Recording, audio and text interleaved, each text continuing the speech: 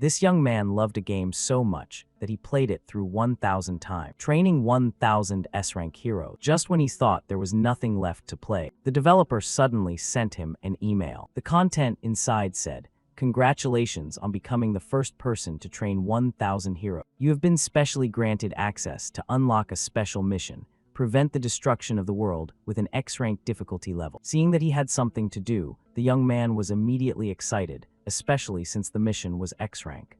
"I thought S-rank was the highest in this game." With his blood pumping, he immediately moved the mouse to accept, completely ignoring the red note below. "Warning, this is an Isekai type mission." And then what was bound to happen happened. He was thrown directly into an unfamiliar forest, but with the mindset of a master who had trained 1,000 heroes. He wasn't very worried and began his usual routine. First, he observed his surroundings to see if there were any danger. Then he checked his own information through the system. However, all of his stats were 0. The only things left were a copying skill, like some kind of slime, and a junk enhancement skill. Well, it is an X-rank difficulty after all, the young man thought, gritting his teeth and accepting his fate. He continued to check the mission board for tasks, starting with surviving for 10 minutes to receive basic equipment. He looked around once and judged it to be easy. There couldn't possibly be any strong monsters in a place like this. Unexpectedly, as soon as he finished speaking, the wind blew and the grass swayed as 2 dragon kings, engaged in a battle, spilled over into his area from above. 2 S-rank bosses right in the tutorial. Is it because of the X-rank mission? Better get out of here first. The bright red magic circles in the sky made him afraid as well. If I get hit by one of those strikes, I'm definitely dead. Wait, isn't this the perfect opportunity to use copy? To copy, one must witness the moment a skill or trait is activated, as well as identify the name and rank of the target. This task was too easy for him. The entire forest was set ablaze, and the silhouette of the dragon appeared in his eye. The system immediately popped up. Target trait, S-rank elemental resistance has been saved. Kim Ho looked at the dragon with joy in his heart. Great, it's done. I didn't expect to get an S-rank trait this early. What luck. The system reported, S-rank elemental resistance, drastically reduces all elemental damage. He reached out to touch the air with a smile on his lips. Although he wanted skills too, he couldn't use them without a mana core yet. Oh well, I'll settle for an S-rank trait for now. Is the wind blowing the attack back? The fire dragon took a deep breath, and even its opponent was stunned. Kim Ho sensed the danger and hurried to run away. Dragon roar. That's the strongest move of the dragon species. Even with elemental resistance, the fire dragon quickly unleashed its ultimate move, and yet, being hit by that move at this distance would still mean death. Afterward, the system appeared with a new notification. Tutorial mission completed. Rewards, Dragon Slayer Academy uniform, student ID train ticket. Tutorial mission 2, board the train to Dragon Slayer Academy. There were many people standing at the station, waiting for the train to the academy. Hyunwoo politely asked, "Excuse me, sorry to bother you, but there are no seats left around here. Could I sit with you?" But he was met only with the girl's silence. Hyunwoo was quite confused. "Are you asleep?" "Sorry for bothering you, I'll be going now." Kim Ho walked in looking exhausted. "Is there still room here?" He pointed to the girl next to him with an awkward look. "Well, looks like there is," but the girl didn't answer. At that moment, Seo Yane also woke up and looked up. Kim Ho asked, "Can I sit here?" Yane seemed quite dazed. "Oh yeah." He acted friendly. "Thanks, I'm Kim Ho." She only introduced her name briefly, Seo Yane. Then he turned to speak to Hyun. "You sit down too, it's fine." Hyunwoo replied politely. "Thanks, I'm Go Hyunwoo. Really, thank you both. If you two had said no, I'd probably have had to stand for an hour. I'll definitely repay this favor." Kim Ho thought to himself, "This guy looks just like a protagonist from a wuxia novel. Both his aura and way of speaking are identical."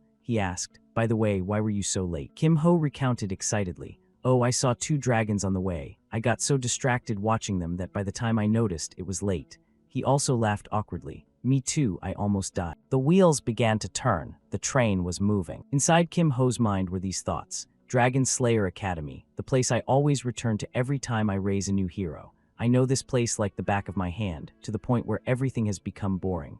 But this time something is different. Go Hyunwoo, the other students, and even the train staff, all of them are unfamiliar faces. This world has the same setting as Dragon Slayer Academy, but the cast of characters has completely changed. That means the upcoming events and missions might also be different. I need to keep an eye out for any new differences. Kim Ho broke into a sweat as Yane looked at him.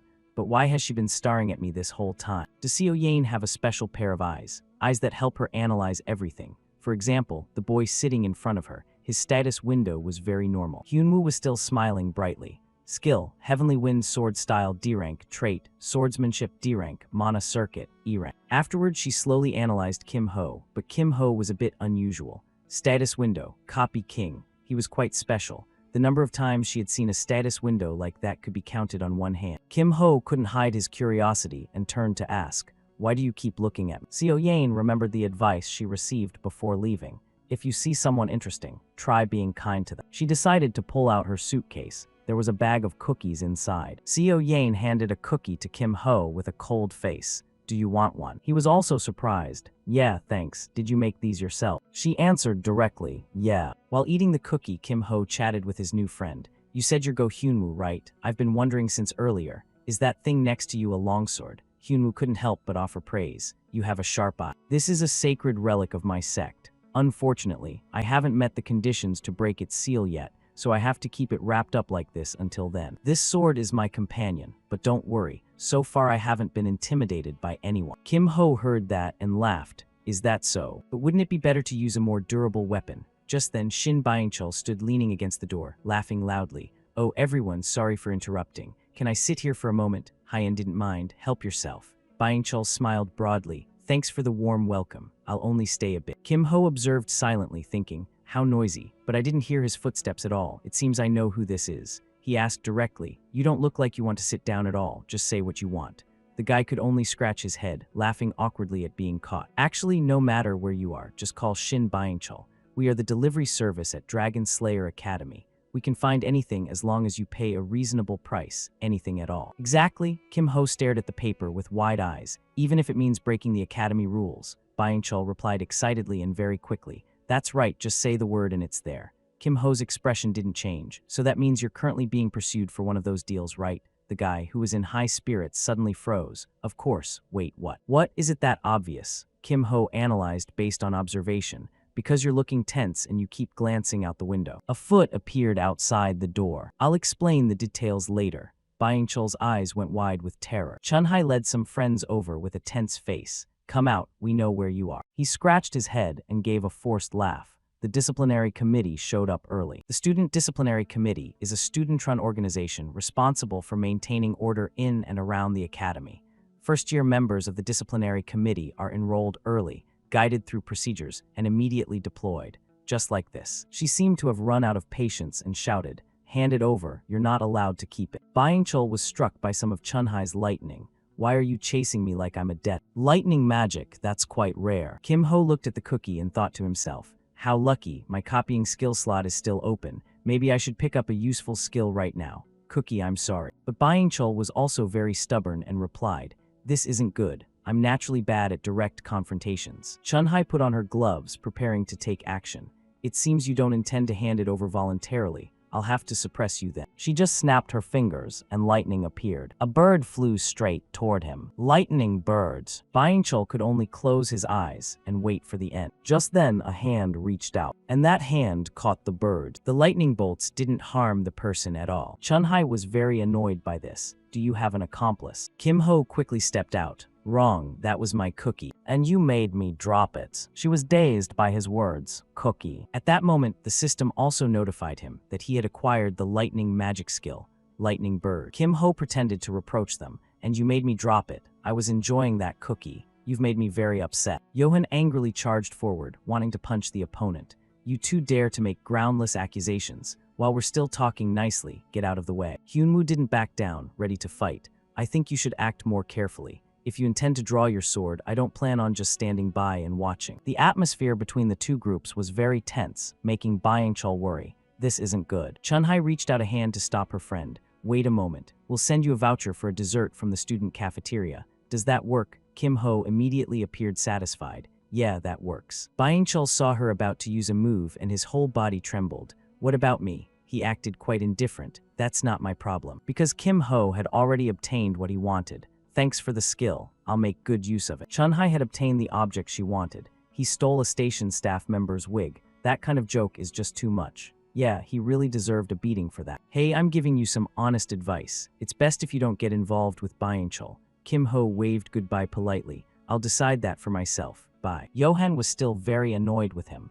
I'll remember your face. Hyunwoo looked at Byung-chul with an awkward gaze. Are they members of the student disciplinary committee? The guy was happy everything was resolved. That's right, only the best of the best are chosen for that. The one who just used the lightning bird is Song Chunhai. Hyunwoo was shocked to hear that. Wait, you mean the person from the Song family of the Amber Magic Tower? Byung-chul affirmed strongly. Exactly, she's the granddaughter of the Lightning King, Song Kyungwoo. The other three aren't exactly ordinary either. Jo Byok is a disciple of the Fist King. Han Somi was trained by the Sword Queen. And GM Yohan is the sole heir of the Golden Lotus Pavilion. He might not be as strong as the other three, but he's not to be underestimated. Having finished, he left, not forgetting to say goodbye. Anyway, it was nice meeting you guys. Remember to say hi next time. See ya. Hyunwoo was quite impressed by the young man. He's certainly energetic. But Kim Ho, did you really get involved just over a cookie? Kim Ho replied nonchalantly. Actually, I just wanted to see what rare lightning magic was like. His head was full of questions. But didn't you block her move? He quickly asked, so Hyunwoo, do you know anything about that lightning bird move? Hyunwoo answered with a pensive look. It's the first time I've seen it too. It was so fast my eyes couldn't keep up. But it seems that instead of dealing damage, it's more for paralyzing or locking the opponent's movement. The two continued on that subject. You're half right. So what's the other half? Kim Ho excitedly demonstrated the lightning bird move. The skill's name is Lightning Bird because it mimics the flight of a bird, specifically a hummingbird. Its effectiveness changes depending on the caster's proficiency. The lightning bird was flying away, so you can judge the level just by looking at how the move moved. He recalled the situation at that time and continued to explain. If Song Chunhai actually had experience. Then when I intervened, the flight path of the lightning bird should have already changed. But it flew straight into my hand, right? That means she still lacks control or combat experience. It was clear Kim Ho was very excited. Just one move reveals that much information. He just looked at his hand and laughed to himself. That's not all. She used an E-rank move, but its power was equivalent to D-rank. Maybe she has a strong trait or a very large innate mana pool. Regardless, the Lightning King's granddaughter certainly doesn't disappoint. I must find a way to get close to her. The boy made a pensive face. I've already learned so much just from meeting her. Maybe this is fate. That attitude made him burst out laughing. Fate is a bit of a stretch. Anyway, I'll share these things with you. Hyunwoo cupped his hands in a respectful gesture. You're very generous. If you ever need help later, just let me know. I'll do my best. Kim Ho quickly had a favor to ask. Really? Then come with me for a bit. By the way, can I borrow a silver coin? The boy was quite confused by the request. What for? Kim Ho decisively pulled off the covering, revealing a game machine inside that displayed the words, out of order. Kim Ho sat on a wooden crate opposite the game machine. This ship was originally used for tourism, and this area used to be a casino. As you can see, it's a bit dusty now. Hyunwoo still didn't understand what he wanted. But isn't that machine broken? Kim Ho put the coin into the machine. It could be. Actually, you never know just by looking. Immediately after, the game machine worked as normal. Hidden event. Broken-looking machine. He began to pull down the lever on the machine.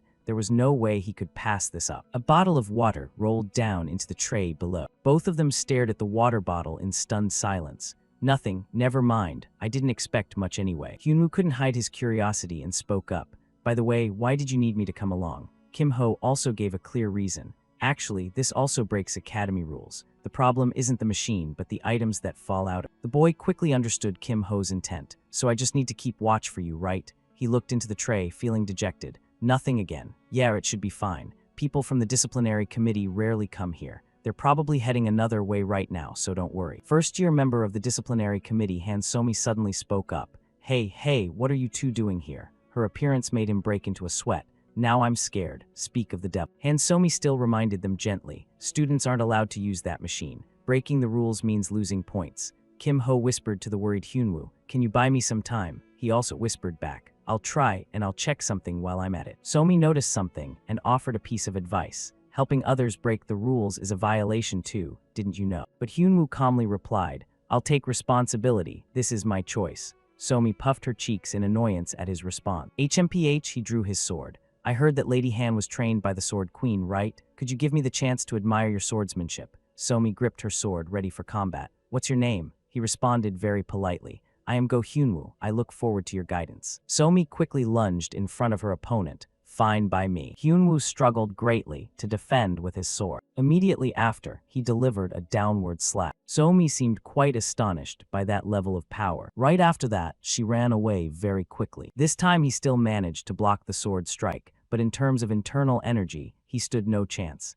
His spiritual pulse was quite ordinary. But it's not entirely hopeless. There's still something I want to see. Just try to hold on for one more minute. Sure enough, Hyunwoo became much more agile. Kim Ho turned back to the game machine. He continued his work. Slot machines are one of the most iconic games in the casino. Most players wouldn't want to waste money on this kind of luck. But they don't know that this machine has a guaranteed winning mechanism, a hidden consolation system. At the start, players only insert 5 silver coins, and now it was the 5th spin. On the final turn, he looked at the coin in his hand and thought, if I put in the borrowed silver coin, the 6th spin will definitely hit the jackpot. A 100% probability of receiving the highest reward. An item dropped into the tray below. Somi was charging straight toward Kim Ho with her sword. Alright, even though his sword was broken, Hyunwoo was still trying to defend him. It wasn't over yet. I've seen enough. Both of them were startled to see Kim Ho dump the entire contents of a vial into his mouth. Hey. If you eat that, the freezing effect will be applied. Seeing him look as if he were being poisoned, they were terrified. The system announced, the freezing effect has been applied. But Kim Ho suddenly stood up, full of joy. It's okay, I'm fine. The two were surprised again. Then what was in that vial? Kim Ho replied completely calmly. Simply put, it's like a grand elixir that helps recover mana extremely fast. One of the guaranteed rewards from the 6th spin, the black ice crystal. To a beginner, it's like a lethal poison. Just a small fragment is enough to freeze the whole body. But for me, it's different, all thanks to my S-rank elemental resistance. The system continuously issued notifications that the freezing effect was applied. Kim Ho thought to himself, though the cold has vanished, the ice energy remains in my body. Kim Ho still felt a bit uncertain. Would Lady Han believe that explanation? No way. If she really believed that, she'd be incredibly foolish. Kim Ho tried to convince her. You probably just misremembered. Despite that, Somi remained firm in her belief. No, I'm certain I saw it. Hyunwoo still felt a bit uncertain. Would Lady Han believe that explanation? No way. If she really believed that, she'd be incredibly foolish. Kim Ho tried to convince her. You probably just misremembered. Despite that, Somi remained firm in her belief. No, I'm certain I saw it. Hyunwoo took this opportunity to ask, if you don't mind, can I see that skill again? He politely declined. Next time, I can't use it frequently yet. In his mind, Kim Ho was calculating. Besides, that skill had a 1-hour cooldown. He couldn't reveal his trump cards just yet. Though disappointed, Hyunwoo seemed understanding. I guess I have to accept that. A skill that powerful must have limitations. While he was answering, Yane woke up. Today isn't the last time. We'll definitely need it again. The ship was traveling across the deep blue water. They were almost there. Dungeon Island, the final stop of the voyage. True to its name, this place had many dungeons. In the past, it was a lawless region full of criminals. Until one day, the first Dragon Slayer hero set foot on the island. He swept away the criminal, conquered all the dungeons, built the city, and established the academy. And thus, the Dragon Slayer Academy was born. Voices calling out to one another echoed through the school grounds. Freshmen, over here, over here. Don't go that way, don't follow the upperclassmen. Hyunwoo couldn't help but grin broadly, so lively. A girl screamed at her friend as she saw a baby tiger pouncing. Hey, hold him back. Kim Ho, seeing the scene, agreed with his friend. It really was crowded. While they were observing their surroundings, a voice called out. Chunhai looked at him with sharp eyes. Please follow me for a moment. The two of them arrived at the Student Disciplinary Committee office. Please have a seat. This was a room where anyone who entered wouldn't leave the same, the room of truth. Sehun began questioning Kim Ho. I heard you ate something that dropped from the slot machine, right? But you look perfectly fine, and even the scanner didn't detect anything. He didn't answer but thought to himself. Of course, the freezing effect has already been removed. The questioner gradually dropped his suspicion of Kim Ho. It seemed it really wasn't a prohibited item. But Mr. Kim Ho, allow me to make one thing clear. Whether you've been briefed or not, failing to comply with a request from the Student Disciplinary Committee is grounds for punishment. Since no one was hurt and this is your first time, I'll let you go without deducting points. But I hope this is the last time I see you here. All right, have a good semester. Kim Ho bowed to him before leaving. Yes, senior, yes. Sehun took a sip of water and said to the girl reviewing the situation. It seems Chunhai was very certain of this decision, wasn't she? He couldn't help but be suspicious. No matter how you looked at it, the boy was very fishy. If the goal wasn't a prohibited item, there was no reason for him to use that machine. Nor was there any reason for him to swallow that item right then and there. Chunhai spoke with a very determined look. Actually, I think so too. It's very likely he obtained some sort of forbidden skill. If we used analysis glasses to check his current skills, we might find something. Sehun seemed to question her back. Chunhai, that's possible. But what if we find nothing? If we've already used the analysis glasses and still find nothing, what then? That question flustered her, and she bowed her head in apology. About that, I apologize, I was a bit hasty. Sehun slowly stood up and offered some advice. Chunhai, I understand your passion, but with matters like this, we must be patient and look at the big picture. Now go quickly, or you'll be late for the entrance ceremony. At this time, Kim Ho had caught up to his two friends. Thanks for saving my seat. The system also issued a notification. Starter quest complete. You arrived at the entrance ceremony on time. Reward, E-rank weapon selection coupon and 5 silver coins. Kim Ho was quite satisfied with this reward. Even if it was just an E-rank weapon, it was better than nothing. Plus, he had recovered the money he spent on the slot machine. The entire hall immediately broke into a stir. They're here. Is that the principal? Why does he look so ordinary? I heard he once led a dragon hunting team. According to the traditions of the Dragon Slayer Academy, the principal is always a hero who has retired from the front lines. And the title of hero is only granted to one person among countless other S-ranks. Though he looked ordinary on the outside, he held immense power. People continued to gossip about the principal. But didn't the Saintess reject him 4 times? No, I heard it's 5 now. He was just rejected again. Hearing this, Kim Ho laughed until he cried. Seriously. The principal cleared his throat and said wearily, Ahem, welcome new students. Congratulations on being admitted to the Dragon Slayer Academy. A long time ago, the Dragon Slayer Academy was established to prepare for the war against the dragon race and to train dragon slayers. The first hero insisted on keeping the word Slayer in the name, wanting you to reflect deeply on the true meaning of being a dragon slayer. So what is a dragon slayer? You cannot be called a goblin slayer if you've never killed a goblin, and you cannot become a dragon slayer if you've never killed a dragon. Right, the crowd felt deflated. Oh boy, this is so long-winded. The principal continued his long speech. Taking a life is the fate and core of a dragon slayer. Do not turn away from that truth, but also ask yourself, why do I want to be a dragon slayer? Why do I want to take a life? I hope that after graduation, each of you will find your own answer. Just one final thing. The students below had all fallen asleep. Please stop. Mom, my head hurts. The secretary beside him gestured as a reminder of the time. I hope you all become true heroes during your time here at the Dragon Slayer Academy. That is all. Hyunwoo was lively, contrary to everyone else. What a meaningful speech. Kim Ho looked at his friend in surprise. You weren't bored. He smiled brightly. Bored, every sentence was the truth. My master used to teach me identical things every day. He was also completely exhausted. You heard that stuff every day for real. The girl with glasses issued an additional announcement. Allow me to remind you of one thing. The list of prohibited items for this year has been updated. If you are found in possession of these items, they will be confiscated immediately, and the violator will face disciplinary action. Furthermore, until further notice, all freshmen are only permitted to participate in combat evaluations on the ground floor of the dungeon. Some students were a bit intimidated by this. It was terrifying. Up front, she continued to issue warnings. If you go to lower floors on your own and cause trouble, your family, magic tower, or guild could be held responsible. So be careful, don't let a moment of curiosity bring disaster to everyone. Know and follow the rules to avoid unnecessary punishment. The entrance ceremony is now concluded. Please return to your dorms on time. Kim Ho nudged Yane to wake her up once everyone had left. Is it over? That was short. Just then, a voice startled them. Hey guys, let's go eat. Hyunwoo saw Byung-chul and was surprised. What happened to your face? He pointed to several scratches on his face and laughed. Oh it was just a small incident, don't worry about it. By the way, everyone should eat their fill today. Hyunwoo was confused by that information. Why? He acted mysterious again. Tomorrow is the first day of class. There's a major event happening then. That evening at the male dormitory, Hyunwoo waved enthusiastically to Kim Ho. Right next door, what a coincidence. While he didn't feel enthusiastic, I'm not exactly thrilled. Anyway, good night, Kim Ho. Kim Ho walked while taking off his jacket. There's no way I'm going to sleep. When I have free time like this, it's time to create the spiritual pulse. To use any skill that consumes mana or internal energy, there must be a source of energy. That is the role of the spiritual pulse. This is the first time I'm making one, but I have a fair amount of knowledge on how to do it. I've absorbed the black ice crystal so mana isn't lacking now. I can do it. At the same time, in Go Hyunwoo's room, he was also meditating. Hansomi was the strongest opponent he had encountered since leaving the mountains. It's true that both of them held back their power during the spar, but even at full strength, the result would be hard to predict. If Kim Ho hadn't stepped in to bridge the power gap for Go Hyunwoo, he might have collapsed before the sword broke. Master, that was the word Hyunwoo always associated with Kim Ho since their first meeting.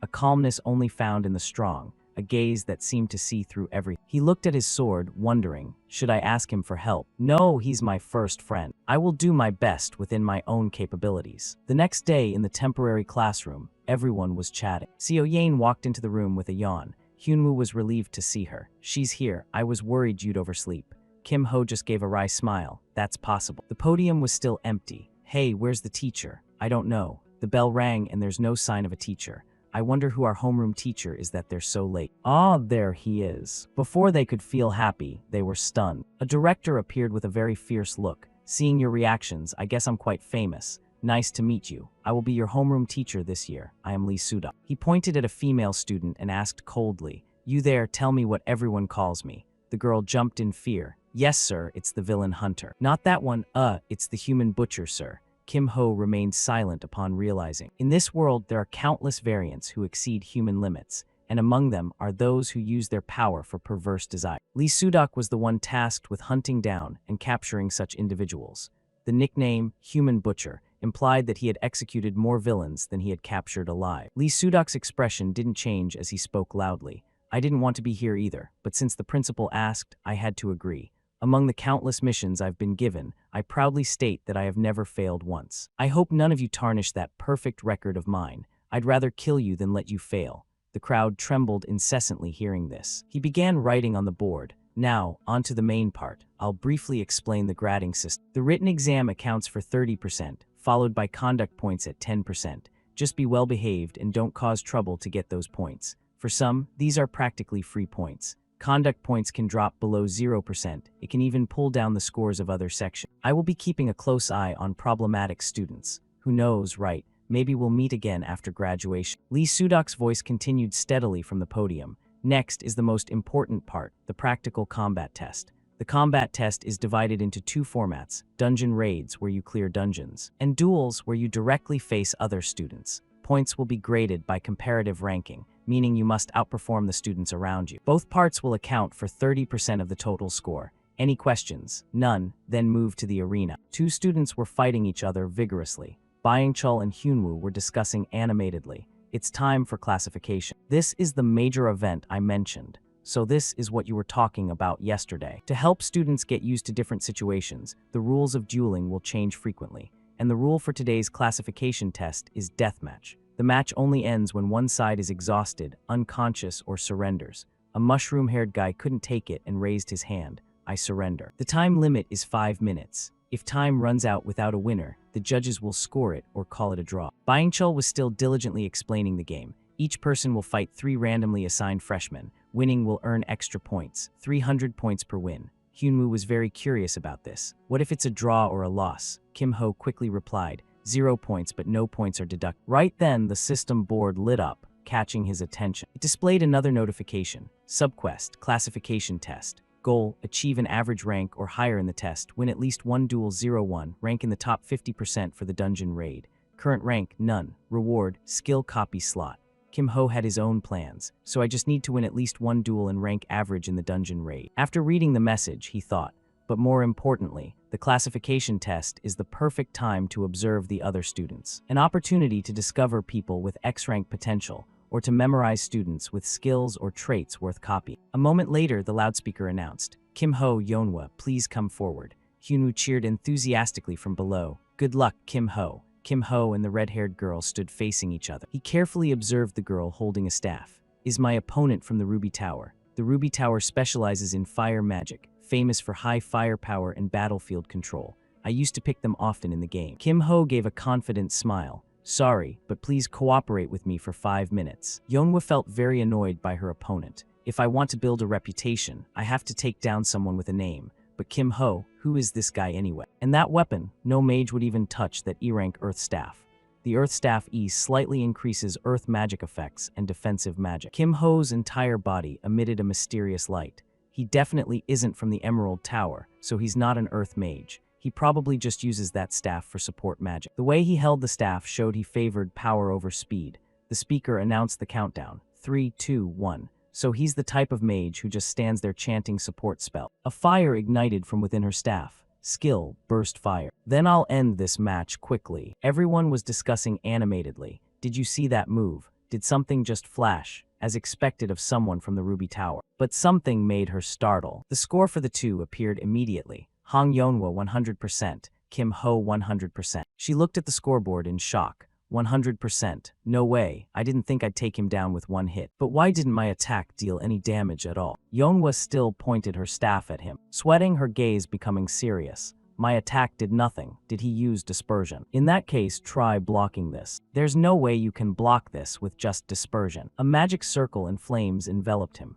Try moving. As soon as I see a gap, I'll strike. Huh, what the hell? Why is he just standing there? Seeing his attitude, she got even angrier. If you're that confident, then block this. Fire pillar. The flames rose high, creating a vortex. Even those standing nearby were affected. Truly the Ruby Tower. She seemed to see something. She looked at Kim Ho standing firm as a mountain, inwardly shocked. He blocked the magic of the future master of the Ruby Tower without a scratch. Kim Ho coldly unleashed his move. Since it's come to this, I'll have to use my trump card. Yeonwoo went from one surprise to another. That's a thunderbird. She quickly dodged, but the second strike hit Yeonwoo's shoulder. The system appeared. Paralysis effect has been applied. Now Kim Ho finally spoke. Let's end it here. You should save your energy for the next matches. Think about the remaining fights. The scoreboard changed. Hong Yeonwoo lost, Kim Ho won. Everyone immediately broke into an uproar. What? Hong Yeonwoo lost? How did he take that hit and come out unscathed? Who is that guy? He doesn't look like a top-tier freshman. Why is there no information on him?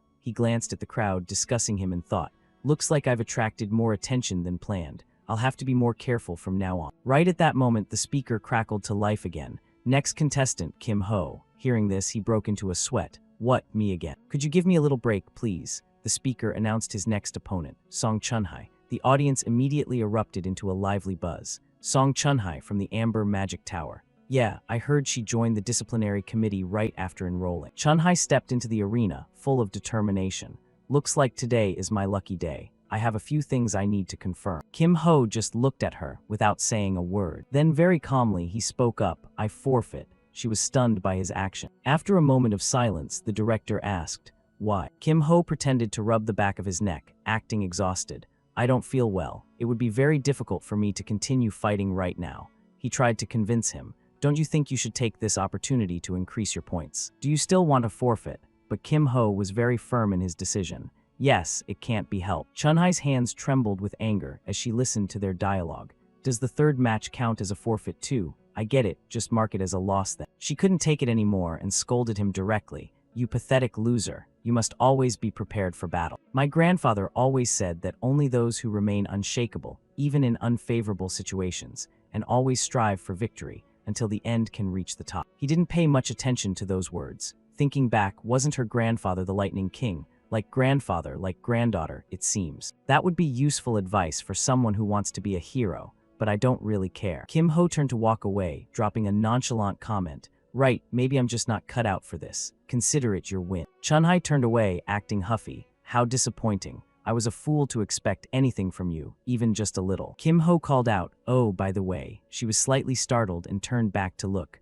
What? Kim Ho gave a very bright smile. You said you'd send me that dessert voucher, right? I'm still waiting. The familiar voice from the speaker rang out again. Next contestants, Song Chunhai, Yang Jihung. Yang Jihung laughed loudly as soon as he appeared. You're from the Amber Tower. Looks like you'll be a worthy opponent for me. Carrying the anger from earlier, Chunhai unleashed her power. All right, get ready. He was startled by what he saw. Huh. As soon as the words were spoken, she dealt a heavy blow to her opponent. Begin. Byung-chul was intimidated just by watching. Looks like he got burned pretty badly. Kim Ho remained quite indifferent. Yeah, looks like. He was still in shock. It's a good thing you forfeited. Otherwise, you'd be charred to a crisp by now. He played along with him. Yeah, I guess I'm lucky. Chunhai looked at him with very angry eyes. Byung-chul glanced at Kim Ho worriedly. Hey, did you see the look on her face just now? As expected of the Lightning King's granddaughter, that was an impressive debut. Kim Ho smiled, looking down at the arena. Great, someone is drawing attention away from me. Two students behind them were gossiping about Kim Ho. My God, who forfeits during a placement exam. He must have been scared because his opponent was Song Chunhai. Do you think his win against Hong Yeonwoo was just a fluke? Isn't he just a coward? He wasn't angry. In fact, he was quite pleased. A coward who luckily beat the Ruby Tower. That was exactly the kind of reputation he wanted. The speaker quickly announced, next contestant, Song Chunhai. Byung-chul looked down tensely. Starting again already. I wonder who the next unlucky person is. Yane appeared with a gun in her hand, looking very serious. Seo Yane. He had to stop his note-taking and frowned. Wait, she's a marksman. That's a surprise. Kim Ho also stared with wide eyes. You're right, I just found out too. The whispering started again. This is getting interesting. Isn't a marksman a natural counter to a mage? Maybe Song Chunhai will lose this one. Kim Ho was looking forward to the match. Not necessarily, we have to see. He put his full trust in Seo Yane. Come on, if the marksman plays it right, how could she lose? Kim Ho took the opportunity to hold up 5 fingers. Want to bet? 5 silver coins. It was like scratching an itch for him. You're on. Both girls were very serious about this battle. Seo Yane quickly aimed at her opponent and fired. Begin. Chunhai held out her hand to use a move. The bullets were blocked by that hand. Byingchul couldn't believe his eyes. What? She blocked them. Meanwhile, Kim Ho let out a sigh, just as I thought. Song Chunhai's mana pool is far superior. Even an E-rank lightning bird spell looks like a D-rank in her hands. The lightning bird bypassed the hail of bullets, heading straight for Seo Yane. She quickly dodged the blow. On the opposite side, Chunhai snapped her fingers. A swarm of lightning birds charged at Seo Yane. This time she was hit. Seo Yane struggled to evade. Byingchul felt anxious, writing faster. If she takes a full hit, the match is over. Kim Ho analyzed the situation. Even though she dodged, it seems her movements have slowed down. Chunhai continued to attack coldly. With that electric shock, the next hit will definitely land. As expected, Song Chunhai will win easily. However, she opened a pouch to grab something. Then she threw it toward Chunhai. A cloud of smoke quickly rose. He was surprised from the stands. Huh, a smoke bomb. Byingchul was excited. Good move, a regular bomb would have been blocked. Now the tide has completely turned. This is when a marksman shows her true strength. Chunhai was still struggling in the smoke. Immediately after, she was hit from behind. She looked back irritably. I blocked it with a magic shield, but that impact almost knocked me off balance. At this rate, I'll eventually be in danger. Byingchul broke into a sweat while witnessing it. She must be rich, using an invisibility cloak as a freshman. And switching to a rifle was a smart move too. Chunhai grimaced, even though she dodged the bullet. Chunhai was looking around to observe her surroundings. She couldn't just stay on the defensive forever. Yane's rifle was aimed at her from a distance. The bullet flew right past Chunhai. I have to predict the trajectory of the mana bullets. The bullets seemed to fly right through the protection. Chunhai quickly counterattacked. At that moment, she stood face to face with her opponent. Yane had to jump to avoid the blow. Chunhai gave a smug smile. Got you, you won't dodge this one. Yane was caught off guard. She was hit by Chunhai's move. The match time ran out and the scoreboard appeared. Song Chunhai 85%, Yane 68%. With 0 minutes left, Yane still couldn't get up. While Kim Ho breathed a sigh of relief, saying, just as I thought, Byingchul clutched his head in dejection. No way did Yane lose. Chunhai took off her gloves with a cool expression. No freshman could stand against her. Score, Song Chunhai wins, Yane loses. Yane calmly brushed the dust off her clothes. But the fact that she could hold out against Chunhai until time ran out was impressive. Byingchul dropped the silver coins into Kim Ho's hand. Here, 5 silver coins as promised. Hey, let's bet one more time. A man has to play at least 3 rounds. Kim Ho was annoyed by his behavior. Are you addicted to gambling? Once is enough. Why keep playing? At that moment, Hyunwoo appeared in the arena. Hey, look at this, and you'll change your mind. Because Go Hyunwoo's next opponent is the Fist King's disciple, Jo Byok. Byingchul looked at Kim Ho challengingly. Who are you betting on this time? He replied absent-mindedly. Well, the Fist King's disciple will probably win. He pointed his pen at Kim Ho and laughed. Then I'll bet against you. You're really heartless toward your friend. He answered calmly, I'm just speaking the truth. Duplicate entry omitted as per instructions. Hyunwoo glanced at his friend and told himself, Kim Ho is watching me. I have to show him my victory. But it didn't look like it would be easy. Jo Byok asked curiously, why don't you draw the sword on your back? Hyunwoo replied, it's not time yet. Jo Byok clenched his fists. Too bad, but I won't be going easy on you. Both took their stances. The scoreboard appeared. Hyunwoo 100%, Jo Byok 100%. Begin. Jo Byok quickly lunged. He attacked his opponent. His fists were like a blazing fire. Truly the Fist King's disciple, without a single wasted movement. Even though Hyunwoo used his sword to block, he was still effective. The force was so strong it sent him flying. Hyunwoo was startled by the power. Even after reducing the impact, I was pushed back this much. It seems basic sword styles aren't enough. In that case, I'll finish this with one move, clear stream. Both charged at each other, but the opponent's fist broke Hyunwoo's sword. He didn't want to fight any longer. It seems I can't continue, I concede. Jo Byok respected his decision. I hope to spar with you again soon. Scoreboard, Go Hyunwoo loss, Jo Byok win. Kim Ho looked at the two figures leaving. As expected, that iron sword really couldn't hold up. I've been suspicious since I saw it on the train. Just as I thought, he treats iron swords as disposable. Byung-chul was confused after witnessing the second match. No way, how did you guess so correctly? Duplicate entry omitted as per instructions. Kim Ho patted his shoulder, reminding him, ahem, now for the main part. 5 silver coins, please. He broke into an awkward sweat. I don't have any money right now. He gave him a way out. It's okay, you don't have to pay in cash. Byung-chul brightened up. Really? What do you need then? Kim Ho pointed at his notebook. Pay me with the information you have. The matches are over. After lunch, we will have the dungeon raid exam. Remember to gather at the dungeon building on time. All right, dismissed. Groups of students gathered. Oh, this is delicious. I wonder which dungeon will raid this time. I'm so curious. Byung-chul stuffed his mouth with food, unable to speak clearly. Kim Ho was annoyed. Finish eating before you talk, that's gross. He managed to swallow and asked, sorry, what information do you want? Kim Ho's request was simple. Just tell me about the most promising students in the 4 major factions.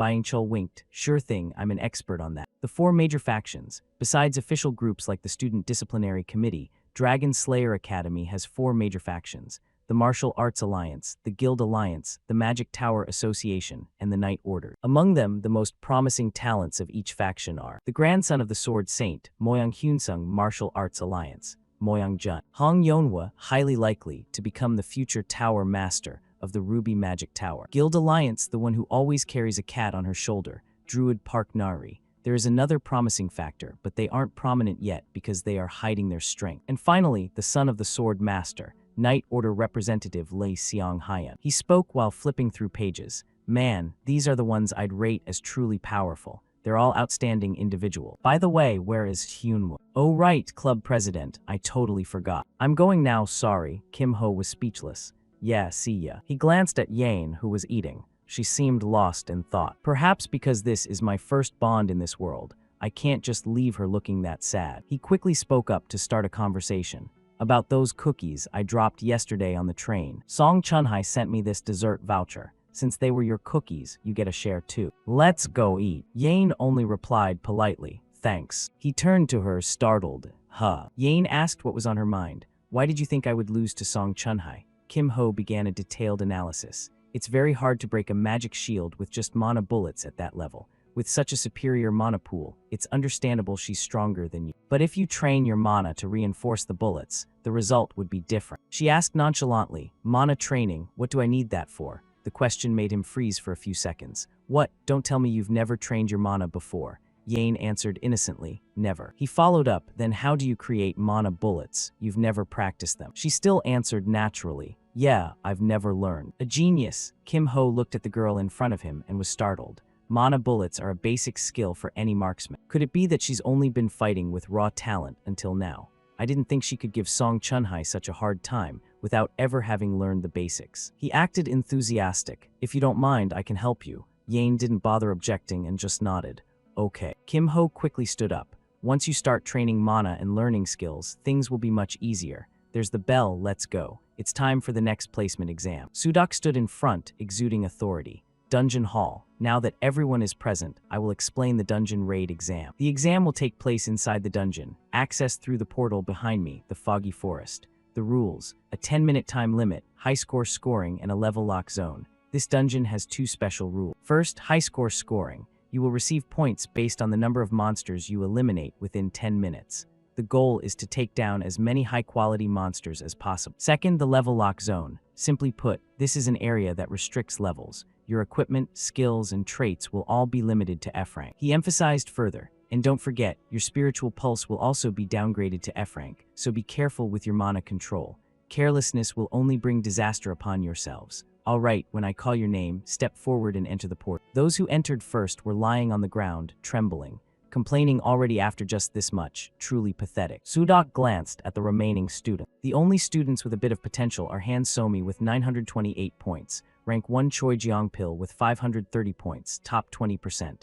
Only those 2. Just thinking about how to train the others is giving me a headache. He sighed wearily and called out, next, Seo Yang. Before she entered, Kim Ho offered her some advice. Wait, Seo Yang, you should use a rifle this time instead. Yang replied with an expressionless face. Fine. Chunhai watched the two of them intently. If controlling mana is too difficult, just aim straight for the head and fire when the enemy gets close. Okay. She was very curious about Kim Ho. He wasn't even a marksman, so why was he giving advice? He waved goodbye before entering the portal. All right, see you later. Upon entering the level lock zone, he recognized the familiar foggy forest. It's been a while since I was last here. He began adjusting the levels for his skills, traits, and equipment. He was so absorbed in reading the notifications that he didn't notice what was behind him. I'll take this opportunity to test my current strength. All right, let's start the warm-up. With 10 minutes remaining, a green silhouette lunged straight toward him. The goblin was feeling very excited. Begin. With 9 minutes and 59 seconds left, Kim Ho immediately brandished his staff. In the foggy forest, monsters appear randomly as soon as you enter, but there are still certain patterns to their appearance. Judging by where that goblin just appeared, this is pattern C, which means the next one will appear on the opposite side. He used all his strength to hurl a knife in that direction, and the knife plunged right into the goblin's eye. He sighed as he watched it tumble backward. Looks like I won't even need this staff. Weapons are scattered everywhere. Just borrowing them from the orcs or goblins will be enough. More and more goblins began to appear. Now, let's start racking up some points. Screams and red blood erupted throughout the forest. In the distance, 2 elder trolls were charging forward. 7 minutes and 2 seconds remaining. In the distance, 2 elder trolls were lunging in. Kim Ho already had his weapon ready. Wait, I shouldn't have saved this replay, right? Almost forgot. If the system records how I move and hunt, it'll definitely lead to a misunderstanding. Better to delete it right now. 683 points in 3 minutes. Current score 683. I've taken down quite a lot. I've also completed the sub-quest goal. If my score is too high, it'll attract attention again. I'd better just stop here. As he stepped out of the portal, he saw a familiar head of hair. Xiao Yan stepped out looking quite exhausted. How was it? 0 minutes, 781 points, top 21%. He looked at her and asked with a smile, "How'd it go? You okay?" Xiao Yan replied with a weary sigh. "It was tough." Kim Ho praised her. "Is that so? Your score isn't bad at all." Sudak evaluated him with a look of disdain. This student gave up during the duel portion. I bet he gave up again. With that cowardly mindset, does he really think he can kill a dragon? Wait a minute, middle average rank. This kid got this many points in such a short time. Something like this has never happened before, has it? Sudak thought to himself, Kim Ho, I'll have to keep an eye on him. Next, Go Hyunwoo stepped up and Kim Ho encouraged him. Be careful. Go Hyunwoo was full of determination and confidence. I'll be back soon. He looked at the scoreboard, analyzing the situation. That's Lee Seong Hyun, son of a sword master. And Moyoung Jun is the grandson of the Sword Saint, right? If the top students are only on par with Han So-min, then Go Hyunwoo has a chance too. Just as expected, he actually ranked first. As soon as he stepped out, everyone began buzzing. Isn't that the guy who fought the Fist King's disciple? No wonder he performed so well then. I didn't think he could actually reach 1,000 points. Kim Ho congratulated Go Hyunwoo. Well done. He modestly replied, it's all thanks to you. Letting me rest after the duel really helped me get this score. Kim Ho couldn't even manage a smile. You're overthinking it. 2 young men in the back were dissatisfied. What the hell? Is that coward clinging to the high rankers now? Exactly. He even gave up during the practical duel. Hyunwoo was getting uncontrollably angry, but Kim Ho quickly stopped him. It's fine, just let it go. Hyunwoo was still feeling resentful, but Kim Ho gave him a wink. I said it's fine. He let out a sigh to calm himself down. All right, if that's your decision. Afterward, they both looked up at the scoreboard. So it's over, right? Why hasn't Chunhai's score appeared yet? Kim Ho glanced toward the portal. Not done yet. Inside, Chunhai was still fighting vigorously. This is nothing. What the hell? I knew my power was reduced, but I only managed to slow them down by a tiny bit. She suddenly remembered Kim Ho's words. If controlling mana is too difficult, just aim straight for the head and fire when the enemy gets close. Now that I think about it, I have to admit his advice kept popping into my head. With a limited amount of mana, why Darius' skills aren't effective at all. In that case, I'll pour everything into one powerful strike. The system immediately issued a notification. Song Chunhai, 571 points, top 47%. At that moment, Chunhai stepped out of the portal. Kim Ho's group looked at her. Oh, she's back. Chunhai bit her lip, her face turning red with embarrassment. Why did the score have to appear in front of everyone? My score is so low. This is so embarrassing. Sudak maintained his cold gaze on the crowd of students.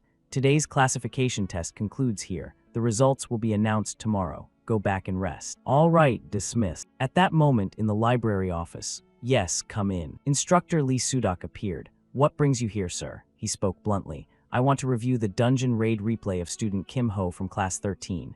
The young man was a bit surprised. Are you interested in that student, sir? He looked impatient. That's not important. Just open the replay for me. The student scurried. Oh yes, let me check. After checking for a moment, he reported, student Kim Ho's replay was not saved, so it cannot be viewed. He became even more impatient hearing that. Then what about the dungeon entry time? Is it recorded in the system? The student checked the log and was shocked. If it's that, let me check the entry logs. At this, Lee Sudok broke into a sweat. Just as I thought, this kid deliberately deleted it. At this rate, it's clear he could have easily earned over 2,000 points in just 10 minutes. But why is he hiding his true strength? Don't tell me the Dragon Slayer Academy has as many enemies as it does allies, from the tracks of the dragon race to the apostles of the evil gods. If one of them has infiltrated the academy, the wisest thing to do now is to come up with countermeasures immediately. The student asked worriedly, should we report this to the principal? Lee Sudok analyzed the situation and shook his head. No, for now, we'll just keep observing. If the information gets out without solid evidence, they'll just hide even deeper. Lee Sudok turned to leave, thinking to himself, if he really is a threat, he'll show his fangs sooner or later. For now, I'll continue to watch him. Kim Ho. Kim Ho's group was at the academy cafeteria. One coffee, please. I've been wanting to try this drink called Coffee Too. Yane returned to her usual drowsy state. I'm going to find a seat. Kim Ho watched her walk away, thinking, I guess it's just the two of us drinking. The two sat down to talk. Take out that catalog they handed out after class. Oh, that thin book. Hyunwoo rubbed his head helplessly, looking at the book. I read it and didn't understand a thing. Kim Ho calmly sipped his coffee. That's why I suggested getting coffee. Today we'll just look at the important parts. First, take out your student ID. He looked at the item in front of him, confused. This thing called points wasn't there before. Kim Ho explained gently, the number displayed there is your current points. That is the currency within the academy. You'll earn them primarily through dungeon raids like the one we just did. You can use them to buy items or use facilities. But right now, there's one particularly important use. You probably received a notification about the replay before leaving the dungeon, right? Hyunwoo was startled. Oh yeah, I remember accepting something like that. Kim Ho held something in his hand. You can buy back that recording, and you can also buy the replays of other students. He couldn't believe his eyes. This is Han Somi's Dungeon Raid replay. Kim Ho added, since you ranked first in the test, yours is probably a bestseller right now. He couldn't help but marvel. The points are increasing so fast. But having a bestseller replay might not necessarily be a good thing. Kim Ho sighed in agreement. True. Others will definitely scrutinize it for weaknesses to find ways to counter you. You've met because this dungeon had the level lock rule, you were able to take first place. But if it were a duel, especially one using mana, they'd discover how weak your spiritual pulse is. Even so, in terms of points, it was worth it. You can use points to access the mana training room at the training center. The most important place there is the special training room, where the mana source inside is significantly denser than usual, so it'll help your internal energy develop much faster. Hyunwoo was so agitated he stood up and slammed the table. There's really a place like that. Kim Ho replied nonchalantly. Of course, but getting in isn't easy. He calmed down and pulled his chair back. It probably costs a lot of points, doesn't it? He quickly confirmed. Exactly 500 points for 6 hours. He was in a total muddle, so if I go once a day. He closed his eyes and said dejectedly, then you won't have any points left for anything else. Hyunwoo slumped slightly in disappointment. Is there no other way? Kim Ho replied with a wide grin. There is the season pass. But it's only for members of the top-tier clubs. To get one, you have to take Moyoung Jun's spot in the Kendo Club. He also understood his own ability. But right now, I don't have the capability to do that. For now, I'll just use my points wisely. Kim Ho remained very calm. I'll get one for you, as long as you promise to repay the favor. He was probably getting quite impatient. What do you want me to help with? He said with a serious face. Once you get stronger, come with me into the ultimate dungeon. Compared to today's foggy forest, that place could be life-threatening. Do you still want to help me? Hyunwoo showed a strong will. As a martial artist, I always longed to become strong. Now that you've shown me a path, there's no way I'd refuse just because I'm afraid of dying. Of course I'll accept. The two continued their conversation. Good, for now just spend your points freely and practically live in the special training room. I'll get that season pass for you within 2 weeks. 2 weeks sounds reasonable. I'll wait for you. Meanwhile, Kim Ho had his own business, so while Hyunwoo is training, I'll go take care of my own affair. He pushed open the door to workshop number 4. Hello. A man who was busy researching something asked, Who are you? Kim Ho politely stated his intention. Greetings, senior. I've come to learn about the Magic Engineering Club. He remained focused, replying coldly, Why didn't you stop by workshop number 1? Kim Ho replied, I did go there. They told me to come to workshop number 4 first. He seemed displeased. Good grief, then take a quick look and leave. I'm busy, don't bother me. Kim Ho smiled as he had achieved his goal. Thank you, I'll just take a quick look. Skill, magic engineering. It's probably B rank, right? Use copy. First goal accomplished. Now on to the next goal. It should be around here, right? Found it. He picked up a cube and asked with feigned innocence. Hey senior, this looks quite valuable, doesn't it? He turned his head, look indifferent. The 10x10x10 cube blueprint. That thing was unreasonably hyped, but no one has used it successfully. It's just junk. Though he wanted to speak up, Kim Ho restrained himself, acting politely. I find it quite interesting. If no one needs it, I'll take it. But I'd feel bad taking it for free, so I'll trade you this for it. The guy also took notice of the item. Thermal catalyst solution wasn't anything special, but in magic engineering, you can never have enough. He accepted the item naturally. Just this once and don't tell anyone. Kim Ho was delighted. Thank you, senior. He held the item with great joy. Great, this saves me thousands of points. Kim Ho glanced back, smiling inwardly. Well, he did just sell junk for 1,000 points, so his joy is justified. But is it really junk? The system issued another notification for the sub-quest, Mysterious Cube. You have discovered a very special blueprint in the Magic Engineering Workshop. Goal, inspect the blueprint. Reward, unlock quest chain. Kim Ho lightly touched the system board, inwardly criticizing. These quests are the real trash. Doing all of them would take at least a whole year. Who has the time for this? The final reward of that quest chain is an S-rank item, the Cube of Light. He entered the training room. As someone who had nurtured countless S-rank heroes in the past, I already know how to craft it without needing to do the quests. Let's get started. He began to rotate the cube, then pulled out a slot. At this rate, it'll probably take about 3 days to complete. A minute goes by so fast. When this skills rank drops, I can't modify the cube. Until then, I'll meditate to refine my spiritual pulse. So, every hour of meditation for 1 minute of cube modification. That event will begin on the first Friday, so I have to complete the Cube of Life before then. The first rays of a new day shone down on the school. It's morning, time for school. When he entered the classroom, Yane was already there. Hello, you're early. She replied simply as always. Yeah, I woke up early. While he was busy wondering if Go Hyunwoo hadn't arrived yet, Yane tugged on Kim Ho's sleeve. Huh. She handed him a bag, saying indifferently, Here, cookies. He was happy with the gift. For me, thanks. Dinosaur-shaped cookies. So cool. Go Hyunwoo also arrived at class. Kim Ho called out, Yane, good morning. Yane puffed her cheeks in annoyance. It's a bear shape. Kim Ho asked his friend as soon as he saw him. You're here? How was the special training room? Sparkles could be seen in his eyes. It's the first time I've seen internal energy increase that fast. Just a little more effort and I'll break through. The two continued chatting happily. Good, I'll try to get that season pass for you as soon as possible. Thanks. At that moment, Byok entered the classroom. Silence, everyone, go to your seats. Before we begin class, I have an announcement. Starting today, we will be holding matches at the arena. The time limit will increase to 10 minutes, so prepare your strategies carefully. All freshmen must participate in at least 3 matches this week. If you try to avoid them, your points will be deducted. That is all. Kim Ho looked very smug. So it begins. This time I'm definitely going to win. He slapped Hyunwoo on the shoulder, full of excitement.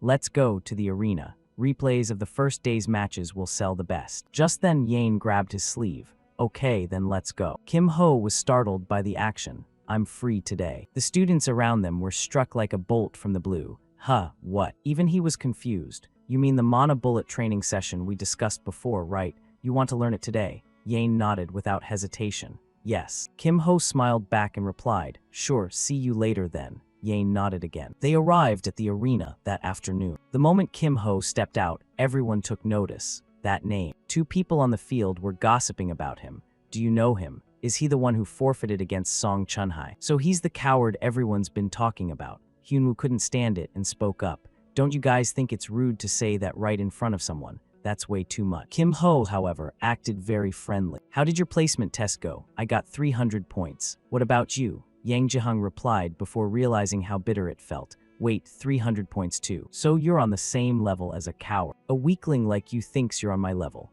If I hadn't run into Song Chunhai in the second round. Kim Ho didn't shout, but his words were sharp. Song Chunhai. Oh right, you're the one who got struck by lightning and had to be carried out, aren't you? The guy gnashed his teeth in rage. What a coincidence, right? We have the same score. Come down here, you coward, and I'll show you the real gap between our abilities. The two stood facing each other. Yang Jihang took his stance with a furious expression.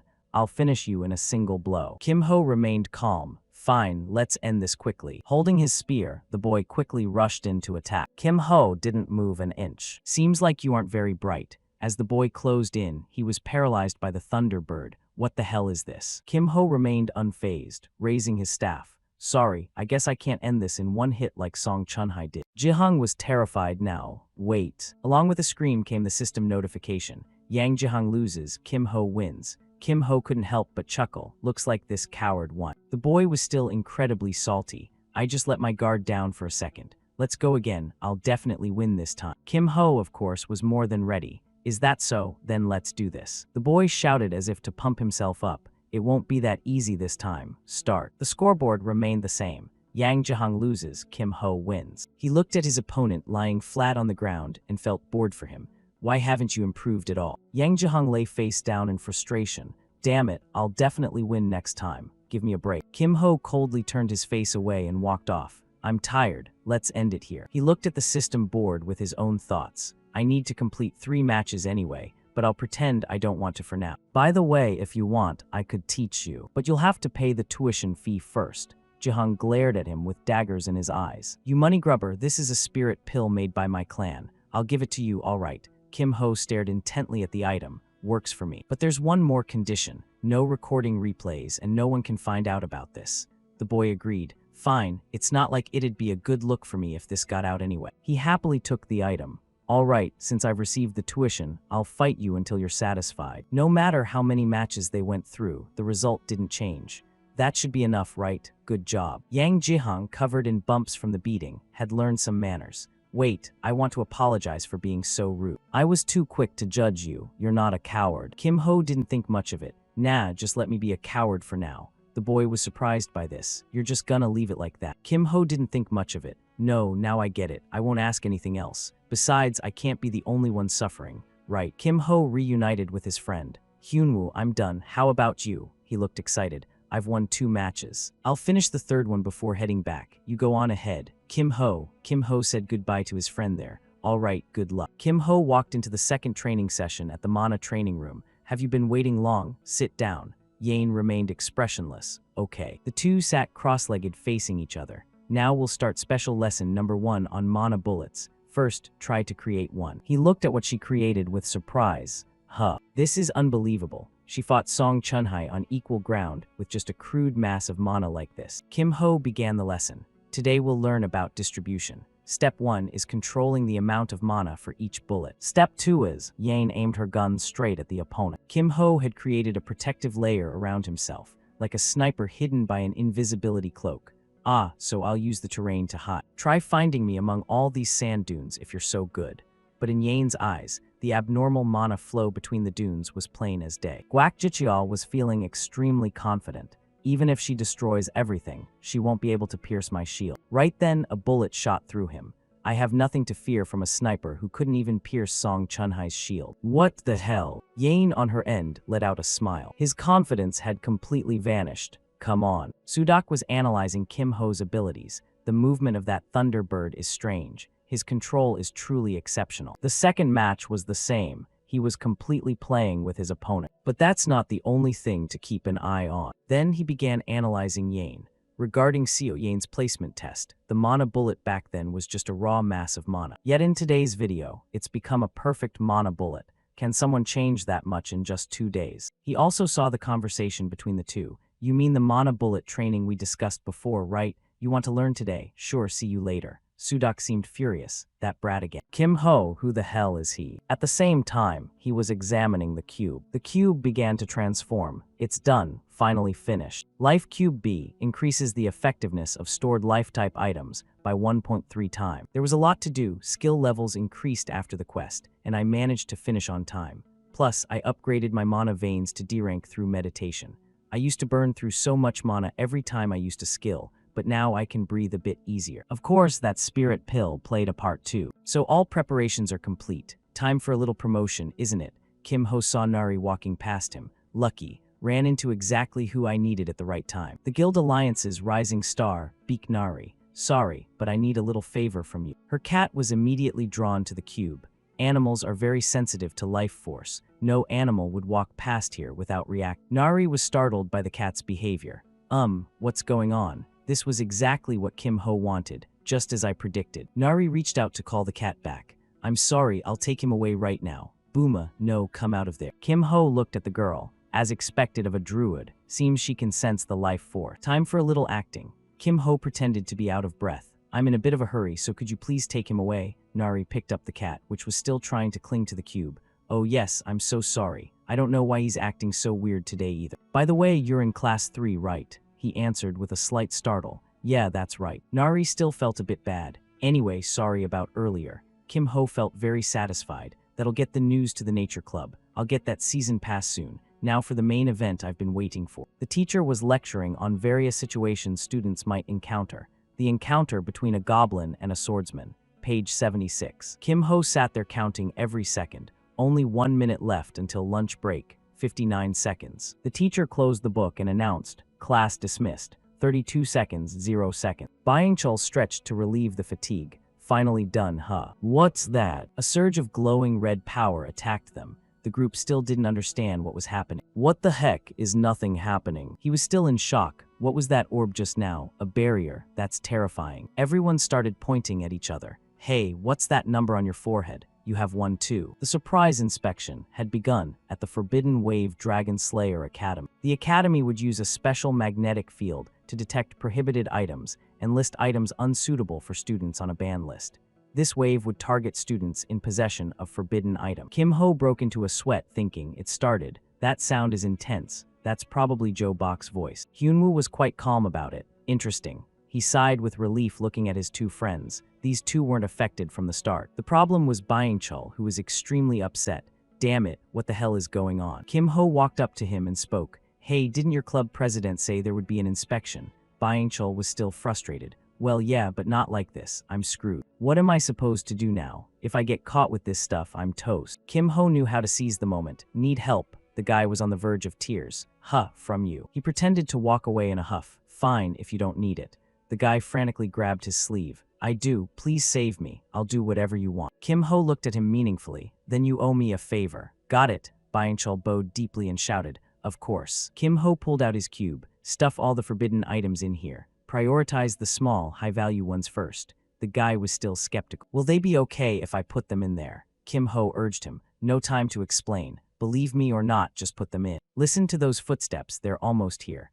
Byung-chul's soul nearly left his body. I'm putting them in right now. The disciplinary committee appeared with serious expression. Everyone stay still. You two over there, what are you hiding? Kim Ho immediately stood up and offered a defensive excuse. Well, I was just taking a quick break. Chun-hai looked very suspicious. Is that so? Byung-chul jumped in to support his story. Really, we were just resting. She gave him an annoyed glare. Fine, hand over all the prohibited items. I don't know how you two evaded the ban wave, but just hand them over obediently. This crystal ball won't miss a single trick. She was shocked to see that he was still unaffected. Impossible, it should have reacted by now. He asked very calmly, can I go now? Though Chun-hai was irritated, she had no other choice. Fine, go back to your seat. He sat down gently, thinking to himself, that's exactly why I wanted to finish this before Friday. An item that can bypass the ban wave. Wait, if anyone knew its true value, they would absolutely crave it. All right, time to make the trade.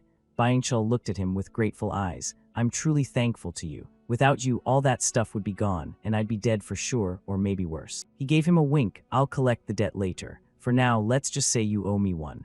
Byung-chul thumped his chest as a gesture of commitment. Of course, I'd never back out on you. The two chatted happily. Let's head to your club to open up these prohibited goods. Fine, the club president is waiting to meet you. From trading prohibited items to causing chaos everywhere, they were the ones specialized in causing trouble at the academy, the Thieves' Club. As soon as he stuck his face through the door, he acted very polite. Sis, we're here. The girl in the room was very annoyed with him. I told you to be careful this week. Didn't you listen at all? Didn't I tell you this was very important? He could only hold his head and take the scolding. I'm sorry, please stop hitting me. Kim Ho gave a slight nod and bowed to the girl. Hello, senior. I am Kim Ho. The girl stopped and looked at him politely. I am Dang Gyeong. You probably know who I am, right? I am the president of this club. I heard about what happened today from this guy. You have an item that can bypass the ban wave, don't you? Let me see it for a moment. Kim Ho was very happy to show it, quite willing. She marveled at it. It's real. To be honest, I was skeptical until just now. But an item that can fool the ban wave. It makes me want to steal it right here and now. Kim Ho spoke calmly but with a hidden warning. Steal it, and you'll be caught instantly. There's no way the president of the Thieves Club wouldn't know about the anti-theft system on magic engineering items, right? Gyeong pouted and turned away. Wait, is this a magic engineering item? Anyway, you're here because you need something, right? Kim Ho answered quickly. I knew you'd realize it. She gestured around the room and said dejectedly, as you can see, our club is out of capital. We have nothing valuable to trade. But what he wanted to ask wasn't like that. Don't worry, this is something you all are more than capable of handling. She felt curious. Tell me, what is it? Kim Ho stated his intention directly without hesitation. It's about the temporary storage vault. I want to go with. Gyeong seemed displeased. What are you plotting? The temporary storage vault is where items confiscated by the ban wave are kept before they are destroyed. Usually, the inspection is finished by the weekend, after which the prohibited items are moved to a secret warehouse that no one knows about. However, I bet you're going tonight or tomorrow night, right? She felt suspicious about his motive again. Answer me, did the disciplinary committee send you? He denied it immediately. What? No way, I'm not on good terms with them at all. Let's just say there's something in there I need. Gyeong also had her own principles. I appreciate the help, but don't expect a free ride. We've prepared everything, so we can't let you just jump in and benefit. Kim Ho placed his hand on the cube and said clearly, the temporary storage vault will be guarded by the disciplinary committee, right? Sneaking in is hard, but getting out after finishing the job is even harder. But what if I take care of the escape? Would that be worth a spot on the trip? That moved her a bit, thinking about it. If we transfer the important items into that queue. He finished her sentence immediately. It's as good as guaranteed to get them outside. There's no way she'll refuse this. Well, am I in? The group was standing and watching from a distance. Gyeong was the first to speak up. Is everyone here? Gyeong was the first to speak up. Is everyone here? But who is that person? She pointed at Kim Ho and introduced him. We have a new person to support the mission this time. Everyone, greet each other. Everyone immediately looked suspicious. Letting a newcomer join such an important mission. Is this going to be okay? Can we even trust him? Byung-chul rushed forward and gave a wink. Ah, nice to meet you, don't mind them. Let's work well together. A girl was examining a map, then spoke up to report. Senior, 1 minute left.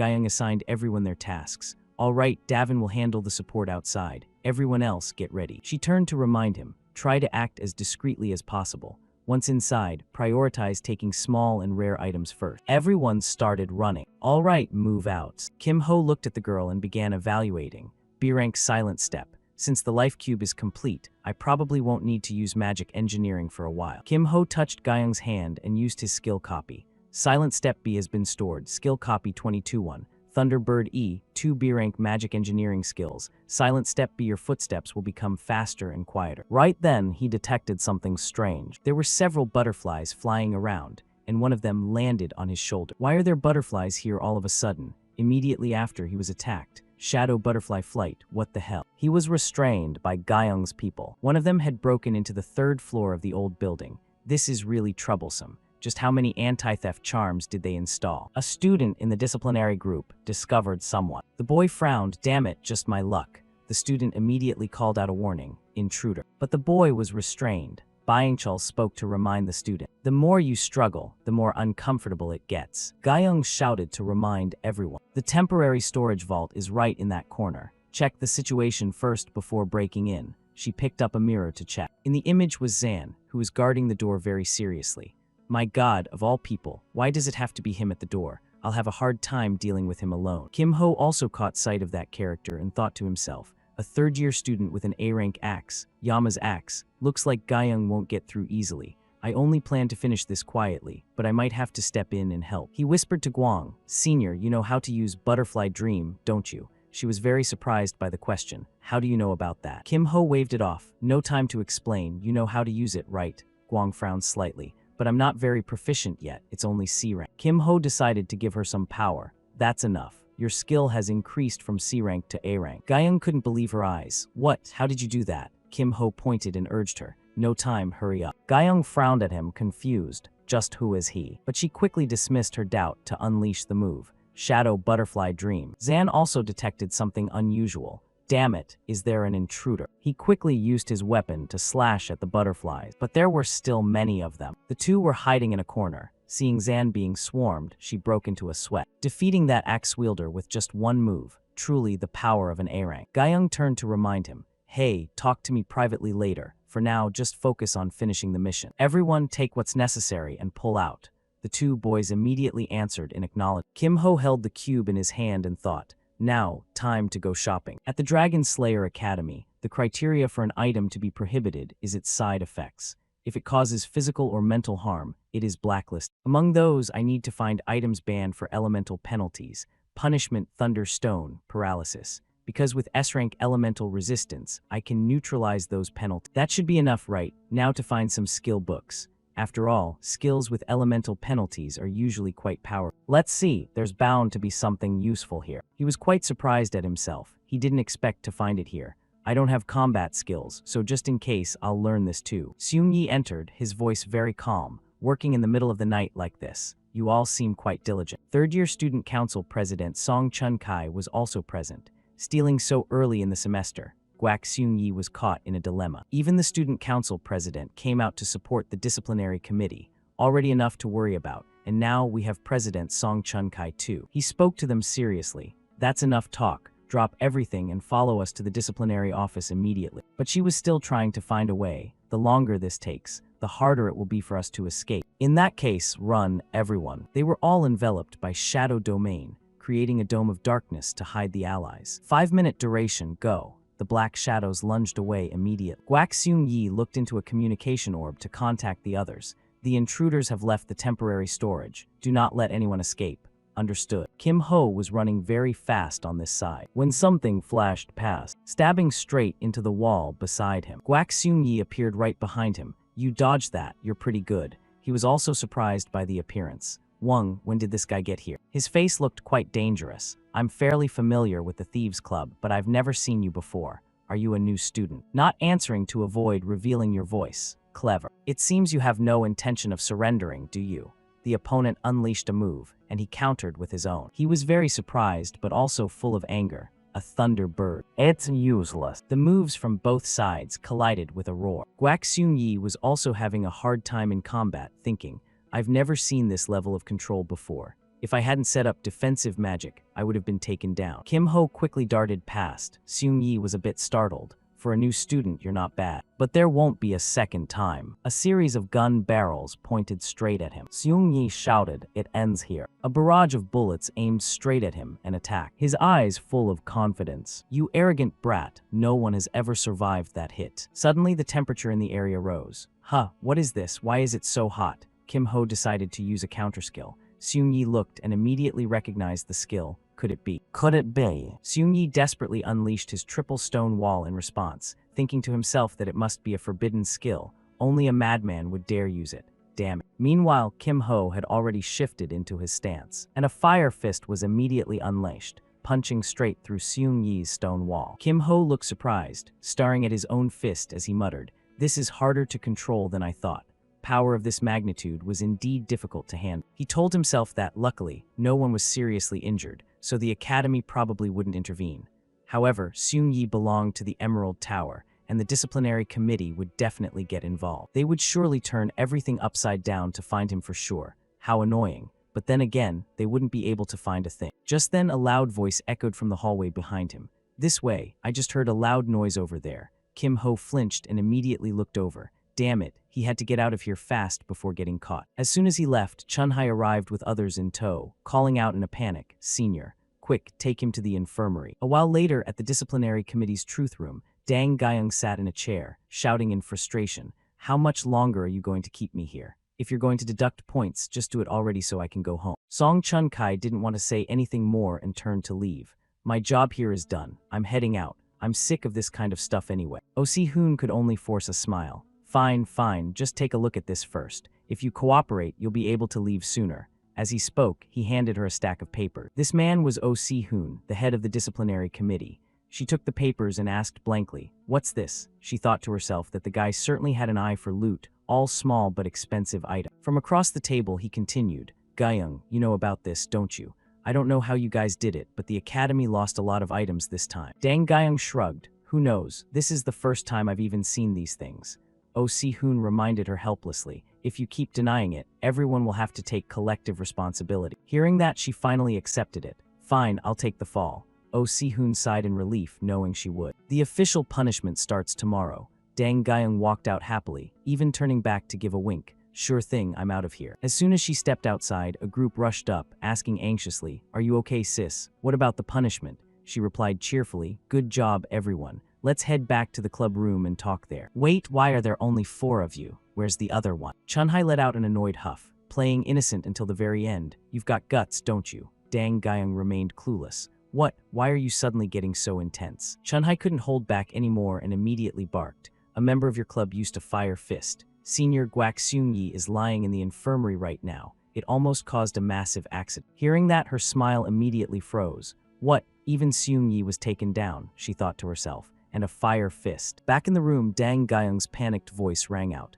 Hey Kim Ho, is your hand okay? Huh. Not a single scratch. Didn't you use a fire fist? He smiled, rotating his wrists a few times. I wouldn't use it without a safety plan. Dang Gyeong frowned helplessly. I see. You really calculated everything, didn't you? All right, are those other items still okay? He answered and immediately summoned them.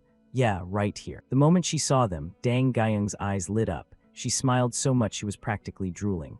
Oh my god, they're so beautiful. How can the colors be this gorgeous? It turned out the box was filled with countless sparkling magic props. Kim Ho poured them out and asked, So that settles our deal, right? She replied. This deal was way too good. Hearing that, Kim Ho immediately turned to leave. Then I'm going. But she quickly called him back. Hey, wait, Kim Ho, do you want to join our club? I won't treat you poorly. He smiled and asked, Is this an invitation? At this point, Dang Gyeong didn't hold back, pointing straight at him and saying, I've been watching you. That arrogant and greedy attitude. One look and I knew you were a real thief type. To that, he could only give a forced laugh. Is this a recruitment pitch or are you just mocking me? Anyway, I decline. Dang Gyeong immediately stood up and exclaimed, Huh, why? He held the box out toward her and asked, Did you invite me because of this life cube? That's right, I'm planning to sell it. Hearing that, her movements suddenly froze. What? He explained, I need season passes for the special training room, about 4 of them.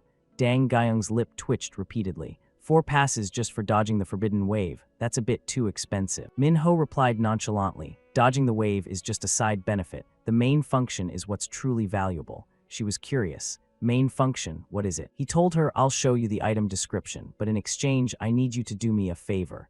Dang Gyeong couldn't help but frown. Good grief, what's the condition this time? Spit it out. Kim Ho kept a smile on his face and said confidently, Just help me send a message to the head of the Magic Engineering Club that a freshman has perfected Cube 10. Dang Gyeong nodded. That's easy. All right, show me the item description. A moment later, she cried out in shock. What? Increases the effectiveness of stored life-type items by 1.3 times. Does an item like this really exist? It turned out this was Life Cube B, which increased the effectiveness of stored life-type items by 1.3 times. Dang Gyeong rubbed her chin and thought, I admit, it is worth the price you're asking. Kim Ho smiled and asked, Is that enough? I'm leaving now, but just then she added, Kim Ho, even without this item, my invitation still stands. So think it over carefully. Kim Ho let out an exasperated sigh but replied politely, Yes, senior. A few days later, on the Dragon Slayer Academy campus, as they were heading to class, Kim Ho turned to Seo Yain and asked, How was your weekend? She replied tiredly, It was okay. He asked again, What kind of okay leaves you looking so haggard on a Monday morning? Right then he felt something was off and glanced behind him, thinking, is someone following us? It's probably the Emerald Tower or the Nature Club. I could just ignore them, but this is going to get annoying. Should I just deal with them now? Thinking this, he said, Seo Yain, you go on ahead, I have something to take care of. I'll be right behind you as soon as I'm done. Looking back, Dung Suji and Guak Jicheol were still tailing them. Yain also agreed. Immediately after, Kim Ho turned around and asked them bluntly, Hey, you two have been following me for a while now. If there's something you want, just say it. Jicheol sighed and gave a bitter smile. Great, that saves us both some trouble. Is knowing we're from the Emerald Tower enough to answer your question? Dung Suji was a bit surprised. You're just going to reveal it like that? She then gave a forced smile and said, Our captain wants to see you. Please come with us. Kim Ho replied firmly, I have nothing to do with the Emerald Tower. If they want something, tell them to come find me themselves. Jicheol chimed in at that point. Talking is useless. People like this only understand through their fists. Kim Ho replied coldly, I happen to agree. Right after that, a thunderbird suddenly lunged toward him from out of nowhere. With a zap, he was knocked out by Kim Ho. Dung Suji, standing beside him, cried out in shock, A thunderbird. Kim Ho then reached his hand out toward them and frowned. If you want to fight, hurry up. I don't have time to play games with you. Dung Suji quickly backed down and smiled to smooth things over. Oh no, sorry for the trouble. She thought to herself that anyone with that level of thunder bird control must be a professional. It was best not to get involved in something not worth the effort. Thinking that, she sat down next to Jicheol and said, I'll take this guy back. You go on ahead. Kim Ho immediately turned away, leaving a casual remark behind. At least someone here is sensible. As she helped her friend up, Dong Suji asked, Hey, the rumor about him being a coward must be wrong, right? Jicheol clutched his chest as he stood up and barked irritably. Wrong? How is it wrong? That guy just got lucky with one hit. Next time, I'll definitely. But before he could finish his sentence, a bullet flew in from behind. Dong Suji turned around in terror. A sniper? Where the hell did that come from? But another bullet was already aiming straight for her head. She was shot and knocked backward, feeling utterly resentful. Why me too? And finally, both of them were left collapsed on the ground. Inside the classroom, the professor's voice droned on. The reason dungeons are designed so complexly is to drain your resources before you reach the center. If you consume everything before getting there, the raid is a guaranteed failure. Kim Ho turned to Seo Yain, who had just walked in, and asked, Why did you arrive after me when you left first? Did you go somewhere? Seeing she didn't answer, he turned back to continue listening to the lecture. Therefore, this raid is a race against time, and you can practice in the dungeon as many times as you want. However, only the official result will count. To consider it a success, you must reach the totem and destroy it within 5 minutes. So it's best to find the optimal path during practice before the actual scoring run. The teacher was lecturing on the Goblin Swamp map, the 5-minute time limit rule, and 1- or 2-person dungeons.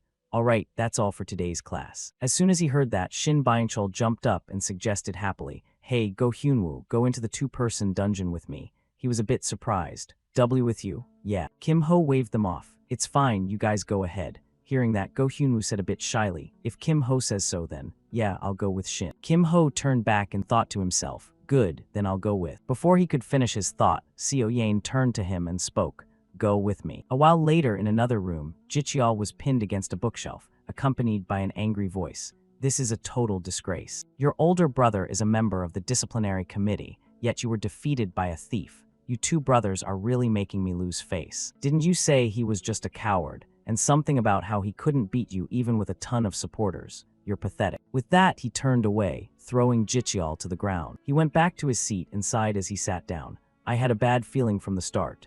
The person next to him spoke up. Anyway, we should meet him once, shouldn't we? This was Ha Sayan, the head of the Guild Alliance's Nature Club, and the person next to her was Bok Yoonghwa from the Emerald Tower. He replied seriously, I suppose so. Because of that guy, the Emerald Tower's reputation has hit rock bottom. And that mysterious box he owns won't be enough to settle this. He must pay for looking down on us. Jicheol tried to get up, his voice trembling as he said, I will make up for this mistake.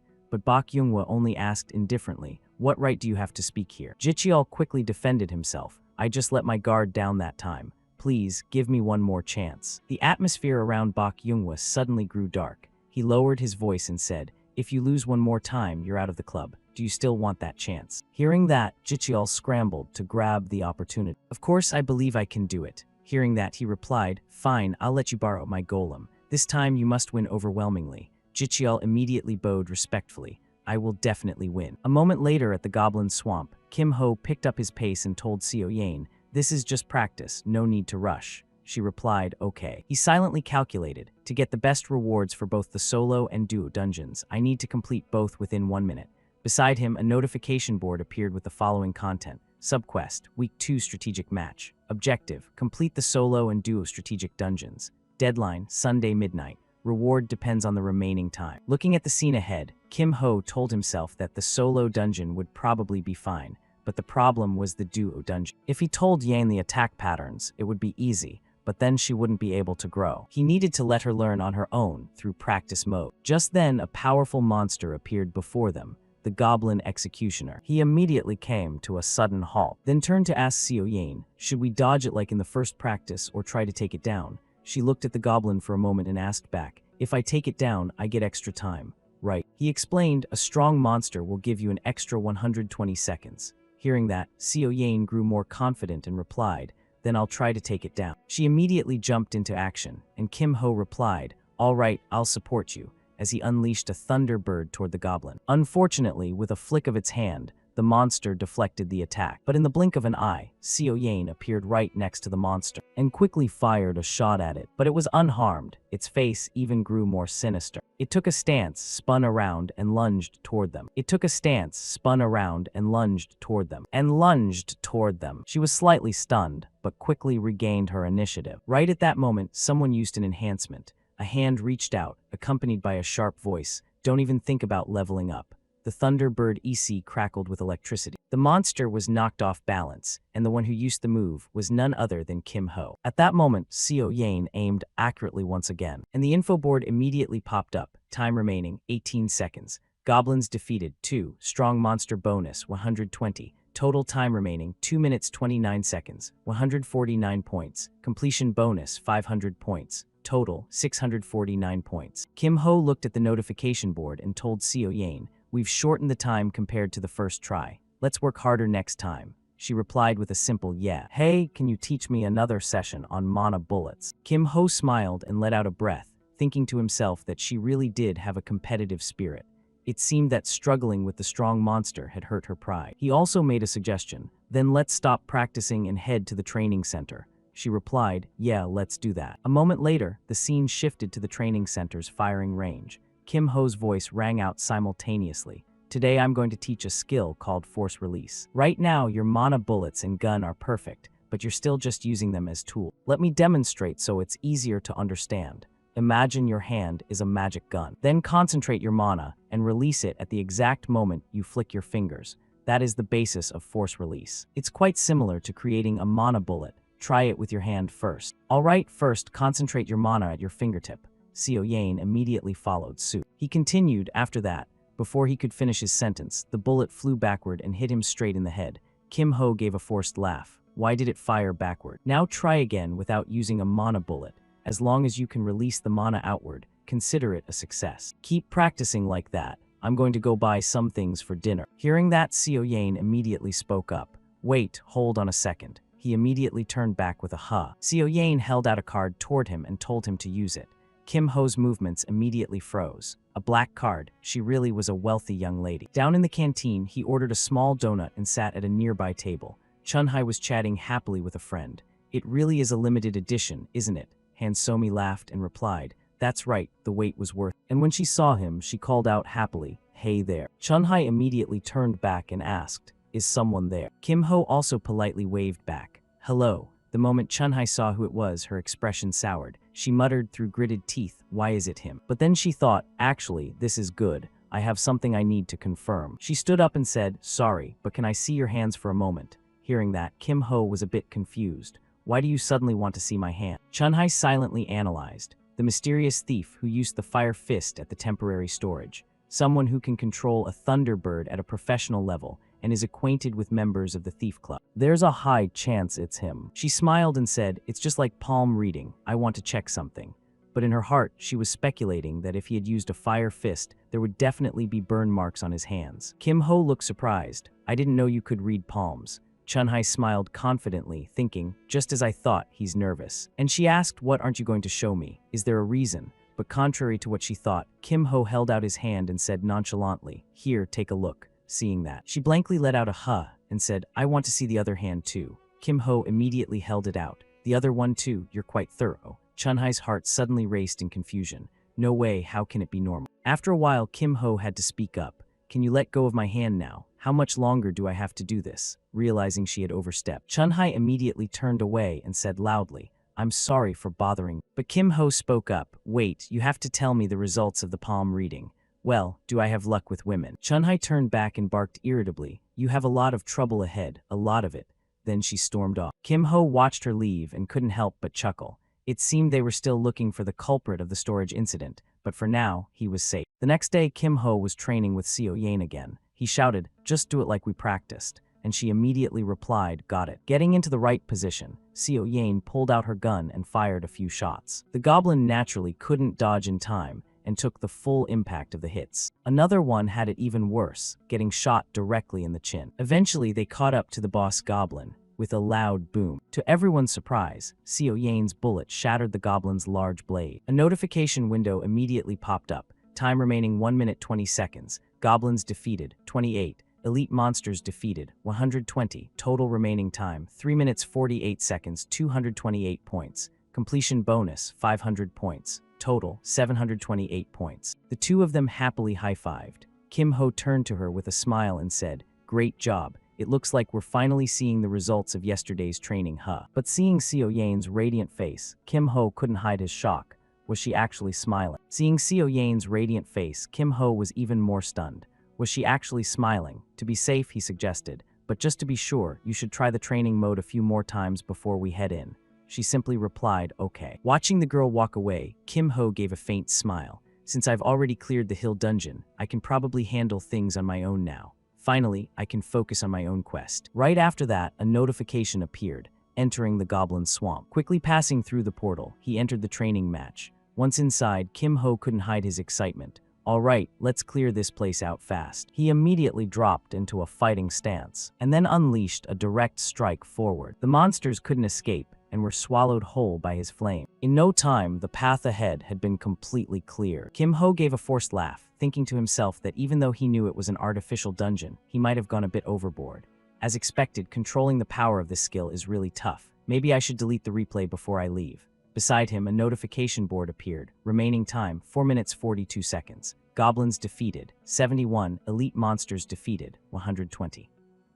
Total remaining time, 7 minutes 28 seconds, 448 points, completion bonus, 500 points, total, 948 points. Looking at the final score, Kim Ho thought to himself that since he took down the elite monsters and got bonus points, the reward would likely be top tier. At that moment, the system announced, Subquest Strategic Battle Week 2 complete. Objective, clear the dungeon. Solo dungeon time, 7 minutes 28 seconds, goal, under 5 minutes. Dungeon time, 3 minutes 48 seconds, goal, under 5 minutes. Rewards will be upgraded. Please select your reward. Seed of Prosperity increases effectiveness of healing and buff skills. Illusionist increases effectiveness of debuff and hallucination skills. Blessing of the West Wind increases effectiveness of wind-type skills. Kim Ho clicked his choice without hesitation, thinking, there's no need to overthink it. I took this quest specifically for this trait. This is the perfect trait for the path I'm planning to take. A versatile supporter who is both powerful and useful in a support role. The system immediately sent a notification. Trait, Blessing of the West Wind, acquired. Kim Ho reaffirmed to himself that he would now become a wind-specialized support. Shortly after, he stepped through the portal. Right then, a voice called out, "You're Kim Ho, right?" "I'm Mok Younghwa, a representative of the Emerald Tower." The person next to him also spoke up. "I'm Ha Sayin, the president of the Nature Club. Could we go somewhere else to talk for a moment?" At the shop, she immediately bowed her head. "First of all, I want to apologize for what happened the other day." Kim Ho replied politely. "I acted rudely because I was in a rush too. My apologies." She continued, "Anyway, I heard you have a very special item. Is that right?" He answered, "I figured you two were here for that." She made a proposal. "Could we see that item with our own eyes?" Kim Ho immediately pulled out the cube and replied cheerfully, "Of course." Right at that moment, a tiger spirit suddenly appeared and quickly jumped into the cube. Its owner saw this and quickly called out, "Booma, no, you can't do that." Mok Younghwa watched the scene in awe. "So it's actually real." The tiger's owner frantically called, "Booma, come on, get out of there." But Kim Ho said, "It's fine, just let it be." Ha Sayin looked amazed. Booma seems to really love that thing. "Just by sensing the energy, I can tell this is a powerful life system, holy relic. May I see the item description? We promise to protect this information with the honor of our club." Kim Ho didn't hesitate and replied, "If you say so, then all right." Looking at the description, Mok Younghwa couldn't help but exclaim, "It increases the effectiveness of stored life system items by 1.3 times. Ha Sayin was equally shocked. "This item's stats are just absurd. Would you be willing to sell this cube?" Kim Ho crossed his arms, appearing to think for a moment before replying, "I don't know, it's a pretty incredible item after all." Mok Younghwa quickly spoke up, "The true value of an item only shines in the hands of someone who knows how to use it. Don't let it go to waste, hand it over to us." Kim Ho snorted, feeling happy inside. "I really appreciate you guys being so proactive." Externally, he remained calm and replied, "I understand your point, but I'm still a bit hesitant." Ha Sayin immediately offered, "Just tell us what you want, we'll do our best to make it happen." Hearing that, Kim Ho couldn't hide his joy, thinking, "That's it, that's what I wanted to hear." He held up 4 fingers and said confidently, "Then I want 4 season passes for the special training room, more precisely, 1 season pass and items equivalent to the value of the other 3. I also want a blank skill book." Hearing this, both of them were startled. Mok Younghwa slammed the table, stood up, and shouted, "That's completely unreasonable. Don't you think you're being too greedy?" Ha Saiyan was calmer but still said that while the passes were doable, a blank skill book was pushing it. Kim Ho also stood up, acting full of regret. Then let's just pretend this conversation never happened. I'm leaving. But immediately, a voice rang out. The girl who had been quiet stood up and stepped forward shyly. I heard everything from the back. I actually have a blank skill book. Ha Saiyan asked worriedly, are you sure about this, Nari? She answered honestly, I haven't been able to use it because I couldn't think of a good skill. If I just keep it, it'll probably just sit in my inventory forever. Besides, look at how much Buma likes it. Hearing that, Buma immediately let out a happy meow. Ha Saiyan sighed, looking at her helplessly. All right, if Nari really wants to, then fine. The girl immediately beamed with a bright smile. Thank you. They immediately took out the items to start the exchange. Now that the conditions are met, let's not waste time and trade right now. Kim Ho happily replied, I like getting things done quickly too. That was a good trade, wasn't it? Now our business here is finished. But right then Seo Yane suddenly slammed the table, stood up, and shouted, wait, Kim Ho, I have other business with you besides that cube. I want to challenge you to a duel. But he just nonchalantly replied, no thanks. She gasped in surprise. What? Kim Ho asked back, do you think I have to show up whenever you call and fight whenever you want? Jichiel grit his teeth and growled, a duel is a matter of honor. A guy who values honor as much as you was planning to use numbers to bully me earlier. Hearing that, they couldn't help but be startled. That was Kim Ho just leisurely walked away. He added, I don't plan on wasting time on things that aren't worth it. Jichiel's movement immediately froze. Wait a minute. Kim Ho told him, I'll just say you won, so go ahead and brag about it. But at that moment, Mok Younghwa held out a VIP production ticket and seriously asked, in that case, what if I put up a reward for this match? Is this enough to make it worth your time? Kim Ho turned back with an oh, thinking, now we're talking. He smiled and replied, fine, I accept. Jichiel pointed straight at Kim Ho and said, I'll let you pick the date. After thinking for a moment, he replied, 2 days from now sounds good. Jichiel raised an eyebrow, puzzled. Why 2 days? He answered, I need to master this first. Mok Younghwa looked helpless. He shook his head in disbelief, thinking of and mastering a skill in just 2 days. Fine, let's see how you try to learn it. But Kim Ho only smiled back. Just wait and see. 2 days later, at the arena, Dang Guyang arrived and immediately asked, why on earth did Kim Ho accept that challenge? Song Chun Kai saw her and smiled. You're here too, sis, she added. That old fox Mok Younghwa is definitely going to pull some hidden tricks. But he comforted her saying, he accepted because he believes he can win. He must have his own plan.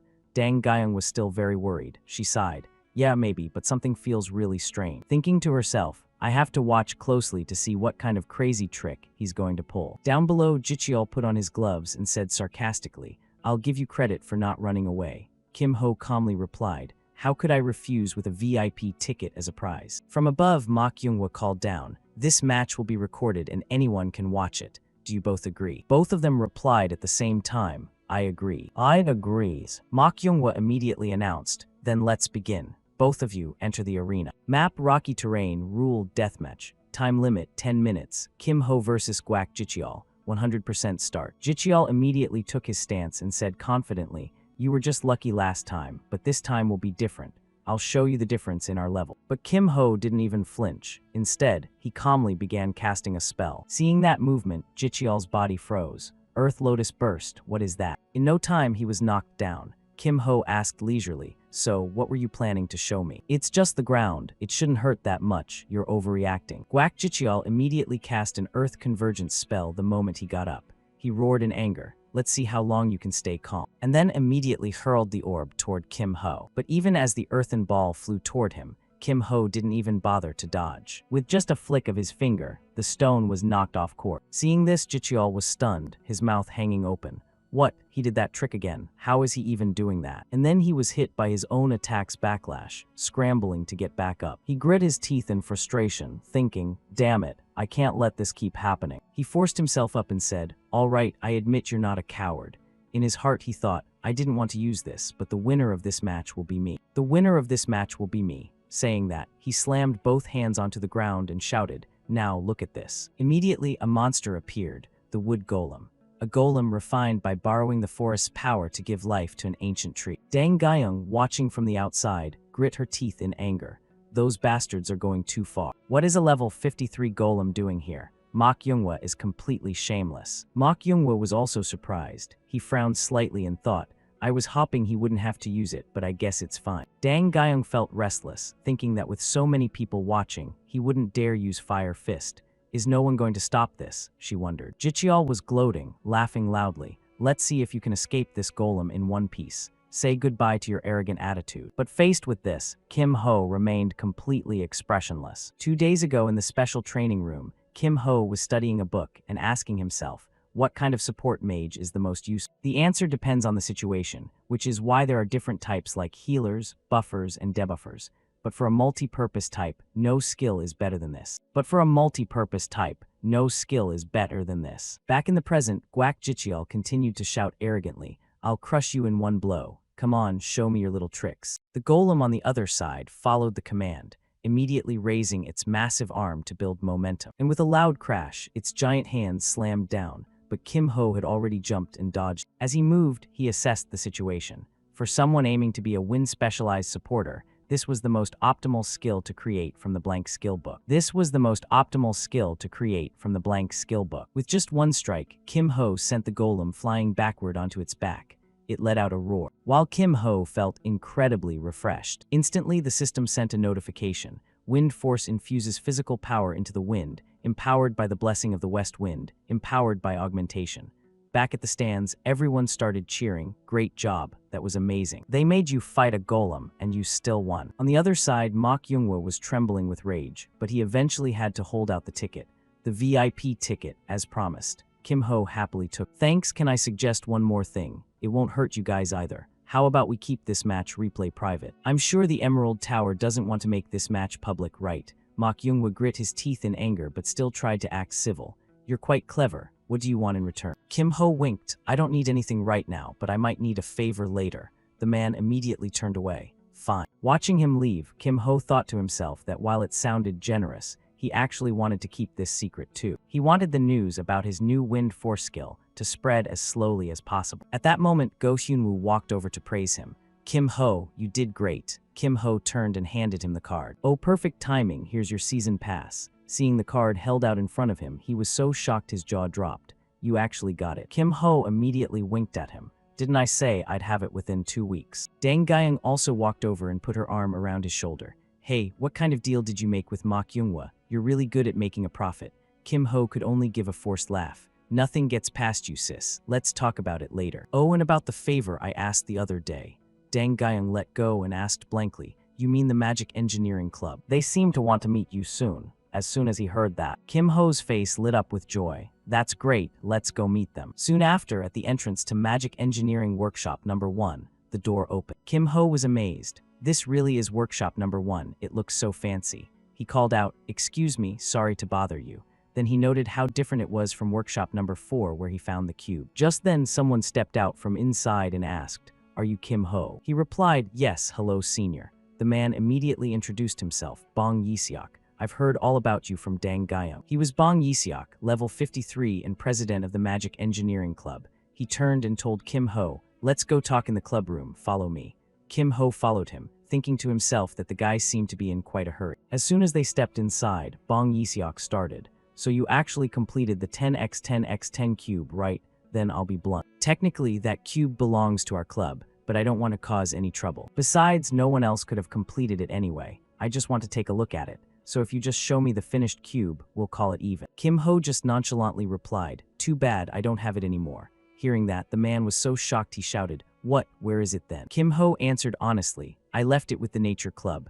Bong Yiseok turned away with a sigh. What a letdown, a total waste of time, I'm leaving. But immediately after, Kim Ho held out a stack of papers and said, did you think I came empty-handed? He looked a bit dazed. What's this? Looking closely at the content, Bong Yiseok shouted, no way, is this the design blueprint for it? I can't believe someone was crazy enough to record its entire structure. Wait, this part is cut off in the middle, do you have the rest? Kim Ho smiled, letting out a sigh of relief. Of course, I kept it very safe. Bong Yiseok immediately said urgently, tell me exactly what you want. Kim Ho's eyes lit up and he raised his hand. I want to use the equipment in workshop number 1. Bong Yiseok made an offer. We need it during the day, so you can only use it from midnight until morning. How does that sound? Kim Ho agreed. Hearing that, Bong Yiseok immediately grabbed the documents and shouted, then give me the rest. Oh, by the way, do you want to join the club? Kim Ho smiled and replied, thanks, but I'll have to decline. Bong Yiseok stood up, looking a bit disappointed. What a waste. But fine, use the scraps in the workshop if you need to, just keep bringing me designs like this. Alright, I'm heading out. Kim Ho could only give a forced laugh at the situation. Thank you, that was certainly quick. When he was alone, Kim Ho thought seriously. So the basics are done. Now it's time to start preparing to craft the weapon. Meanwhile, at another location, Seung Yi was following Mok Younghwa, constantly pleading. Senior, please reconsider. He coldly asked back, why, he explained. You can't blame my brother entirely. How many freshmen can fight a golem, especially a level 53 one? He coldly replied, even so, it damaged the Emerald Tower's reputation. Seung Yi honestly admitted the mistake. I acknowledge that my brother went too far. But the fault isn't just his. Hearing that, Mok Younghwa's movement froze. He turned back, grit his teeth, and asked, is the disciplinary committee interfering in the Emerald Tower's business now? He just stood there and said firmly, I just want a fair judgment. Finally, Mok Younghwa gave in. He sighed, what do you want? He suggested just giving him one chance. Mok Younghwa firmly made a proposal. 2 months. The decision will be based on Guak Jicheol's ranking after 2 months. Any objections? He immediately nodded. No, that's more than enough. With that settled, Mok Younghwa turned and left. Soon, the hallway was empty except for Seung Yi. At that moment, he spoke up again. Song Chunhai had actually been hiding in the back, eavesdropping. Hearing him call her name, she jumped in surprise and then stepped out shyly. You knew I was here, he said sternly. I've known since you sneaked into the stands. It seems hiding isn't your strength. You know how the match went, right? If you fought him, would you win? She lowered her head slightly, thought for a moment, and replied, I'm not sure. This surprised him. You're not sure. Did you check his hands? Chunhai looked up and said firmly, yes. Both hands didn't have a single scratch. Hearing that, Seung Yi rubbed his chin and thought seriously. If he used Fire Fist, he couldn't have healed that quickly. Did I misjudge him? But that arrogant look in his eyes, as if everything was beneath him. It's hard to believe it wasn't the same person. Seung Yi then let out a sigh. Sorry, but I have to ask you to keep following this case. She replied firmly, no need to apologize. I'm doing it because I want to. I'll definitely catch him when he slips up. Week 3, Monday, a notice appeared. Random map, rule, 2v2 deathmatch, 10-minute limit. Lee Sudok appeared and seriously explained the rules. Cooperation is still as important as last week, but the goal this time is different. You might even realize flaws in your teamwork that you never noticed before. To fix those flaws, the Academy has prepared a mentoring program, so think carefully and make the most of this opportunity. That was all. People started asking each other, Kim Ho, have you signed up for the mentoring program yet? Just then, a notification appeared, mentoring registration complete. Kim Ho replied that he had. There was no reason to hesitate. Kim Ho held up 3 fingers and explained seriously, they'll pair you with a top-ranked third-year student or a graduate, depending on your specialty. When else will we get a chance to learn from people like that? Right. Hearing that, Go Hyunwoo became more confident. He replied, you're right, I'll sign up too. Thanks for the suggestion. Then Kim Ho turned to his seatmate and asked, what about you? Seo Yain replied sluggishly, too much effort, I'm sleepy. He sighed, thinking to himself that she only knew how to create aura grenades to a certain extent. Seo Yain still had a lot to learn, so this mentoring program was very important for her. Is there no way to convince her? Just then Go Hyunwoo called out, by the way, Kim Ho, do you want to pair up with me this week? He happily replied, sure, let's team up this time. Immediately, Seo Yain sat up and groggily pulled on Kim Ho's sleeve.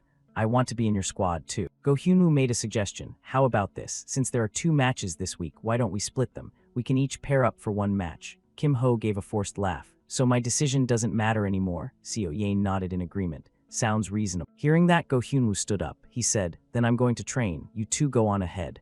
Kim Ho replied, yeah, see you tomorrow. The next day, Go Hyunwoo approached from a distance. He said shyly, sorry Kim Ho for making you wait so long. He politely replied, I just got here too. But suddenly he was completely shocked, thinking to himself, what's going on? His aura is even sharper than yesterday. Go Hyunwoo was saying excitedly, I'm really looking forward to this. Kim Ho assessed silently. It seems his mana veins have already reached C rank, faster than I expected. Then he asked, by the way, did things go okay with Yain yesterday? He scratched his head and sighed, well, we won. But he remembered how the 2 opponents were surrounded by his fireball move yesterday. He recalled that yesterday's opponent was Hong Yeonhwa, the rising star of the Ruby Tower. I knew Seo Yain was no match for a rising star, but the result was even more one-sided than I thought. Numerous notifications appeared on the announcement board. Seo Yain 81%, Seo Yain 78%, Seo Yain 74%.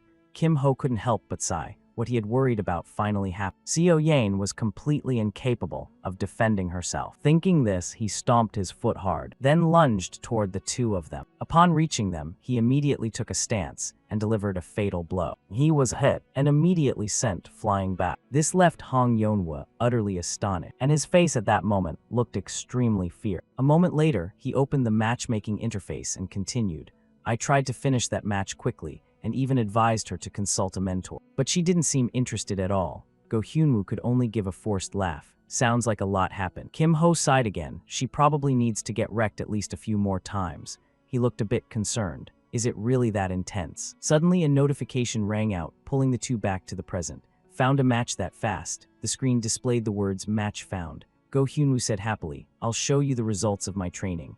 Right after that, the two were teleported to the training ground. Looking around, Go Hyunwoo couldn't help but be amazed. What's the situation here? The opponents this time were Team Jang Sam with 572 points and Seo Yane with 741 points. Seeing this, he exclaimed, "Seo Yane's team." Kim Ho smiled slightly, thinking, perfect timing. This is the chance for Yane to realize for herself how weak her defense is. Go Hyunwoo turned and asked nervously, "Will we be able to win?" Kim Ho just smiled and replied, "Of course." Immediately after the match began, Kim Ho and Hyunwoo lunged forward. Kim Ho told him, "Leave Seo Yane to me." He replied immediately, "Got it." Seeing Seo Yane's movements, Kim Ho thought, "Is she throwing a smoke bomb?" Just as I expected. He quickly dodged it, shouting as he lunged, "Sorry, but that's useless." But she very quickly pulled out her two guns. However, he dodged all of those attacks completely. In no time, Kim Ho was right in front of Seo Yane, and with just one move, he knocked the gun out of her hand. Immediately after, he took a stance to launch an attack, but his fist suddenly slowed down just as it reached Seo Yane's face. Instead of punching her, Kim Ho replaced it with a flick to her forehead. Then he smiled and asked, "Well, want to keep going?" Seo Yane held her head and immediately turned away.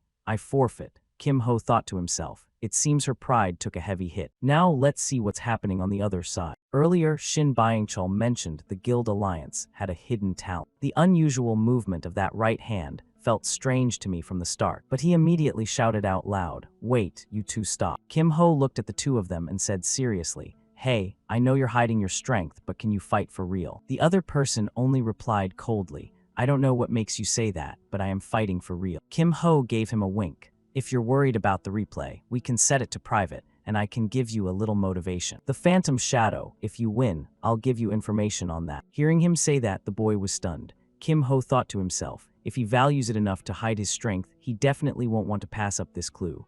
Jang Sam stammered back, "How do you know about that?" Kim Ho smiled and replied, "I just told you, I'll give you the info if you win." Hearing that, Jang Sam immediately grabbed the hilt of his sword and said, "If you've dared to go that far, then I'll do as you wish." Go Hyunwoo saw this and was a bit shocked. The boy's gaze had changed in an instant, and then he also said, "I'll give it my all too." On the other side, Jang Sam let out a soft breath, then lunged at Go Hyunwoo with incredible speed. In no time, he was grazed. A notification simultaneously appeared. Go Hyunwoo HP 87%. Jang Sam continued to slash down. "It's not over yet," the system immediately announced. Go Hyunwoo 73%. Go Hyunwoo 68%. Seeing that he had the upper hand, Jang Sam told himself he would end it with this move. But surprisingly, Go Hyunwoo hadn't moved an inch until now. Even when the tip of the blade was close, he didn't budge at all. And in just a split second, Go Hyunwoo ducked and dodged, while simultaneously taking an offensive stance. He said softly, "Rapid torrent," then shot forward, leaving a gash across Jang Sam's chest. At that moment, several cracks appeared on his sword. It turned out that both of their swords had shattered. Just then, Kim Ho stepped forward and spoke in a mediating tone. "Stop, that's enough. Both of you rest here." At that moment, both of them collapsed. The notification board showed the result as Kim Ho, Go Hyunwoo win versus Jang Sam, Seo Yane lose. Observing the two of them, Kim Ho assessed silently, "Because I'm still standing, the system says we won, but in reality, it should be considered a loss. The moment Jang Sam showed his true strength that I couldn't block, the victor was decided. As expected, I'm still a bit short of reaching the promising prospect level. I mean, just for now." Right then, Jang Sam snapped awake. He looked over at the system notification board with a bit of regret. "So, I lost in the end," Kim Ho's voice quickly replied, "as you can see." He sat up, face full of regret. "The result is a pity, but please pass on that it was a good match." Kim Ho nodded. "Yeah, Go Hyunwoo will probably say the exact same thing." Jang Sam stood up quickly, massaging his shoulder as he continued. "Before I go, I want to ask one thing. In your eyes was my strength that obvious. Kim Ho smiled and replied, yeah, a little. Your sword hand looked a bit stiff, and looking too ordinary played a part too. Hearing this, Jang Sam was utterly shocked. Being too ordinary makes me easy to read. What do you mean? Kim Ho gave a hint. Think about what kind of place the Dragon Slayer Academy is. Jang Sam rubbed his chin, thought for a moment, and replied, it's true that experts from all over the world gather here. In a place like this, being ordinary stands out even more. That's useful, I'll remember it. And one more thing about the Phantom Shadow. Kim Ho said, I intended to ask only after winning. After a brief hesitation, Jang Sam replied, yeah, you're right. Then I'll challenge you again next time. Kim Ho agreed, saying, sure. Any time was fine to return to the arena. Go Hyunwoo looked a bit embarrassed. What I did earlier was so shameful, I can't even show my face. Brother Kim, what did you think of the match just now? Kim Ho gave an honest assessment. You created an opening with your probing, and the final deciding move was very clean. At this, Go Hyunwoo pulled out his broken sword, examined it for a moment, and said, one thing, I'm worried about the weapon. I can't just keep dodging forever. Kim Ho looked at him blankly. The solution is simple, just use a better one. But Go Hyunwoo cried in shame, my finances aren't exactly overflowing. Immediately, Kim Ho handed him a stack of something and told him, weapons aren't only bought with money. How many points do you have? Open your phone and check. Go Hyunwoo answered honestly, I've saved up about 5,000 points. That's quite a lot. An E-rank longsword and a D-rank longsword. Right after that, a flurry of system notifications rang out. Purchased D-rank longsword 1,000 points. Purchased E-rank longsword 500 points. Purchased 3 heat catalyst reagents 3,000 points. Kim Ho spoke as he hit the purchase button. And with the remaining points, just buy 3 bottles of heat catalyst. Give those catalysts to me first. Go Hyunwoo was a bit curious. What is that reagent used for? Kim Ho replied, it's a crafting material. I'll make a few useful things for you. That's it for today. Focus on recovering. Go Hyunwoo was extremely grateful and bowed respectfully. Thank you for everything, Brother Kim. That night, as Kim Ho walked along the hallway, he thought, this week's sparring matches are over. I should prepare the materials in the workshop and make the item I'm going to give to Go Hyunwoo while I'm at. As soon as he opened the door, Kim Ho called out, hello, sir. The other person was a bit surprised but replied, yeah, hey. Looking at him, Kim Ho couldn't help but think, I heard he got scolded by Bong Yiseok last time over the blueprints. He probably doesn't like me rummaging through everything, so I feel even more guilty. But this time, I'll take the liberty again. A notification immediately appeared. Registering subject's skill into the magic engineering slot. Copying skill 2-2, B-rank magic engineering, B-rank thievery. Kim Ho continued to analyze. Now that I have world force, I should probably give Hummingbird a rest. The luck of finding a cube blueprint probably won't happen again. But for finding usable materials, this place is the best. These items are unfinished, failed for some reason. In other words, the components already crafted are still intact. Normally, it's easier to find new materials than to dismantle. I mean, normally. Seeing Kim Ho crafting non-stop, the other person seemed incredibly amazed. He turned and asked hesitantly, what are you doing? Kim Ho answered honestly, I'm dismantling to gather some materials. He seemed interested and suggested, if you don't mind, can I take a look? Kim Ho replied happily, yes, sure. Looking at the test tube in his hand, he was stunned. Whoa, you dismantled it and the materials came out this clean. It looks brand new. Kim Ho looked at the liquid and smiled slightly, wondering, should I try crafting a bat? Then he asked, Senior, would you like to trade some materials? He immediately looked delighted. Really? I'd welcome that. What do you need? Kim Ho began listing. A cooling set with a reinforced steel wire center shaft. He spoke a bit hesitantly.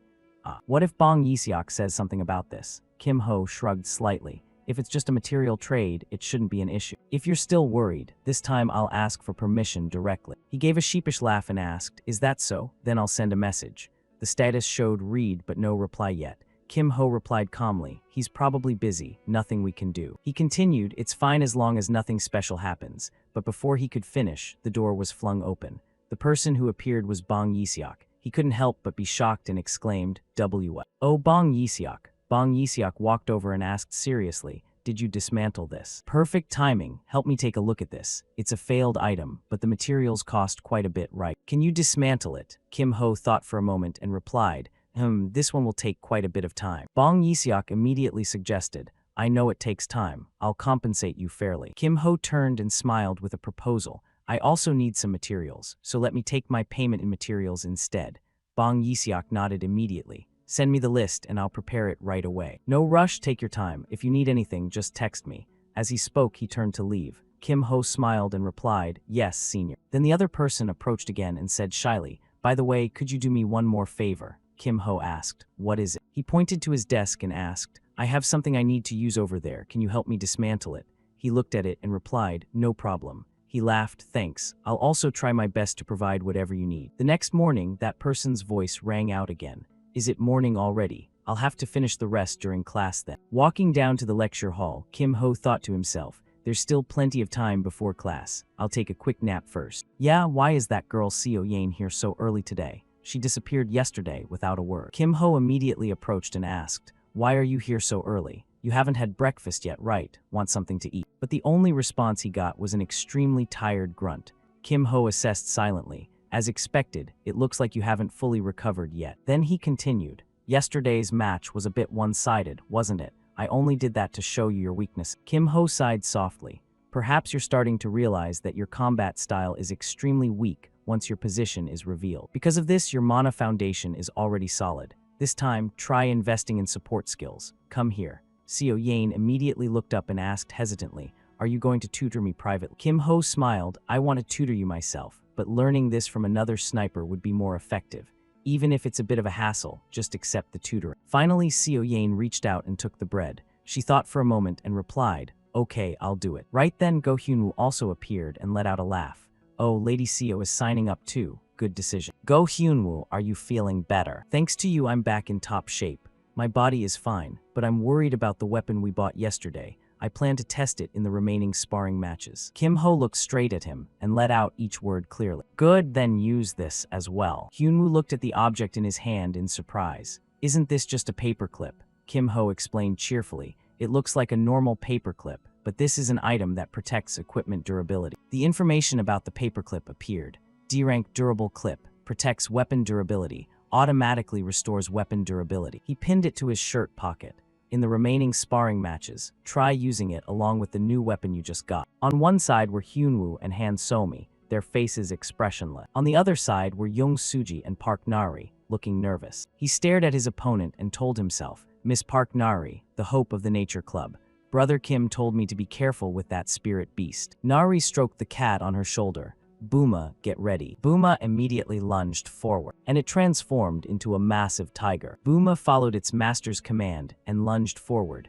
Let's go. Hyunwoo blocked a pounce with his sword and called out, Lady Bukgung now. Bukgung quickly began channeling her technique, aiming her attack directly at the tiger's head. Snow Soul Palm. Bukgung appeared to be struggling significantly. Booma merely glared at her. Park Nari, 87%. With a single flick, Bukgung was sent flying back. Seeing this, he shouted out in concern, Lady Bukgung. He whispered to himself as his sword shattered, is this the limit for an E-rank weapon? He suddenly skidded back a long distance. Hyunwoo spoke with a worried expression. At this rate, I'm afraid we don't stand a chance. Bukgung was equally tense. I agree, let's try a different approach. He watched Boomer approaching him and thought, it seems the strategy is to keep the spirit beast on the front line for constant healing. On the contrary, the summoner is completely exposed, a combat style entirely dependent on the spirit beast. Hyunwoo glanced to the side and gave a slight nod. She nodded back, understanding the signal. Strike the main body. The two of them immediately launched an attack at Nara. Suji's necklace began to glow. Not a chance. I've already anticipated this kind of situation.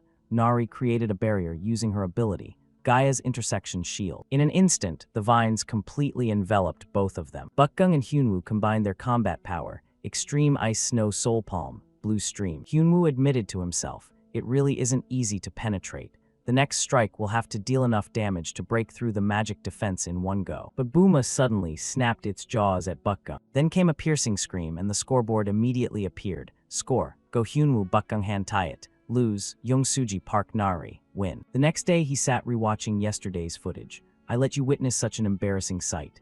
Kim Ho gently reassured Hyunwoo. Not at all. Fighting a rising star to that extent was actually quite good. He looked at Kim Ho curiously. Mr. Kim, what would you have done in that situation? Kim Ho replied quite seriously. Actually, it wasn't a matter of strategy or technique, but rather a massive gap in stats. Park Nari is a rising star fully backed by the Nature Club. Not only is her skill set and traits vast, but even that life cube she traded with me recently. She's equipped from head to toe with high-end items. Hyunwoo dejectedly accepted the truth. Hearing you say that, it makes sense why we lost. The opponent has both excellent skill and perfect preparation. Kim Ho wondered to himself if he should bring this up. He calmly told him, It's impossible to raise your stats to Park Nari's level overnight, but that doesn't mean there isn't a countermeasure. Hearing this, Hyunwoo's eyes lit up. So you're saying there's a way. Kim Ho didn't beat around the bush anymore. A magic sword, for a top-tier swordsman, this is an essential debuff-type item. He lowered his head sadly. A magic sword. I didn't even know such an item existed. I've learned yet another thing from you, Mr. Kim. Kim Ho pointed to the clip on his pocket as a reminder. Let's worry about the magic sword later. For now, the priority is making sure your weapon doesn't break. So, focus on finding artifacts related to durability for B-rank weapons or higher. Hyunwoo still couldn't cheer up. B-rank, that won't be easy to find. He pointed to the picture behind them. You can farm them in the underground dungeon of Dungeon Dong. Hyunwoo quickly reminded him, but we're currently in the middle of the rivalry matches. Isn't the basement off limits? Anyway, we won't be able to go down to the underground level next week. Kim Ho was quite surprised by this information. Why is that? He answered sadly. Because we lack the qualifications. Kim Ho nodded with his eyes closed. The basement of Dungeon Dong is different from the surface. It's real combat. They can't just throw first-year freshmen into a life-or-death battle. So, is there really no way? He remained indifferent. If you look at it that way, it is difficult. Kim Ho picked up a glass of water from the table and replied, I meant officially. Officially, it's impossible. Hyunwoo suddenly became tense as Kim Ho added, but we can just sneak in. Kim Ho picked up his phone. There's an errand service specializing in times like this. He was curious. Are you calling Mr. Shin? Kim Ho quickly confirmed. Yes, he'll be here soon. Shin Byung-chul arrived very quickly, grinning ear to ear. You two are here. So how can I help? We're planning to go into Dungeon Dong for a bit. I was thinking Monday night. Kim Ho seemed very satisfied. Monday night, huh? That's perfect. He looked slightly stunned for a moment. What's the dungeon number? As soon as he heard Kim Ho's request, Shin Byung-chul pulled out a note. Number 388. He flipped through the pages. If it's 388, that's the D-rank feathered snake altar, right? It's a 4-person dungeon. Who's going in? Both of them looked at each other in silence. Kim Ho pointed toward Hyunwoo. Just me and him, only 2 people. Byung-chul seemed quite worried. Is that okay? I'll be the one held responsible if something happens. Kim Ho dejectedly reassured him. No one's going to die. If there's a problem, we'll pull out immediately. Hyunwoo also nodded in confirmation. And I trust Mr. Kim. He quickly wrote it down with his pen. All right, it's a deal then. I'll have everything ready for Monday night. Kim Ho asked directly, how much is the fee for this favor? Byung-chul replied with a wide smile. Between us, why talk about fees? We still have that debt from the Benway event. Let's just count it as part of that, okay? That attitude surprised him. I didn't expect him to be the one to mention paying off the debt first, he thought. Byung-chul just scratched his head and gave a modest laugh. And to be honest, I've only been down to the basement level exactly once. This made him freeze up inside. So you're just doing this because you're not used to it either, huh? Kim Ho quickly spoke to reassure him. It's fine, even if it's the first time, as long as you don't do a sloppy job. He was still very embarrassed. Oh, needless to say, I'll give it my all. He added, since we're going for the experience anyway, let's add number 104 to the list as well. Byung-chul checked his notebook again. If it's number 104, that's the B-rank mundane black snake. That's a deep zone dungeon, so with my current skill level, I won't be able to help. Kim Ho remained calm. I know. Try talking to the department head about it. He quickly put away the notebook. I promise, that much should be manageable. I'll ask my sister about it. See you Monday night then. Good luck. Kim Ho turned to discuss things with Hyunwoo. Shall we start planning too? His hand gripped the glass tightly. All right, what do I need to do? He began to detail the plan. First, we'll go into the D-rank feathered snake altar as scheduled. We'll get a weapon for you there. At the same time, I'll take the opportunity to gather some benefits for myself. First, we'll go into the D-rank feathered snake altar as scheduled. We'll get a weapon for you there. At the same time, I'll take the opportunity to gather some benefits for myself. The deep zone of Dungeon Dong is a place where even a small mistake can cost you your life. Despite his anxiety, Hyunwoo was determined. I've already prepared myself mentally. He opened the system window to check. Your role is very important. Skill is a given, but synergy is also essential, so you must know the dungeon as well as I do. He looked quite confused at the stack of papers in front of him. This is, he started, as Kim Ho quickly explained. This is the walkthrough guide for both dungeons. Memorize it, not a single word missing. Yiseok laid out a pile of items in workshop number 1. These are the things you asked me for last time. Floating stone extraction liquid, monocores, and weather chips, right? Kim Ho expressed his gratitude. Yes, thanks to you, I was able to easily find materials that are usually very hard to get. He couldn't contain his curiosity. It looks like it's in the final stages. Mind if I take a quick look? He didn't refuse. Yes, just wait a moment. Finally, Kim Ho succeeded in crafting it. it's finished. Yiseok stared blankly at the item in his hand. I wondered why you were gathering those materials. Turns out you were making another strange thing. It looks like the head of a magic staff or wand. Have you found the main body yet? Kim Ho answered honestly, not yet. I haven't found a suitable one. I plan to find the body part later. He whispered to himself. I mean, I'll look for it in the basement of the dungeon area. He nodded after hearing that. Yeah, there's no rush right now. I guess you won't be coming to the workshop for a while. Kim Ho nodded. Yes, I've troubled you a lot lately, but I'll still drop by to visit off. A little later in class 13, the young teacher was making an announcement. The theme of this week's raid match is a sweep. If you clear all the monsters, anyone can get a high score. There's no time limit, so pay close attention to where the monsters are hiding. The key point for this raid is that both the terrain and your teammates are randomly assigned. This means you'll have to fight alongside new people in a new location. He closed the book, so cooperate smoothly and conquer the challenge. Class dismissed. See you next time. Hyunwoo looked at Kim Ho with regret. Teammates are random this week, so I guess we can't go together. Kim Ho turned and smiled at him. That's right, everyone has to act separately this week. And it's probably better to pause the Mana Bullet lectures for now. Anyway, next week is mentoring week, so you can learn new skills then. This week, focus on strengthening your inner power. Hyunwoo thought it made sense. All right, Yane remained as indifferent as ever. They both nodded when he advised, before you start the actual combat, make sure to try the training mode first. Even though he said that, he thought differently. As for me, the training mode is just a waste of time. The system issued a notification, entering random dungeon. Random teammate matching in progress. Kim Ho looked determined to go straight into real combat. He looked at the system in front of him and thought, I hope I get a decent teammate.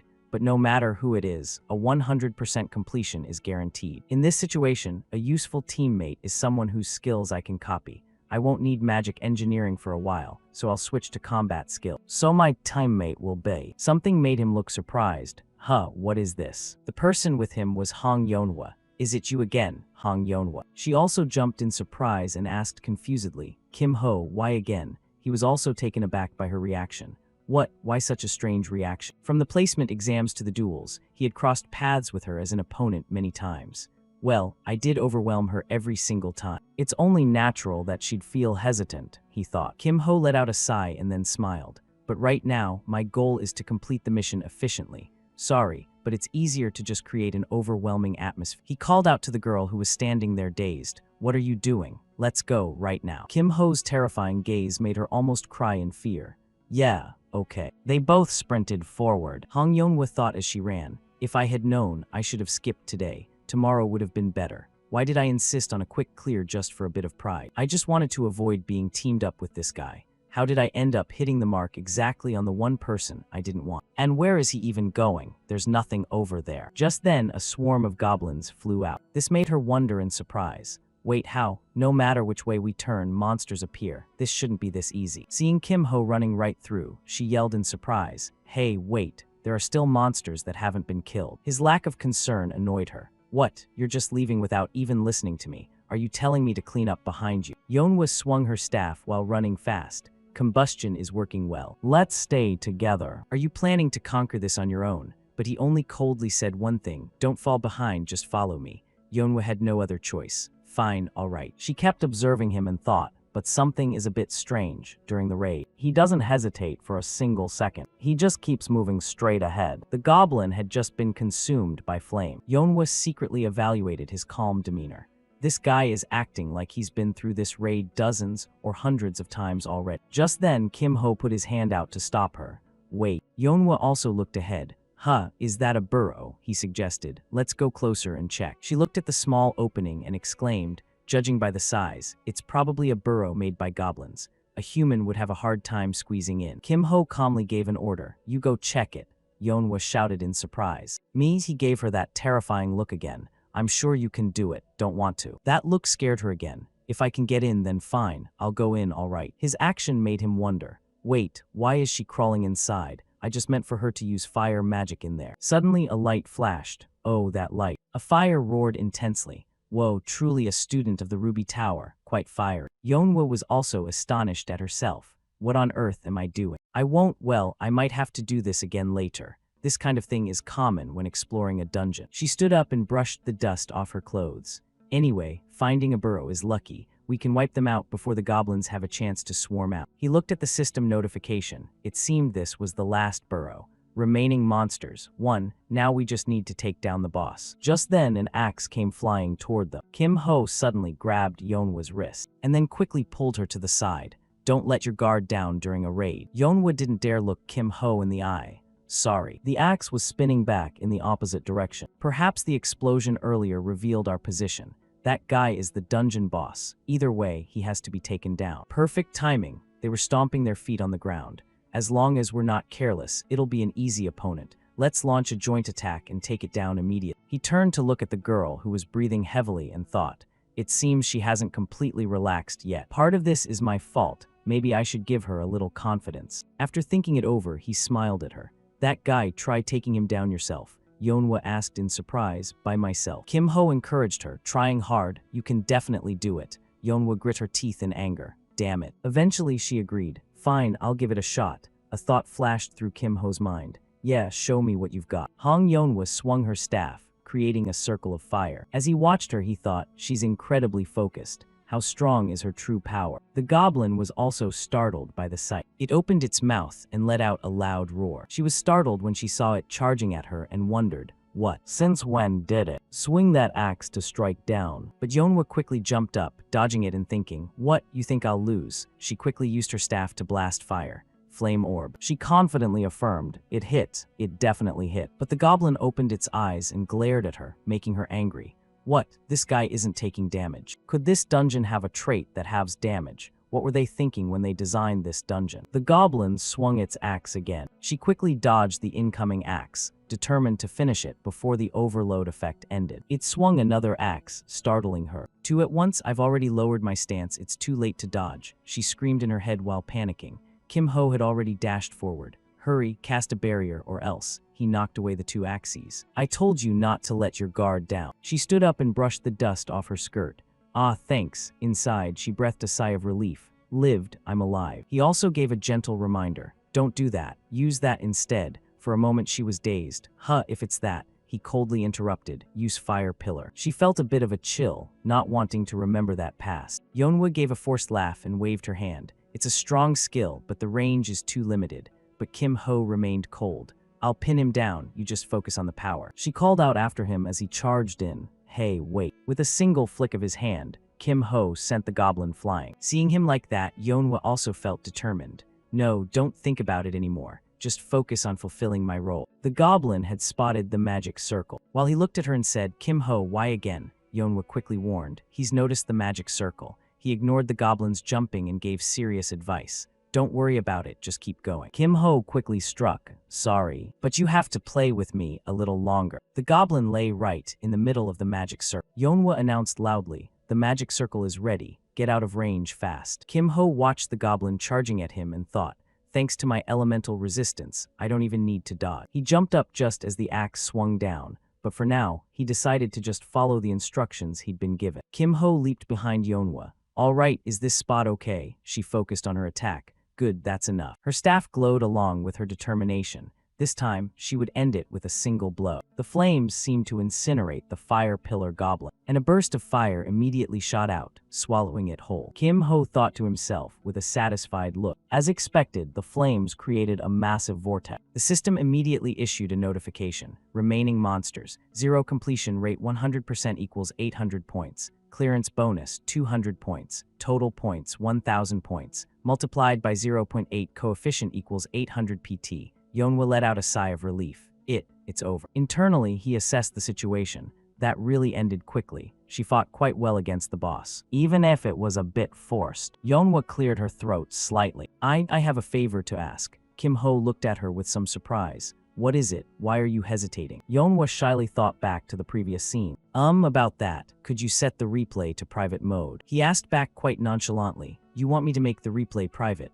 Yeonwa got annoyed at his attitude. I'll make up for your lost points. So take this. This is definitely worth more than a replay. He frowned with a look of dissatisfaction and thought, what? A ruby just to trade for a private replay? If it were a reasonable reward, I could accept it, but this is a bit too much. Yeonwa was furious at his indifference, thinking, does that expression mean this still isn't enough? Yeonwa angrily tapped the system.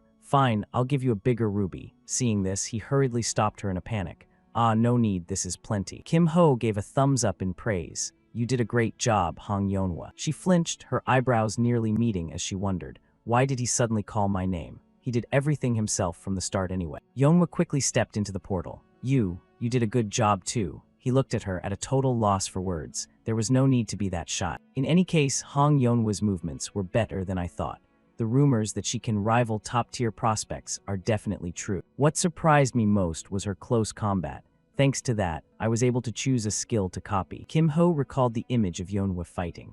I don't know what skill Hong Yonhwa absorbed using Overload. I also have an extremely powerful fire attribute skill now. Inferno Fist. This formidable power will surely bring about a significant boost in physical stats as well. He looked back at the ruby in his hand and wondered, anyway, what should I do with this? Tonight I have to go down to the basement of the dungeon building. I should take this to the Ruby Tower later to check it out. He stepped through the spatial portal into the ground floor of the dungeon building. It seemed Go Hyunwoo and Shin Byingchul hadn't arrived yet. While waiting, he checked the previous mission rewards. The system board appeared. Week 4 Dungeon Raid Subquest complete. Objective, complete dungeon raid. Completion rate, 101%. Reward, trait copy slot +1. Kim Ho couldn't help but exclaim, oh, finally I can copy a new trait. It would be great if I could find a useful trait in the dungeon basement. Just then, a voice rang out in his ear. Hey, what are you doing? Byingchul walked up with a reproachful tone. If you were coming ahead, you should have said something. I was waiting up there. Hyunwoo also appeared and spoke up. Brother Kim, so you were already here. He urged them on with a smile. Anyway, it's late. Let's get moving. Hyunwoo was full of confidence. I won't let you down, Brother Kim. Byingchul started rummaging through his pockets. Oh right, I have something I wanted to give you guys before we go. You too should wear these. The second-year student tie clip and the anonymity badge. It makes the wearer's face look completely average, unremarkable. With these, it won't matter even if we run into senior. Kim Ho looked at him in surprise. Oh, my face really did blur out. Hyunwoo also grinned. If someone just brushed past them, their identity definitely wouldn't be revealed. He broke into a cold sweat and laughed inwardly, feeling something was a bit strange. Kim Ho was already set. All right, let's go then. They began walking down the stairs. Hyunwoo seemed to be losing his patience. Are we going all the way down? Is it still far? Byingchul spoke up to reassure him. We're almost there. He looked down at the spiral path they had just traversed and marveled. I heard the dungeon building was big, but I didn't expect it to take this much time just to get down to D rank. So about the place called the Deep Floors, Kim Ho said very calmly, actually, there are teleportation devices, but since we're sneaking in, we can't use them. Honestly, if you're good enough, you could even hack those. He just gave a sheepish laugh hearing that, but they were almost there. They finally arrived. Dear guests, sorry to keep you waiting. Please come this way. This is the place. Dungeon number 388. Before them was a spatial portal, the altar of the feathered serpent. Hyunwoo felt a bit relieved. Luckily we weren't caught. We've arrived safely. Kim Ho was ready. Everyone must have memorized the strategy guide by now, so let's get started. An annoyed voice rang out from behind them. What on earth are you doing? A blue-haired girl looked like she was going crazy. What kind of monstrous skill was that? The boy next to her looked regretful. If it wasn't for that, we would have finished clearing it by now. He had noticed the three of them, but the young man didn't think much of it. What's this? Are they here to raid the dungeon too? Kim Ho breathed a sigh of relief internally. The effectiveness of their formation was quite clear. Hyunwoo, feeling unsafe, urged them on. Before we run into anyone else, it's better to head inside quickly. Byingchul patted his shoulder and laughed. Wait, hold on a second. We still have to deal with the final defense system. He set down a transparent cube. Done. All the defense devices around here have been deactivated. For now, we don't have to worry about anything. But I'll keep watch from the outside anyway, just in case anything unexpected happens. Kim Ho looked disgusted. Yeah, I'll finish up quickly, just wait a bit. Footsteps approached the portal rapidly. There was no more time to hesitate. Let's act now. Kim Ho pointed forward. See that? That's the heart of this dungeon. The altar of the feathered serpent, which you'll be in charge of. There are many barbarian tribesmen guarding it. Be careful. Hyunwoo remembered.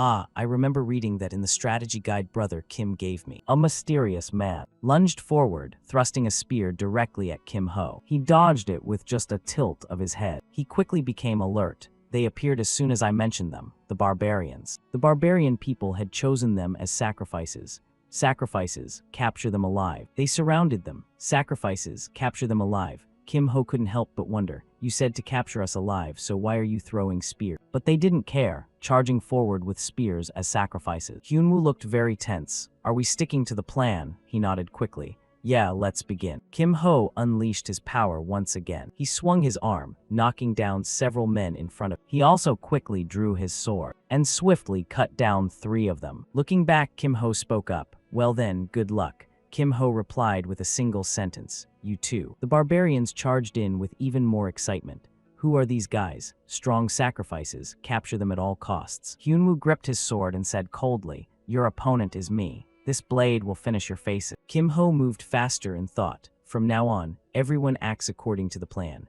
Go Hyunwoo will head straight down the path to the altar, while I will head through the tropical forest. Not following the main route, the standard completion condition for the feathered serpent altar is a raid. After getting past the barbarians and entering the altar, the boss, the feathered serpent priest, will eventually appear.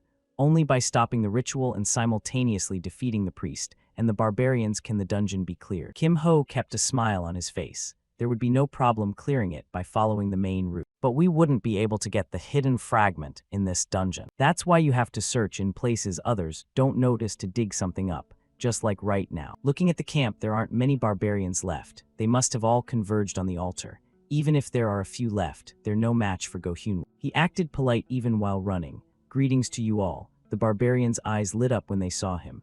The sacrifice found its own way here. It's a strong sacrifice. They immediately threw spears at him. Capture him alive. Kim Ho was speechless. Don't you guys know how to say anything else? He quickly unleashed a move and said confidently, I'm not even going to bother with small fry like you. Hurry up and call your tribal chief out here. He watched them coughing up blood and thought with satisfaction. Everything is still going according to plan. Among the regular tents, there is one unusually large tent. That's the chief's private tent. A light flashed inside the tent, and he quickly dodged it. The chief pulled back the tent flap and stepped out. It's rare to see someone with such a strong aura. You will be an excellent sacrifice. If you let yourself be captured quietly, your moments of pain will be short. He prepared to unleash an incredibly powerful attack. Inferno Fish, Hell Fist Overhead Overload. Everyone I meet only talks about sacrifices. Isn't there anything else to talk about? He prepared to unleash an incredibly powerful attack. Inferno Fish, Hell Fist Overhead Overload. Everyone I meet only talks about sacrifices. Isn't there anything else to talk about? That's why I had to search the whole forest just to stumble upon this camp. He jumped back to dodge his opponent's attack. Everything is going exactly according to plan so far. I have to stall him for a while until Go Hyunwoo finds the hidden fragment. This golden light attack isn't an elemental attack, so even a single hit will be fatal. But if I use overhead to absorb the Inferno Fish's flames while pushing my body to its absolute limit. He approached the tribal chief. Dodging an attack of this level wasn't difficult. He immediately created a protective layer, but his fist pierced right through that protection. Kim Ho punched the tribal chief, sending him flying. He looked at his hand in amazement and thought, overhead combined with Inferno Fish. The power boost is indeed as massive as I expected. Even a D-rank barrier was easily destroyed. But as expected, a boss is still a boss. An attack of this level doesn't seem to have dealt much damage. But as expected, a boss is still a boss. An attack of this level doesn't seem to have dealt much damage. If I'm not careful, I'll leave myself too wide open. A beam of light streaked past right next to Kim Ho. The tribal chief flew into a rage. You will not be allowed to die easily. But Kim Ho wasn't afraid. He taunted him instead. My, how scary. You look absolutely furious. Kim Ho dodged another attack and thought, the most important thing for the priest is to carry out the ritual. As long as I dodge just enough, he'll usually leave in the middle of a fight. Want to prevent that from happening, I just need to stir up his anger. Every time the chief unleashes a move, I just dodge. Of course, the more I enrage him, the more effective it is. Though the downside is that the difficulty of dodging increases as well. He glanced back slightly, silently encouraging him. So, do a good job. Go Hyunwoo, the rest is up to you. A blood-stained pant leg was walking. Hyunwoo stepped forward with a serious expression. Behind him lay the corpses of the barbarians, scattered everywhere. A blood-stained pant leg was walking. Hyunwoo stepped forward with a serious expression. Behind him lay the corpses of the barbarians scattered everywhere, his face showing pure determination. Brother Kim must be out there fighting for his life, so I have to act quickly too. I will complete the mission Brother Kim entrusted to me without a single mistake, and then regroup. Something caught him by surprise. HMP8. A massive man carrying a log was about to hurl it down. Hyunwoo dodged it gracefully, and then darted past him. He assessed the situation silently. That must be the deacon mentioned in the strategy guide, the mid-boss of this dungeon. I think his nickname was Fatty. As expected, he showed up immediately. While dealing with him, I must obtain the feathered serpent magic swordsmanship, hidden fragment at all costs. He spotted another mysterious figure. Following the strategy guide, he quickly used his sword to deflect a projectile. Besides him, there's another mid-boss. Hyunwoo glanced at the projectile and thought, is this a poisoned hidden arrow? Speak of the devil, another deacon appeared, nicknamed Skinny. He gripped his sword hilt again and thought, it'll be quite annoying if these two coordinate. I wanted to take my time testing my skills, but right now, I need to finish this fast. The other deacon just blew out a projectile, but he still managed to dodge it. Right at that moment, the other one attacked with the log. Hyunwoo dodged that one quickly as well. Now having to fight both at once, he thought, dealing with them truly is a pain. If this keeps up, it'll take way too much time. In that case, the only way is to take a bit of a risk. The two of them began to combine their strength. Hyunwoo closed his eyes and called out his move. A moment later, his eyes snapped open. Skinny was taken aback, and Fatty couldn't hide his shock. With just one swing of his sword, he took down both of them. They were defeated, each flung to a different side. Hyunwoo sheathed his sword, telling himself, good, they're handled, but their vitality is resilient. I can't let my guard down until the very end. Just then, Fatty stood back up, making him angry. Of course you won't go down easy, but the hidden fragment is the priority now. I'll finish him off later. Fatty refused to give up. Just as he threw the piece of wood, Hyunwoo nearly touched the item, only to see the log crash into the ground. The deacon exhaled tiredly, when suddenly a streak of light appeared in the middle of the log. Seeing that, he was struck with amazement. Hyunwoo finally obtained the hidden fragment, a brilliant throw. If he had been just a second slower, he would have been hit. Now let's end this match. I ask for your guidance. It couldn't take it anymore, letting out a scream and charging. He coldly delivered one final slash, glancing down at his opponent on the ground. Meanwhile, at the altar of the feathered serpent camp, Kim Ho was staring straight ahead, still trying to dodge the enemy's light. Normally, they just know how to run. It's so annoying. He thought to himself, surely Go Hyunwoo has found the magic sword by now. He suddenly stopped. The tribal chief looked toward the top in shock. This aura is coming from the altar. Could it be the magic sword placed on the altar? Kim Ho looked at the system notification and thought with satisfaction, good, he pulled it off. I can rest easy leaving the next dungeon to him. He reached out his hand again. Then, before finishing this, I need to copy the trait first. Using the main trait copy of the feathered serpent priest. This priest possesses a blend of many abilities, among which the mana sensitivity boost is extremely useful. The chief grew impatient. Move, I must get to the altar. Kim Ho was clearly annoyed by this. Hey old man, we were just having fun. Where do you think you're going? He summoned his firepower and smiled.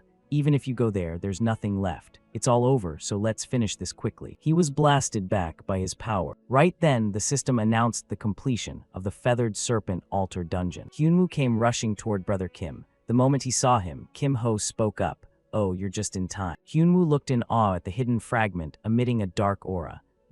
What is this? Kim Ho explained calmly. It absorbed the priest's soul, so its power has been enhanced. And there's that other thing, the clearance reward for this dungeon. Hyunwoo looked at the hidden fragment in his hand with satisfaction, thinking, I see. For me, this sword alone is more than enough. It'll probably be quite useful for a while. So, Brother Kim, you should take the remaining reward. Kim Ho immediately agreed. All right, if you say so, I won't refuse. First, let's get out of the dungeon.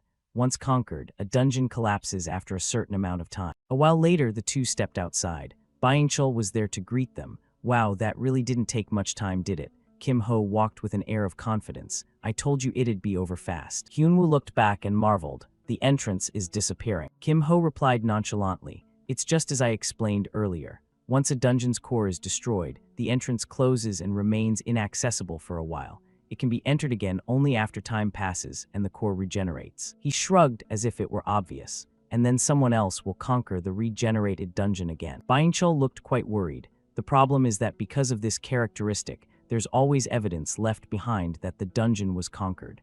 This is the kind of evidence that even the best guide can't erase. Kim Ho's face remained expressionless. It won't be long before someone comes down to check the situation. So before that happens, let's get out of here. He groaned while climbing the stairs. Finally, we're here. Why are there so many steps? Hyunwoo laughed after hearing that. Of course, going up is harder than going down. He looked as if all the life had been drained out of him. I know, but this is more than I can stand. Luckily, they didn't run into anyone on the way back. Now, give back the badges and pins. Hyunwoo returned them with a bright smile. Thanks to you, I made it back safely. Thanks a lot, Brother Kim. Kim Ho breathed a sigh of relief. I look forward to your help next time too. He grinned happily upon being praised. Oh, please, it was nothing. This is part of the service, of course. Somi was waving from a distance. Hello, hello. Seems like we run into each other quite often. Byung-chul looked like he was about to cry, thinking, why does it have to be right now? Because Chunhai was exploding with rage, barking. Late at night like this, what business did you have in the dungeon? Byung-chul was trembling but tried to smile. Business in the dungeon. That sounds strange. We were there to raid it, obviously. She looked very suspicious. Your side intended to raid it from the very first day? I find that hard to believe. Byung-chul nudged Kim Ho to signal him. Good grief, have you spent your whole life being lied to? Why don't you believe people? Hey, don't just stand there, say something. He looked at him with disgust, thinking, is this guy pushing the trouble onto me again? But there's no other way to get out of this quickly. Kim Ho stepped forward and began to ask, did you guys also just return from a raid? What was your percentage? Chunhai quickly replied, that's right, and it's none of your business. Byung-chul's sarcastic remark made her furious. Hey now, why ask that? If the score wasn't good, they wouldn't be able to say it anyway. Chunhai's pride was wounded, and sparks of electricity flew. I don't know what your completion rate was, but I'm sure mine was higher. Kim Ho remained calm. Then shall we bet on who had the higher completion rate? She wouldn't back down. If it's a bet, what are you putting up? He quickly laid out the terms. The loser must grant one request or answer any question the winner is curious about. How about it? Chunhai looked at her opponent with a terrifying gaze.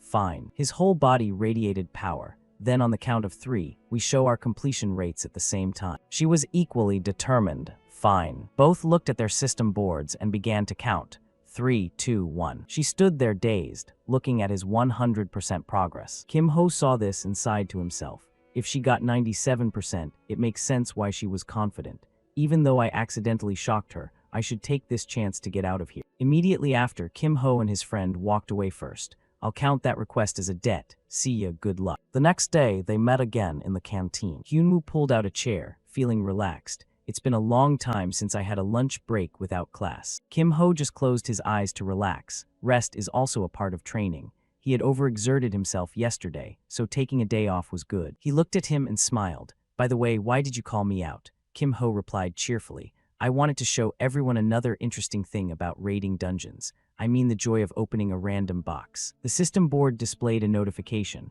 Altar of the Feathered Serpent random box. Both stared intently as he spoke. So let's start the unboxing session now. A glow of light emitted from within. At first, with the very first one, all 3 were stunned. Kim Ho seemed quite satisfied. E-rank nameplate. Oh, not a bad start, right? Kim Ho nervously opened the next box. Next, Hyunwoo couldn't help but marvel. Inside was the D-rank priest's black bracelet. There it is. He was quite satisfied. Getting both a nameplate and jewelry with priest attributes was already a huge profit. Kim Ho suggested, why don't you guys try opening one too? Hyunwoo flinched. Is that okay? He opened the box with anticipation. Then, if you don't mind. Hyunwoo didn't look too pleased when he saw the wooden cup of the gem tribe. Even he was speechless. You really are full of surprises, 0 luck. He felt very dejected. Sorry, Brother Kim. Kim Ho immediately reassured his friend. Come on, there's no need to apologize for that. Don't worry about it. I was the one who asked you to open it anyway. The light from the next box dazzled him. I'm so embarrassed. I've never been good at these things. Hyunwoo also stared blankly. Ah, isn't this a body pillow? The Feathered Serpent body pillow. Kim Ho was also amazed. A pillow that's B-rank. He broke into a sweat,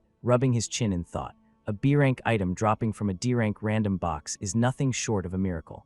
I can't believe Seo Yane hit such unbelievable odds. Hyunwoo also felt it was a pity. Looking at the stats, it was clearly a combat support-oriented item, yet sadly it was a sleeping accessory. Kim Ho was still deep in thought, but that's only a pity for us. Lifestyle items are always in high demand. Plenty of people would want to buy this. Better to sell it and exchange it for another item. Should I send it to the supply center or put it up for auction? While he was pondering, he saw Yane staring at the pillow with sparkling eyes. Kim Ho inquired, do you want it? Yane just nodded silently. He remembered the times she was exhausted and thought, wait, thinking about it, maybe letting Seo Yane keep it would be better. If she uses this pillow, the fatigue recovery effect will reduce the sleep time she needs. More waking hours means more effective training. Considering the impact on Seo Yane's training, it's truly worth giving to her. After a moment, Kim Ho spoke up. All right, I'll give it to you, take it. Yane seemed very touched. Really? He flashed a friendly smile. Yeah, it's a gift. Seo Yane took it but remained silent. A moment later, she hugged it to her chest and whispered,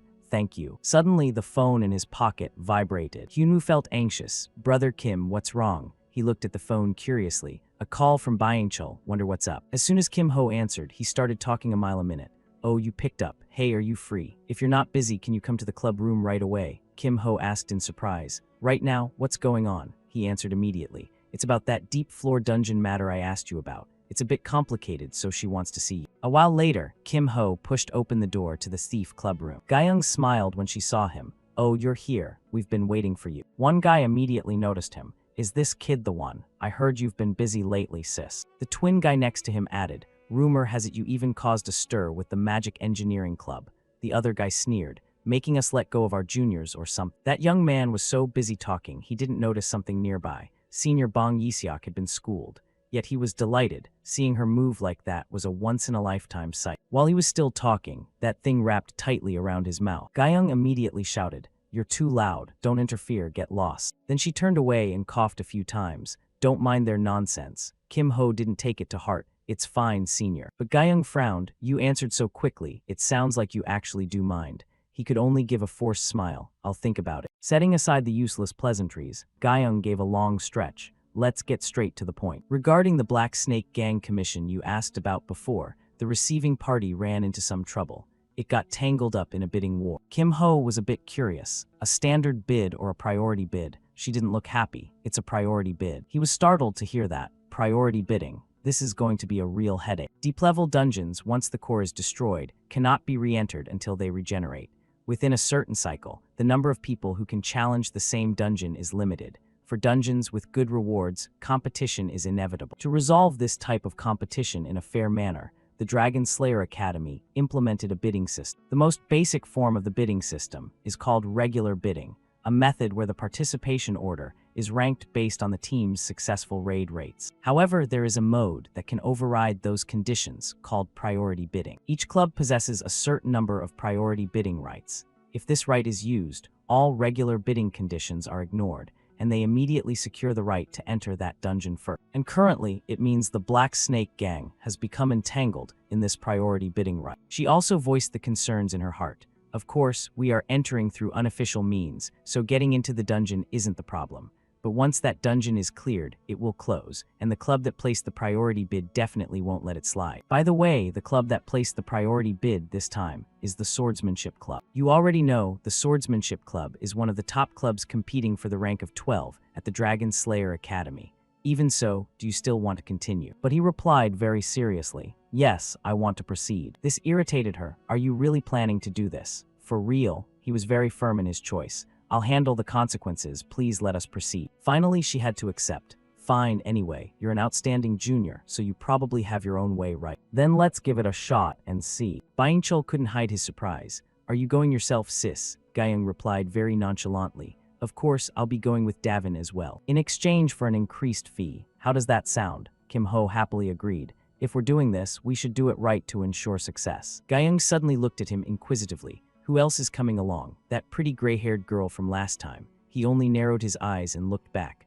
Ah, you probably saw him during the match between Go Hyunwoo and Ibero. She glanced to the side indifferently. Oh, that handsome guy from then. But if you guys can handle a B-rank dungeon on your own, that's actually quite impressive. The girl in the group expressed her doubt. Vice Chair, this girl is a first-year student. Can she really enter a B-rank dungeon? Ga-young was startled then, thinking to herself. Oh right, Davin probably doesn't know about this yet. You saw him when we broke into the temporary warehouse. But at that time, he was wearing a mask equipped with cognitive concealment magic. Ga-young whispered anxiously to Kim Ho. Hey, is it okay to talk about that? He replied dejectedly. As long as she doesn't go around spreading it everywhere, it should be fine. Ga-young cleared her throat to speak more clearly. Hey Davin, don't be shocked and listen carefully. He is Inferno Fist. She immediately whipped her head around to look at him. After a moment, Kim Ho pulled out a thick stack of papers and said, Then I guess the introductions are over. Everyone, take a look at this. She narrowed her eyes, flipping through each page and asking, What is this? The strategy for mundane Black Snake. Where did you find this? And hey, check this out.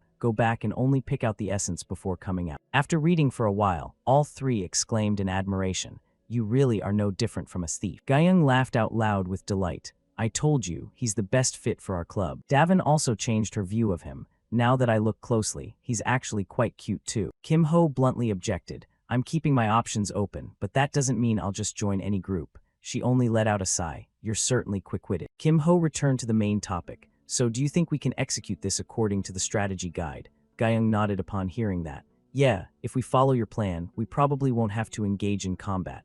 As long as Byingchul disarms the activation mechanism, it'll be fine. He jumped upon hearing his name. I have to go in too. She immediately reminded him. You said you were so confident, always bragging about being a potential expert in disarming magic mechanisms. The young man could only sigh wearily. Well, I did say that, but this is a full B rank. Life hangs by a thread in there. I absolutely won't do it. No, it's that I can't do it. Kim Ho provoked him from the side. Really, you're going to regret it. But Byingchul didn't waver. Sorry, but no matter how high the fee is, I'm not risking my life for it. Before he could finish his sentence, Kim Ho recited, The Shadow Wraith. He thought to himself, if you're in a profession that values secrecy, this is a hidden piece you can't afford to miss. Even the assassin encountered before revealed their identity when facing it. For a club of thieves, this condition is even harder to refute. Guyung asked skeptically, does that actually exist? I thought it was just a campus legend. He affirmed once more, it's real. She understood his intent, winked to signal her cooperation, and added, yeah, you're not the type to tell random lies. Well then, we can't let this pass. Since Byingchul isn't going, I guess it's just us. He couldn't hold it back any longer and flipped his stance. Sister, to be a man, one must have goals and dare to challenge oneself. When it comes to magic mechanisms, isn't Shin Byingchul here the expert? Kim Ho was speechless in his mind. If Guyung trusts him that much, Byingchul's abilities must be reliable. If you're coming along, I welcome it even more. Afterward, he parted ways with them to head back. Then I'll see you Friday night. Time passed until next Friday night at the Mana training room, where he was sitting in a corner to cultivate. Before entering the deep levels of Dungeon Dong, a few things needed careful preparation.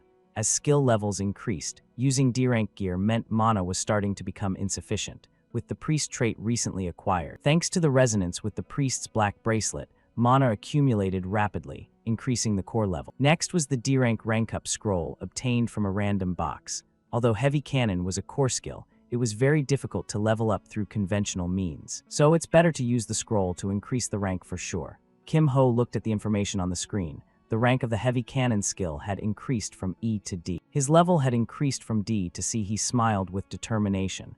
Good, so all preparations are complete. Everything necessary has been prepared. At this level, I shouldn't be lacking anything when entering the deep levels of the dungeon. Right then Hyunwoo appeared and greeted him. Mr. Kim, are you in the training room too? Kim Ho also replied with a friendly smile. Oh, are you about to head out too? Practicing right up until entering the dungeon, that's impressive. He recalled the moments of practice and said, I'm getting used to the new weapon. Now I think I can use it proficiently in real combat. Kim Ho smiled, looking satisfied. Good, it seems everything is ready. Then shall we go? That evening they arrived at the dungeon area. Guyung's group of 3 was already waiting. It seemed everyone had arrived. If you're ready, let's head out immediately. Go Hyunwoo felt anxious again. But Mr. Kim, is it okay to go like this? What about the item you asked to be delivered earlier? Kim Ho quickly spoke to reassure him.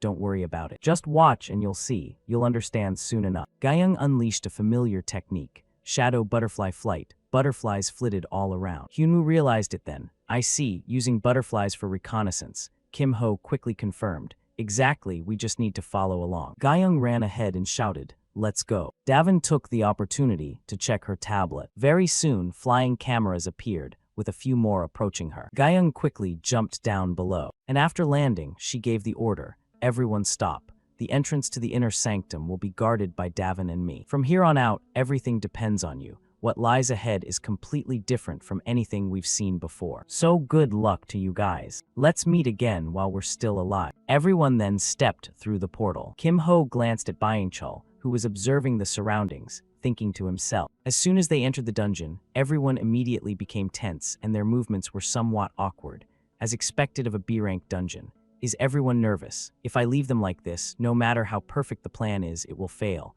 I need to boost their morale a bit. He suddenly called out to him. Is that you, Shin Byingchul? In his mind, he had a calculation. At times like this, arousing a man's spirit is the best way. He waved his hands in denial. Hey, what are you saying? Who said I'm shaking? Kim Ho pointed at his trembling legs. Your legs are shaking right there. Byingchul quickly made an excuse. It's just a habit. Just a normal habit, nothing to worry about. So this is the B-rank temple Wind Black Snake. Hyunwoo felt suspicious. But don't you find it a bit strange? Normally, with this many people, it should be very bustling. For some reason, the atmosphere is strangely quiet. Kim Ho analyzed coldly. Abnormal incidents keep occurring in this area. Unfortunately, we must take advantage of those very incidents. If we follow the plan and reach the alliance, the objective will be achieved. First, let's head to the first gathering point. They arrived in front of a shop. Welcome. The waiter immediately ran up and asked, "What would you like to order, guests?" Kim Ho didn't think too much and ordered right away. 3 portions of duck soup and a plate of dumplings, please. He appeared extremely welcoming. Yes, I'll prepare it right away. Byung-chul watched the man and immediately became alert. You mean, yes, it's definitely coming soon.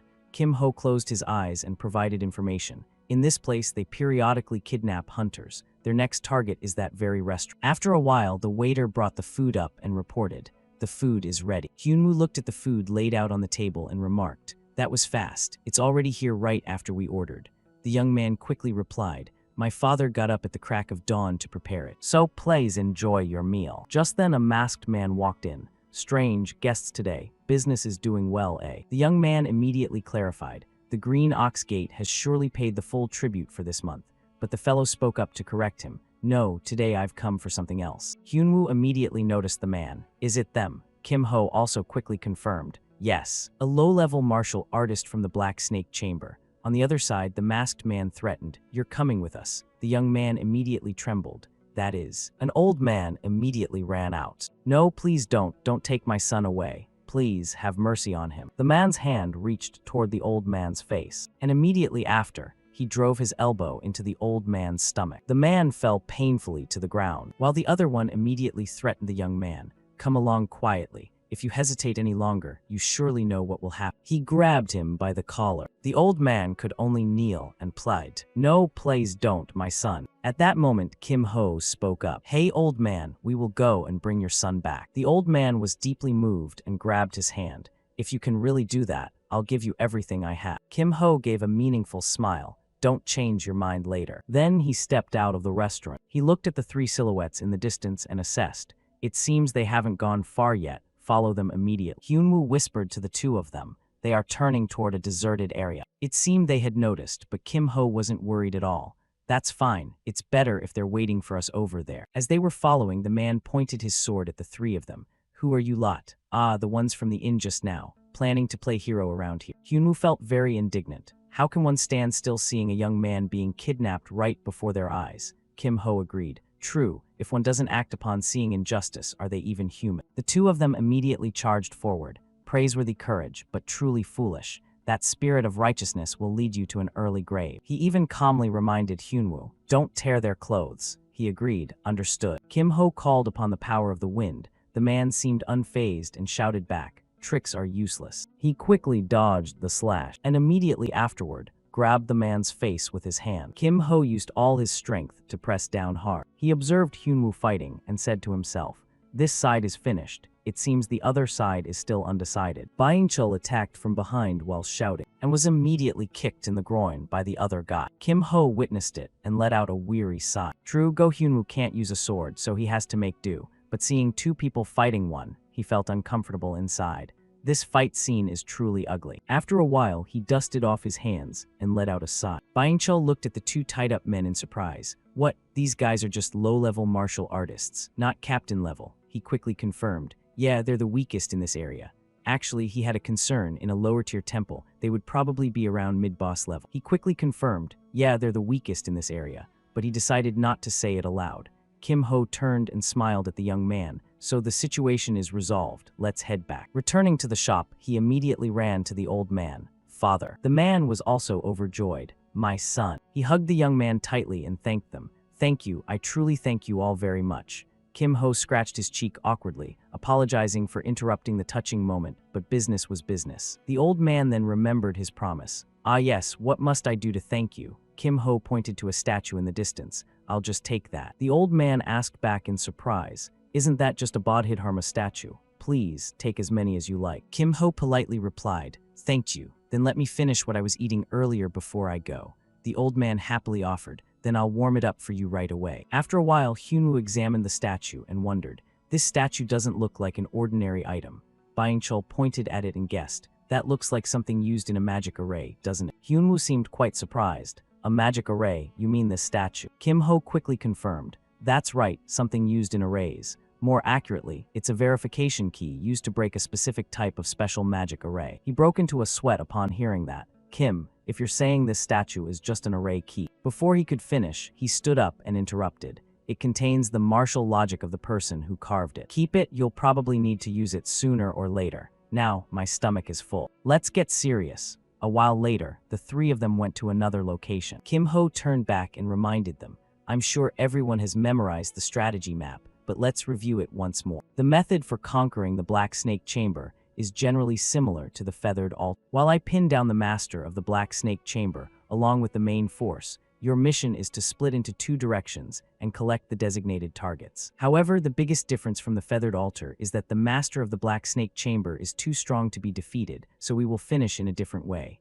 You've brought all the items listed in the strategy log, right? Byung-chul replied immediately. Of course. Hyunwoo also smiled brightly, naturally. He presented two items along with their information.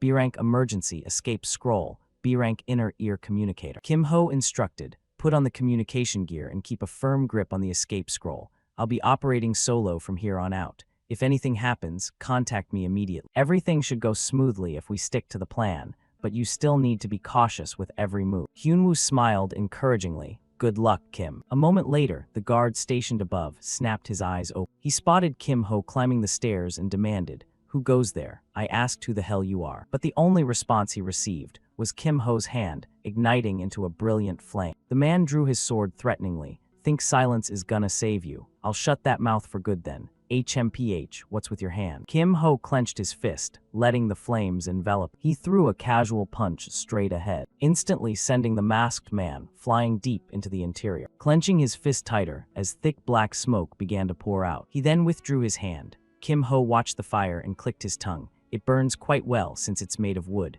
Even though he was the one who started it, watching the flickering flames was truly mesmerizing. Suddenly a scream erupted from behind Kim Ho. What was that? What's happening? Where's the fire? Put it out, hurry. He glanced back, thinking to himself, oh, I've made this much noise and they still haven't found me. Their reaction time is surprisingly slow. I suppose I should give them a little help. Kim Ho took a deep breath and shouted at the top of his lungs, "L'ennemi attaque." Immediately a swarm of assassins appeared from nowhere and surrounded him. Kim Ho thought, quite a crowd. Are they planning to overwhelm me with numbers? Well, that makes sense. One of them barked, "Who are you?" He shrugged with a nonchalant look. As I said, this is an enemy raid. The masked man gripped his sword, frowning as he spoke. He's lost it. Capture him. Upon hearing the command, the crowd lunged toward Kim Ho simultaneously. Undeterred, he simply smirked. Lost it? Yeah, I guess you could say that. Let's get started then. With that thought, Kim Ho crouched down to build momentum. He leaped several meters into the air, fire energy manifesting from his hands. Kim Ho said manically,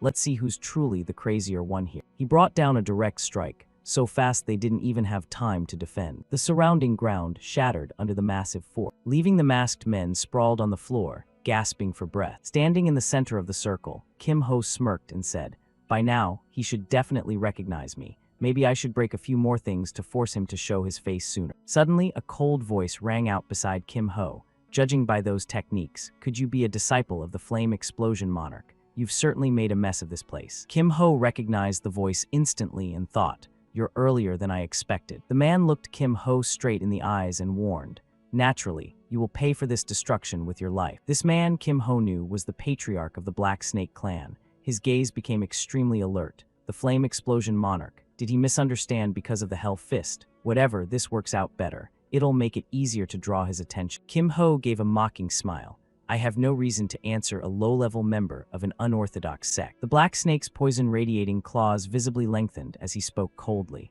How arrogant. If you truly are the disciple of the Flame Explosion Monarch, then answer me with your strength. As soon as he finished, the Black Snake swung his hand toward Kim Ho. He leaned back slightly to dodge it and clicked his tongue in mock disappointment, striking without saying a word. That's truly uncalled for. You could have at least let me finish speaking. The man gave a cold snort at Kim Ho. You dodged that, not bad. Staring at the Black Snake's claws, he lamented internally. His technique is a combination of claw strikes and poison arts. How vicious. Even a scratch would be fatal. Naturally, he won't stop there. The Black Snake roared. You're quite skilled at running away, just like a slippery eel. With that, he lunged for another attack, but Kim Ho continued to dodge. I just need to avoid all of his strikes. Losing his patience, the black snake gnashed his teeth. Stand still. He gave a provocative shrug. I've always been fast on my feet. By the way, you should probably wash your hands. Look, they've turned pitch black. His words caused the black snake to falter for a split second.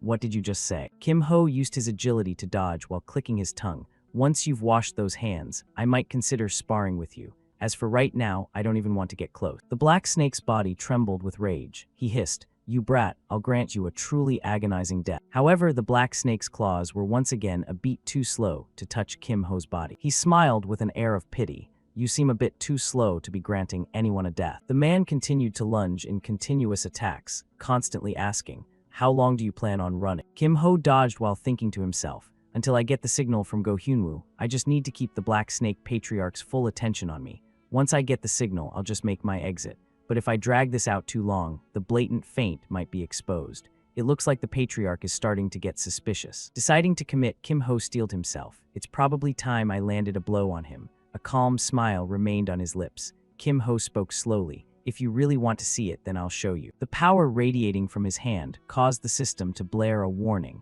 Hell Fist Overload. The Black Snake could finally confirm, just as I thought, you really are the disciple of the Flame Explosion Monarch. Clenching his fist, Kim Ho shrugged. Think whatever you like. Seeing him take momentum for another high jump, the man cried out in shock.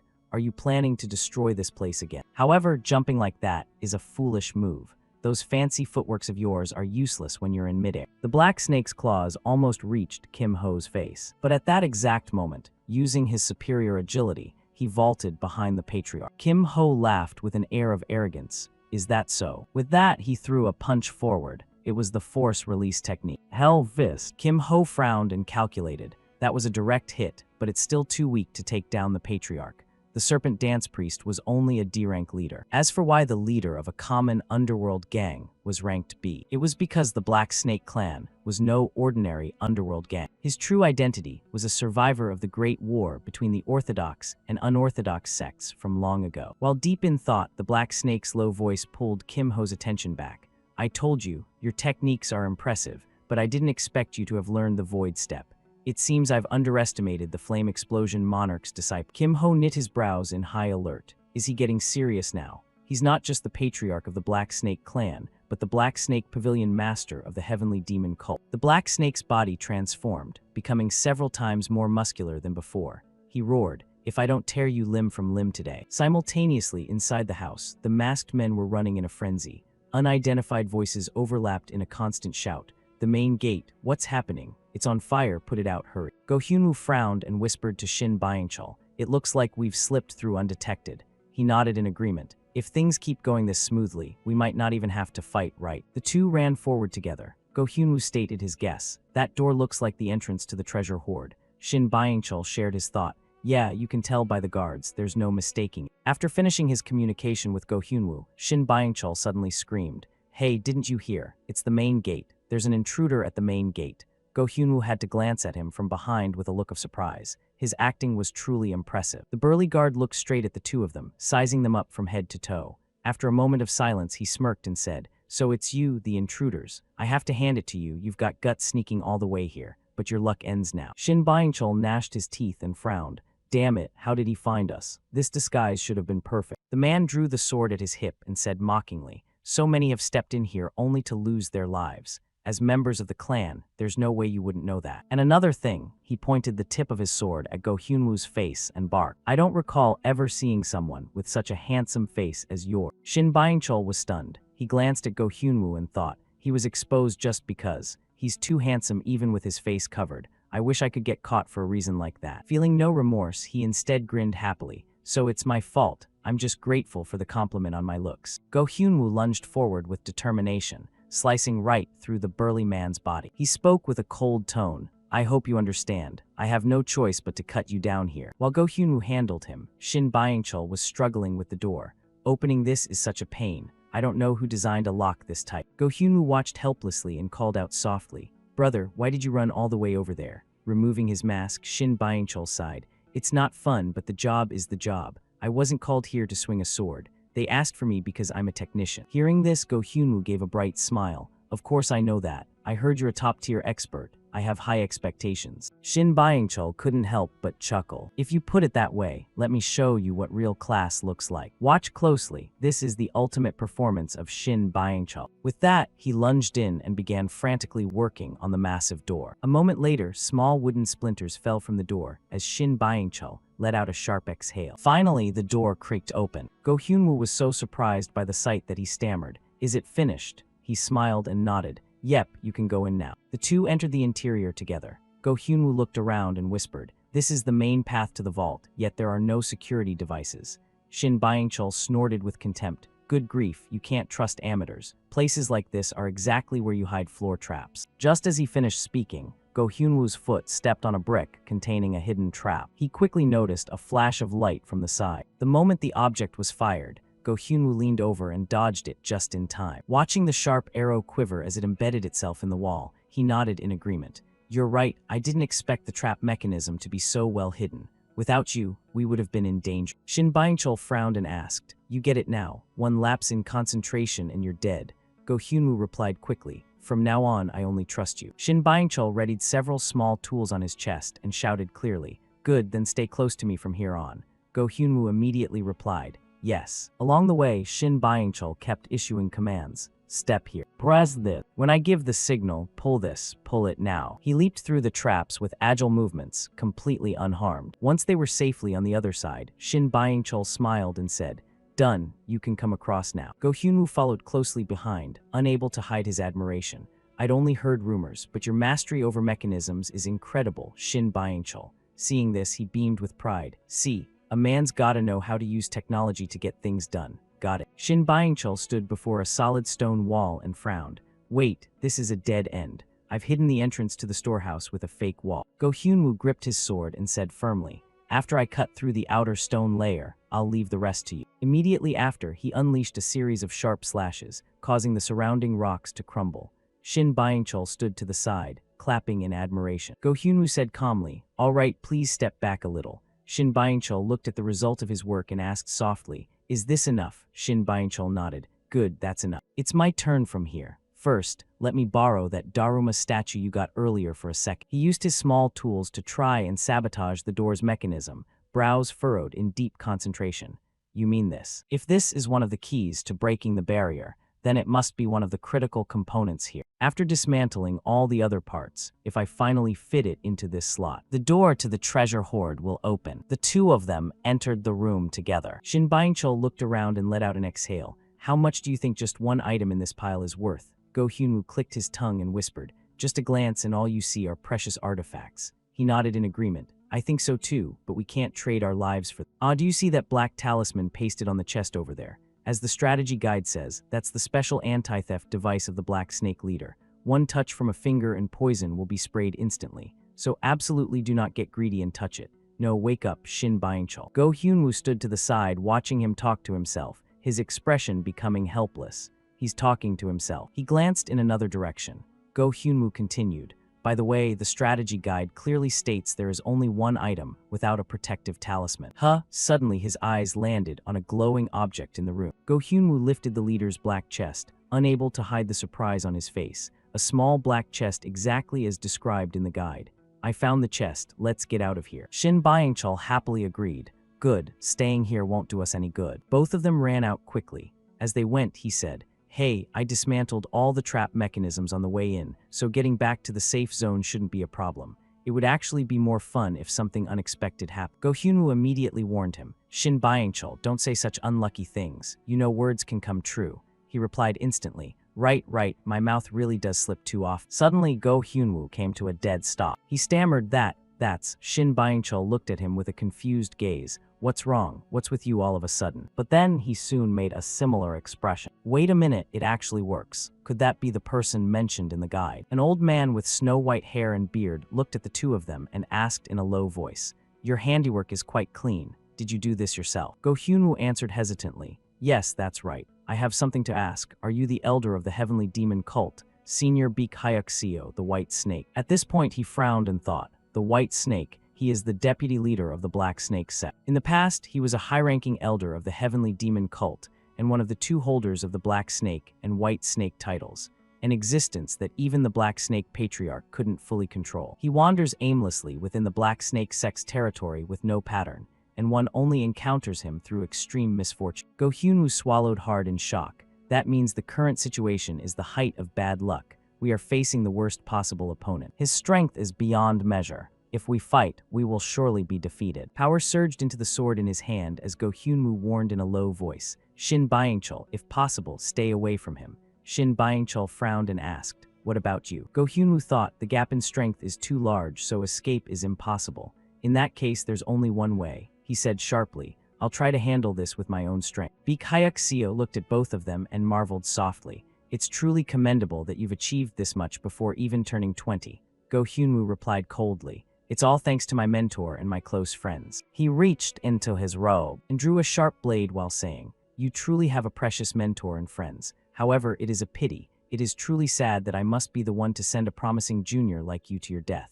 Blame your unfortunate fate for meeting this old man today. Out of a final shred of pity, I shall allow you the first move. Go Hyunwoo gripped his sword tight and accepted without hesitation. Then I shall take the liberty of making a move. I hope you're ready. He unleashed the flowing water sword technique directly toward Baek Hyuk-seo. He silently assessed. He doesn't just manipulate wind, but also controls the flow of true chi. This is no ordinary technique, but the blade in Baek Hyuk-seo's hand bent with surprising flexibility. Go Hyunwoo was instantly shocked. This is the soft sword style, the venomous snake strike. The snake strike was unleashed without mercy, and that terrifying power successfully blasted Go Hyunwoo backward. He exclaimed, a move with terrifying power, yet completely disregarding the consequences.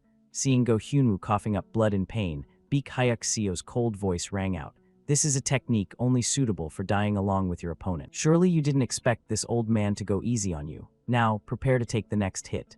Shin Byingchul, merely witnessing it from the side, felt himself shudder. Just a single collision sent tremors through my entire body like this.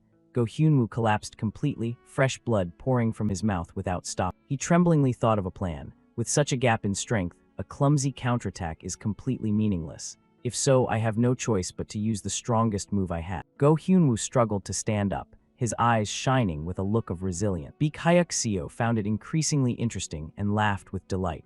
Wonderful, but it's still not enough to withstand this old man's ultimate skill. Having said that, Baek Hyuk-seo charged toward him once again. Go Hyunwoo made a resolution in his heart. Therefore, I must succeed. Suddenly, his eyes widened as he discovered this movement was identical to the infinite carved lines on the Daruma statue. A single line that perfectly coincided with the sword's trajectory. That is the point. That is the point. A massive source of power surged up, creating the move Clear Stream Sword. Go Hyunwoo grit his teeth and dashed forward, dodging the wave of attacks from Baek Hyuk-seo. He nodded with satisfaction. Truly amazing. I didn't expect a young person like you to be able to execute such a perfect movement.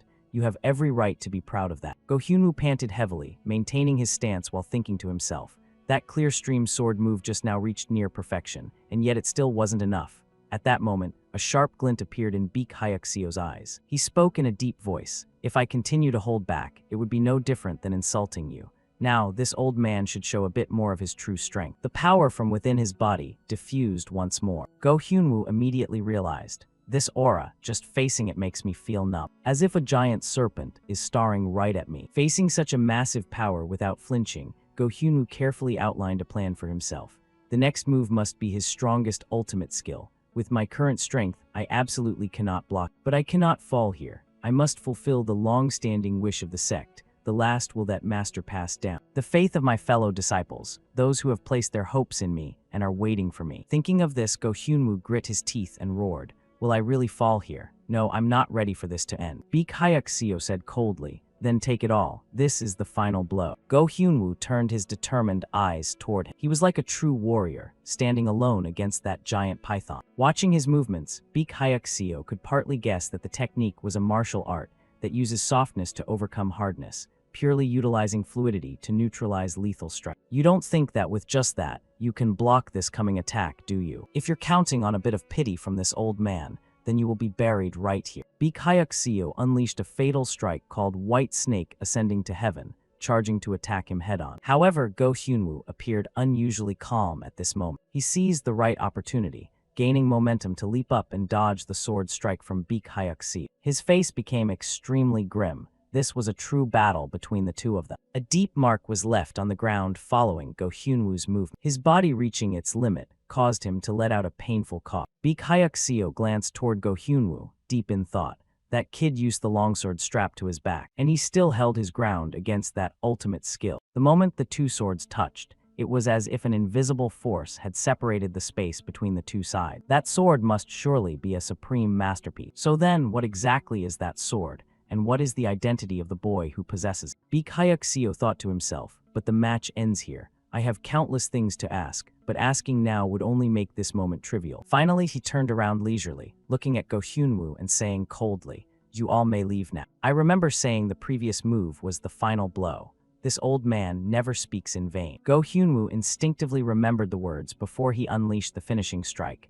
Then take this. This is the final blow. Only now did he instinctively realize, so that's what you meant. Baek Hyuk-seo said in a low voice, "Take him and leave. I will not pursue you." Shin Byung-chul hurried to give thanks. "Thank you very much, sir." He quickly helped Go Hyunwoo away. After just a few steps, he turned back to look at the man with a wary gaze, whispering, Hey, don't tell me that old man is letting us go just to stab us in the back later." Go Hyunwoo looked ahead without turning his head, but his voice contained a firm resolve. "I will visit you next time."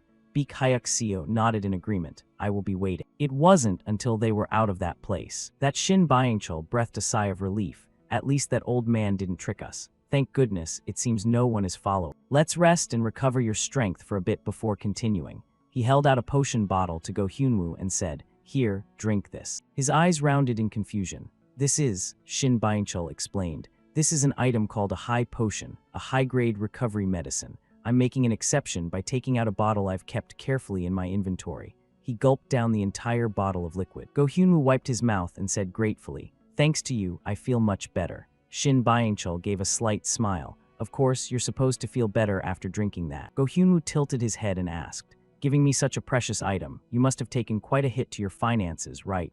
He turned his face the other way and clicked his tongue as if having no choice. "The loss is indeed great, but what else could I do, given the situation has turned out like this?" Go Hyunwoo put on an excited face. "You're surprisingly generous at critical moments. Every day I discover something new about you." Shin Byung-chul was crying inside, but he had to puff out his chest and play along. "I'm the type of man who knows how to step in exactly when needed. Remember that." Afterward, he returned to a serious demeanor. Shin Byung-chul asked in a low voice, "By the way, do you really plan to visit him again?" Go Hyunwoo nodded in affirmation. "That's right." Hearing this, he let out a short sigh. "Next time you come, he might not even remember you. This dungeon has already been bid on by the Swordsmanship Club. Those guys will surely sweep through Black Serpent House. Once it resets, all memories inside will be wiped clean." Go Hyunwoo gripped the sword in his hand tightly and smiled slightly. "Whether he remembers me or not isn't important. What matters is that the match between us is not over yet." His sparkling eyes stared intently at the sword. Go Hyunwoo fully recognized Baek Hyuk-seo's intention. The reason he let us survive, using the final blow as an excuse, was likely the competitive spirit of a martial artist, hopping one day to face the grown-up version of me. In other words, this match is only temporarily suspended. The day will come when I will definitely return to settle the score as one martial artist to another. Returning to the battle on this side. "I told you, I never said I was the disciple of the Flame Tyrant." Right then, Shin Byung-chul's voice crackled in his earpiece. "It's done, head to the safe zone." Kim Ho's spirits immediately lifted. "All right, I guess I should end it here as well." He looked at the black snake and said coldly, "I think I'll be going now." He naturally did not want to let him go. "You think I'll let you leave so easily?" Kim Ho shrugged nonchalantly. "Pretty much. Besides, you can't catch me anyway, right?" That provocation successfully enraged the black snake to the point of hissing. "You." But he didn't care and turned to dash away, calling out, "Take care of your health." The black snake pursued while shouting, "Stop right there. You think I'll let you leave in peace?" As he finished speaking, he gathered all his strength to execute the Heaven's Net technique. Kim Ho, who was running, suddenly screeched to a halt, his hand absorbing heat energy, activating augmentation. The level of Hell Fist increased from C to A, combined with Wind Force. Just as the Black Snake's Heaven's Net was about to touch Kim Ho, he neutralized it in time, even retaliating against him with an empowered Hell Fist. The heat radiated so strongly that Kim Ho had to pause due to the pain. He looked down at his smoking palm and thought, "I anticipated it, but I still got burned." I stacked augmentation on top of Hell Fist, which already has a high backlash level, so suffering this kind of damage is only natural. But even with this much power, I'm afraid it's still not enough to kill the master of the Black Serpent Camp.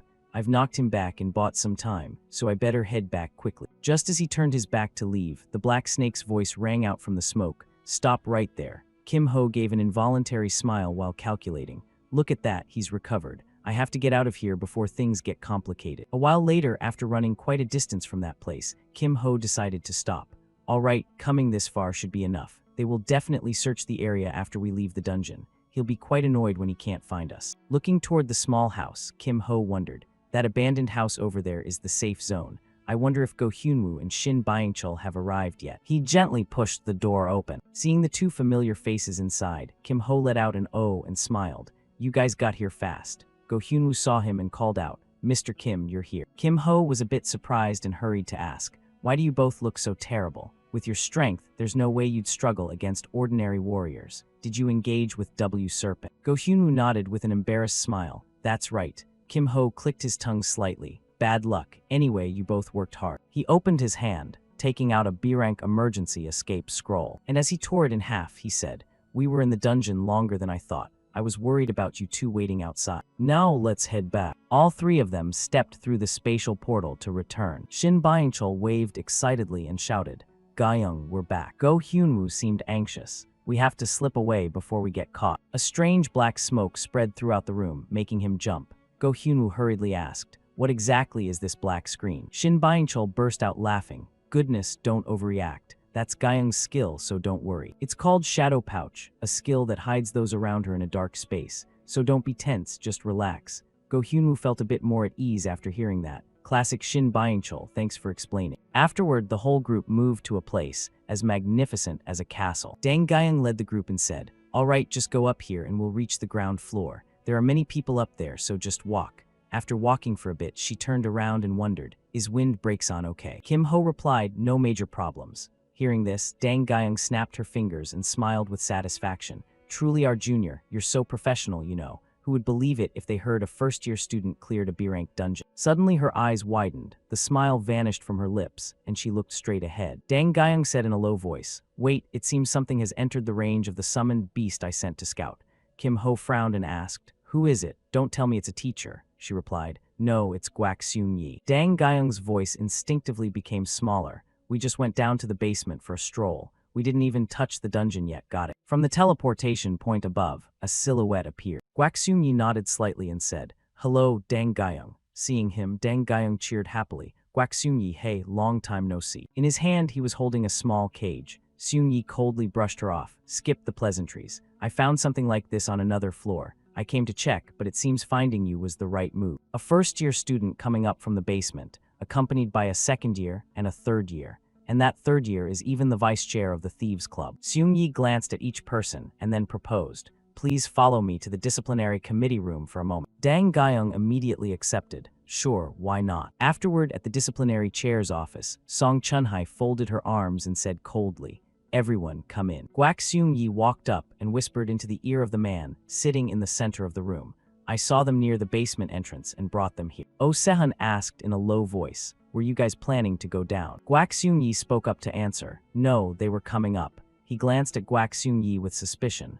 Really? Guak Seung-yi nodded slightly in confirmation. He turned back, standing with his back perfectly straight. Then Guak Seung-yi turned and moved toward the teleportation door. Oh Sehun silently evaluated the people in front of him. The fact that they were coming up meant they had already finished their business in the basement.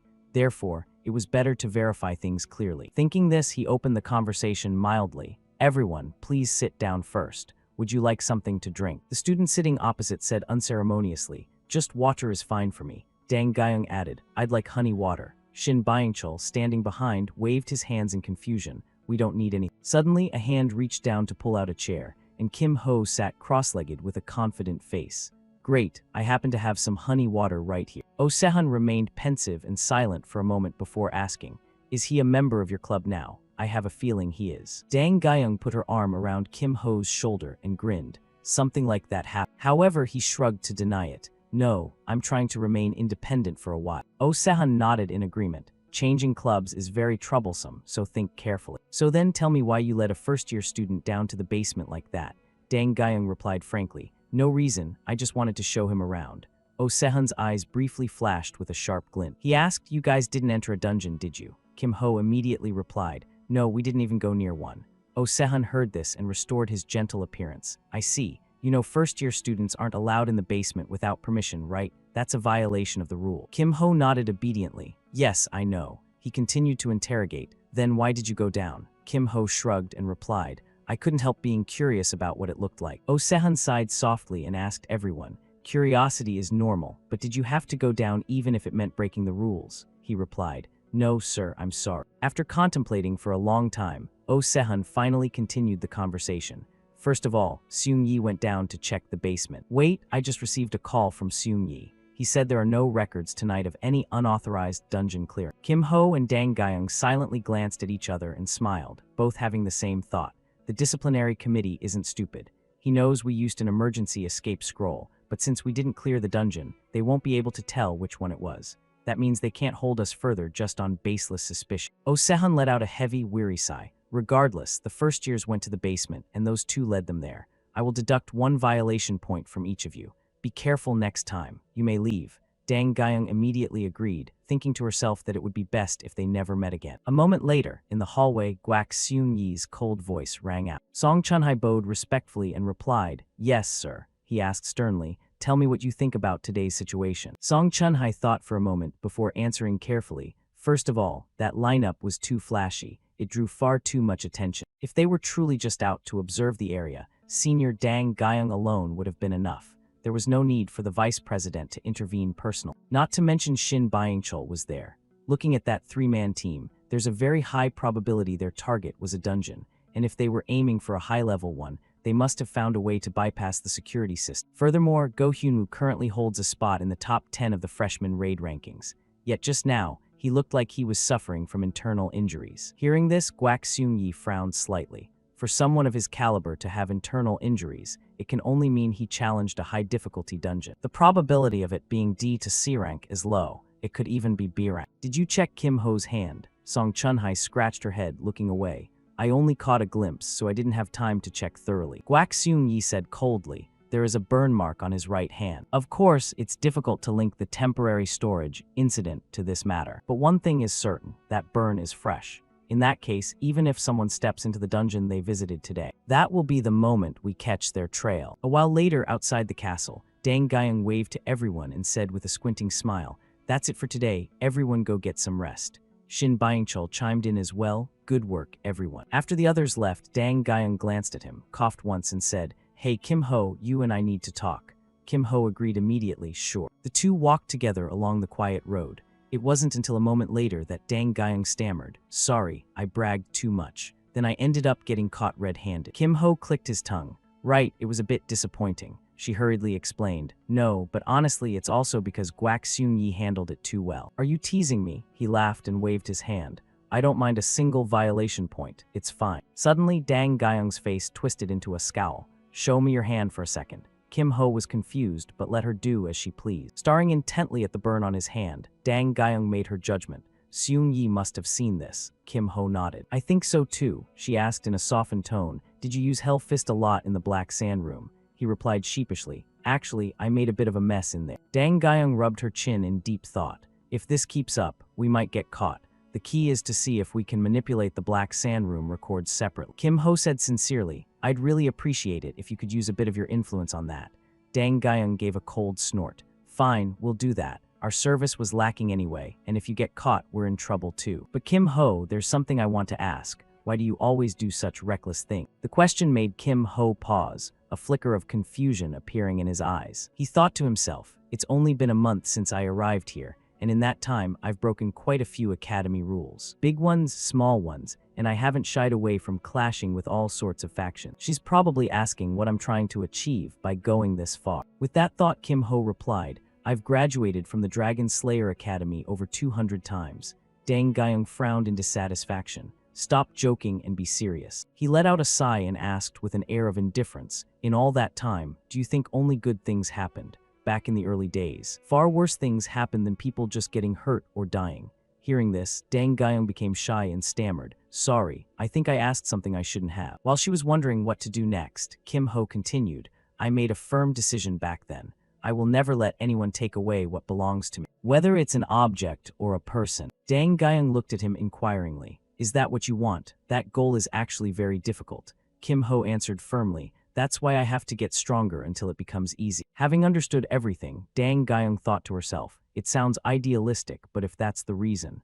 Then she smiled slightly and said, all right, I like that attitude. It's late, go get some rest, I'll see you on Monday. Kim Ho asked blankly, why Monday? Dang Gyeong playfully stuck out her tongue at him. I'm not telling. Time passed quickly. A few days later, Hyunwoo caught up with Kim Ho in the school hallway. Kim Ho morning. Seeing him, he nodded. You look much better. Hyunwoo laughed while talking about his condition. I focused on recovering over the weekend, so I'm feeling a lot stronger now. Kim Ho offered some praise. After encountering the white snake, you're lucky to only be in that state. I'm just wondering how on earth you escaped him. He scratched his face sheepishly. To be honest, it's a bit embarrassing to say. I used my sex's sacred treasure. I felt that with my current strength, I couldn't block the white snake's finishing move. Kim Ho didn't let him finish. Kim Ho deduced directly, so you borrowed the power of the sacred treasure.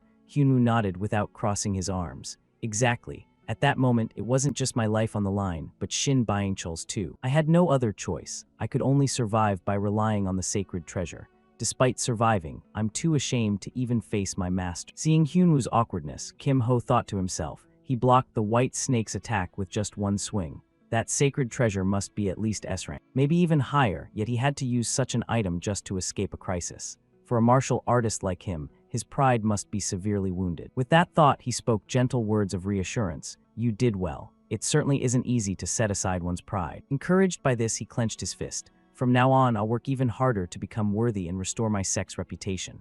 Kim Ho smiled with satisfaction. Yeah, I'm sure you can do it. Suddenly, Hyunwoo remembered something. By the way, Kim Ho, are you going alone today? Hyunwoo glanced over and nodded. Yeah, Seo Yain went into class early. Let's head in too. As they stepped into the classroom, Hyunwoo called out a greeting.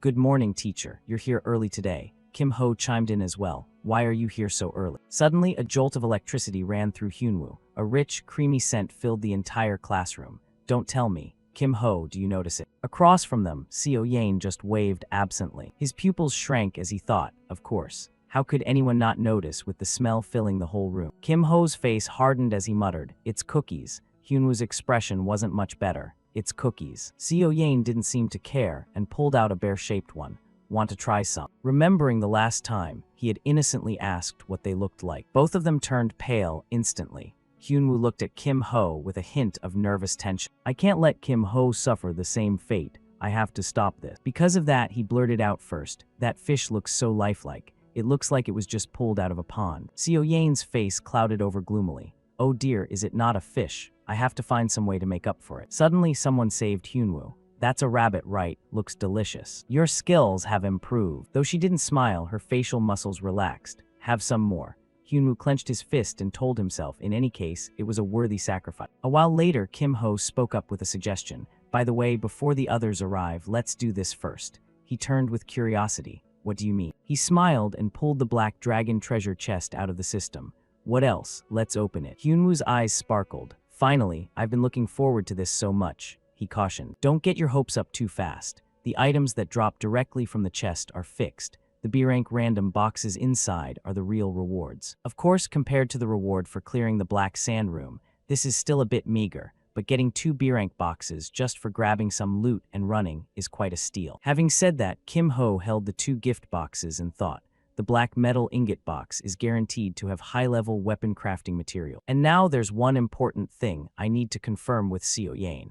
It's only happened once. But she created a miracle by pulling a B-rank pillow from a D-rank random box. Assuming Seo Yain possessed a luck-related trait, he placed the box on the desk and suggested, could you open this for me? Seo Yain nodded and replied, okay. Kim Ho watched intently as the light flashed from within. Who knows, maybe the metal ingot box will give us something unexpected again. Both waited in silence for the contents. Seo Yain opened the A-rank Eternal Frost Iron Ingot. Kim Ho commented with satisfaction, just as I thought, Seo's luck is insane, 2 jackpots in a row. Hyunwoo was in disbelief. I see it too, how am I this lucky? At this, Kim Ho didn't hesitate to speak up. Then let's open the remaining one too, she agreed quickly. Yeah. The next part was the B-rank energy root. He marveled. Oh, a pretty decent medicinal ingredient. There are 4 roots, so let's each take one. Once finished, Kim Ho rubbed his chin in thought.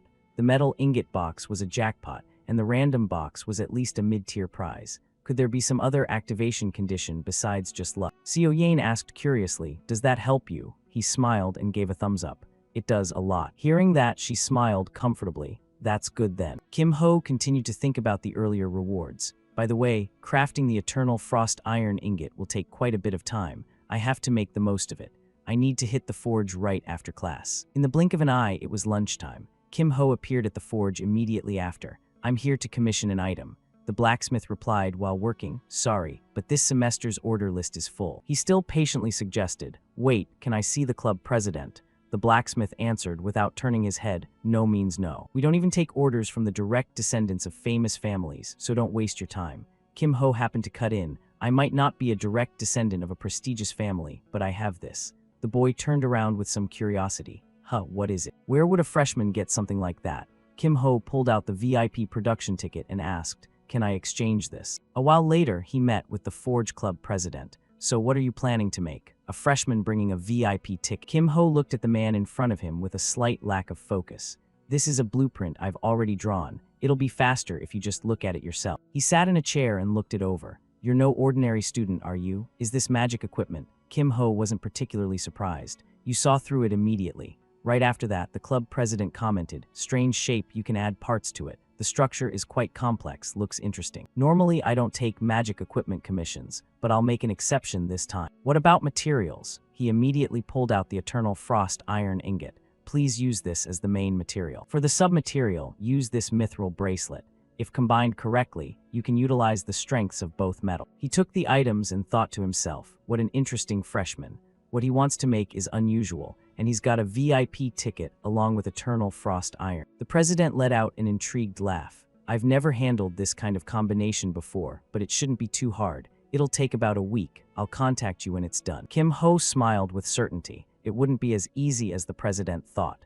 He would be contacting him not in a week, but in just a few days. A while later at the arena entrance, Kim Ho sighed and muttered, good, looks like I won't be late. He remembered the teacher's announcement in class. You all know mentoring week starts this week, right? Students participating in the first mentoring session, please move to the arena. Kim Ho thought mentoring already. Time really flies. Just then he heard voices chatting. What, you signed up for mentoring too? He immediately recognized the two girls in the distance. Han Somi and Song Chunhai were there as well. Han Somi walked over to say hello. You're the multi-talented mage type, right? Kim Ho replied coldly, yeah, that's right. Why? Her eyes lit up instantly. Just as I thought. Chunhai signed up for the multi-talented type too. If things go well, you guys might end up in the same mentoring session. Chunhai turned away irritably. Stop talking nonsense. Somi stared at her back with wide eyes.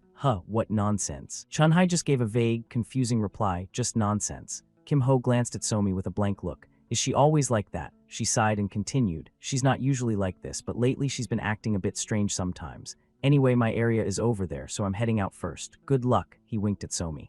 Yeah, you too. Immediately after, Kim Ho walked into the classroom row. Chunhai turned to question him. Why are you following me? He innocently asserted, I'm not following you. She narrowed her eyes. Then please go ahead of me. Kim Ho immediately sped up and took the light. She followed behind him, speechless. Suddenly, Chunhai spoke up to probe him. Don't tell me. He turned and made a quick guess. Are you going to 163H2? Before receiving an answer, there was a harsh voice ahead. You really are. The person in front of them was a familiar face. Guak Jichiol, it seemed that Guy had also registered as a multi-talented mage type. And beside him was Hong Yonhwa from the Ruby Tower. Song Chunhai, Guak Jichiol, and Hong Yonhwa, all familiar faces. So who would be our mentor? Footsteps approached as someone said, hey, everyone. 4 pairs of eyes looked down together. Kim Ho let out an exhale. Ah, so that's what she meant when she said, see you Monday. Gayung smiled and introduced herself. I'm your mentor. Thief Club Vice President Dang Gayung. Light shone through the rows of classroom hallways. Gayung stood before the 4 of them and introduced herself. As you know, you've all joined my group to become multi-talented mages, and since you're multi-talented, you obviously can't rely solely on magic. I don't know exactly how much each of you is lacking in each area, so today we'll test where your abilities stand. With that, she snapped her fingers, and a circular arena map appeared behind her. And we'll do that through this week's sparring match. In other words, this week's match will count as the mentoring session. Now, I'll explain the rules. Listen closely. The first rule, strong opponent versus strong opponent. Here, of course, I'm referring to myself. But since freshmen have to fight a second year, That's a bit harsh, so I'll set a few custom rules. First, this bracelet will limit all my skills to C1 rank once I put it on. You can think of it as a rank lock zone. If you manage to remove all 3 stickers from my body while I'm still restricted, the victory is yours. The final rule, 2-man teams. Simply put, you two will have to coordinate with each other. That concludes the explanation. If you have any questions or opinions, ask them now. No questions? Good. When you're ready, enter in pairs. The other 3 spoke in unison. In pairs, it was an uncoordinated moment. All 3 had the same thought about Kim Ho. So if we have to fight in pairs, remembering Hong Yeonhwa's agitated behavior, then you just go in already. Then remembering the raid progress Chunhai had received. Kim Ho, no matter what happens, you must stay away from that guy. We absolutely must stay away from him. Thinking this far, Chunhai took a risk and proposed, please pair up with me. Guak Jicheol was visibly delighted. That works for me. Yeonhwa stood in the middle, looking around. Then what about me? Kim Ho approached with a dark, gloomy expression. Same team again, huh? Let's give it our best. Seeing her looking like she was about to burst into tears, he thought to himself, that girl is still exactly the same, seriously. I wonder how long she plans on keeping that up. While waiting, I'll check my quest first. I'll check the mentoring event later. What's more important now is the combat match reward, which changes depending on the completion time. Dragging it out will be a disadvantage, so it's best to finish it today. Is it already my turn? Looking at Chunhai and Jicheol's bruised announcement, they were calling in the next pair. Kim Ho thought with satisfaction. As expected, those level 53 upperclassmen are on a completely different level. Kim Ho's pair stepped onto the arena floor. When you're ready, just step in and look at Gyeong in front of you, he silently scouted. Despite the previous matches, the arena was spotless, with no traces left behind. Even though my rank has been restricted, the strength gap between me and Song Chunhai and Kim Hwi Cheol is still massive. Yeonhwa whispered in his ear, do you have a plan? Kim Ho said without any worry, try fighting on your own first. She jumped in surprise, stammering, by myself. Yeonhwa frowned at Kim Ho's baffling decision. Looking at your face, you must be expecting me to help like last time, but since this is mentoring, you have to learn something for yourself. Building teamwork comes later, only after you've faced it yourself and tasted the bitterness of defeat. Seeing that she was ready, Gyeong summoned a swarm of magic butterflies. So, is the strategy to take turns one by one, do whatever you like. Instantly, Yeonhwa was chased by the swarm of butterflies. She quickly activated a fire rocket. Kim Ho watched Yeonhwa's actions and thought, probing first with fire rockets and then closing in. Not a bad plan, but the skill gap is too large, so it won't be easy. Gyeong darted through the butterflies and charged forward. She couldn't keep up with the speed. Since when? Gyeong smirked dangerously. I see what you're aiming for, but that's still not enough. As soon as the words were out, she threw a punt, followed by a knee to the stomach, and finally caught a butterfly to unleash an energy blast. The technique was completed, and a large explosion occurred. Gyeong looked triumphant, but I'm impressed you managed to react from that distance. Finally, I feel like moving a bit. Kim Ho blocked the hit for Yeonhwa, and then smiled. Don't worry, I don't plan on making this a 2-on-1. Then he turned and whispered, don't just rely on long-distance pressure anymore. Go for an assassination. She whispered back in shock. After all those failed attacks, now you're telling me to jump into close quarter. He released a burst of killing intent and growled, even if you lose, you should give it a try. Yeonhwa broke into a cold sweat. Yes, sir. Immediately after, she returned to the match. That's right, I can't win by just stalling for time. Then I'll go all out and activate overload at maximum capacity. This time, she carefully used a lava whip. Seeing this, Gyeong retreated several meters and then suddenly lunged into close combat. A bold move. The strategy isn't bad. But that only matters if your attack actually touches me. Suddenly, the whip grazed past her, startling her. Gyeong smiled, clearly showing her interest. Reading my movements and diving straight into the flicker. You show promise, truly a real rising talent. However, I don't plan on losing easily. Yeonhwa grit her teeth, thinking, so fast. She was using explosions to boost her own speed. In the blink of an eye, Gyeong was right behind her. Where are you looking? Never lose focus in the middle of a fight. Purple fluid on the ground wrapped around Yeonhwa's legs. My legs. A glowing butterfly fluttered close by. And then the explosion happened. From inside came Yeonhwa's scream. A moment later, Gyeong walked up to her and said, if you only focus on what's right in front of you, you'll never see the big picture. If you don't understand, just take the hits and learn from the experience. This is your first lesson, so get as much out of it as you can. Suddenly, Kim Ho appeared to stop her. Let's end it here. Yeonhwa scrambled up, refusing to submit. I can still fight. Before she could finish, Kim Ho cut her off. She's a third year and a club president. Trying any harder won't change the outcome. You did quite well handling it yourself. Good job, now go rest. Her eyes sparkled. Okay. He waited for Yeonwoo to leave. Gyeong spoke softly. Is it just us now? Kim Ho replied indifferently. Seems so, by the way. Why did you agree to do the mentoring? She burst out laughing. Surprised, that's more like it. Oh Sehun personally came to see me and practically begged. Seriously, he said. As long as I take charge of mentoring, all my disciplinary points will be wiped clean. He heard her out, his face remaining unchanged. I can't imagine him begging anyone, but that's a pretty fair price. The disciplinary chair is certainly bolder than I thought. So before we start, can I ask you for a favor? Gyeong was intrigued. A favor, let's hear it. Kim Ho smiled and made his proposal. I want this week's match to start with the replay mode turned off. She was a bit surprised to hear that.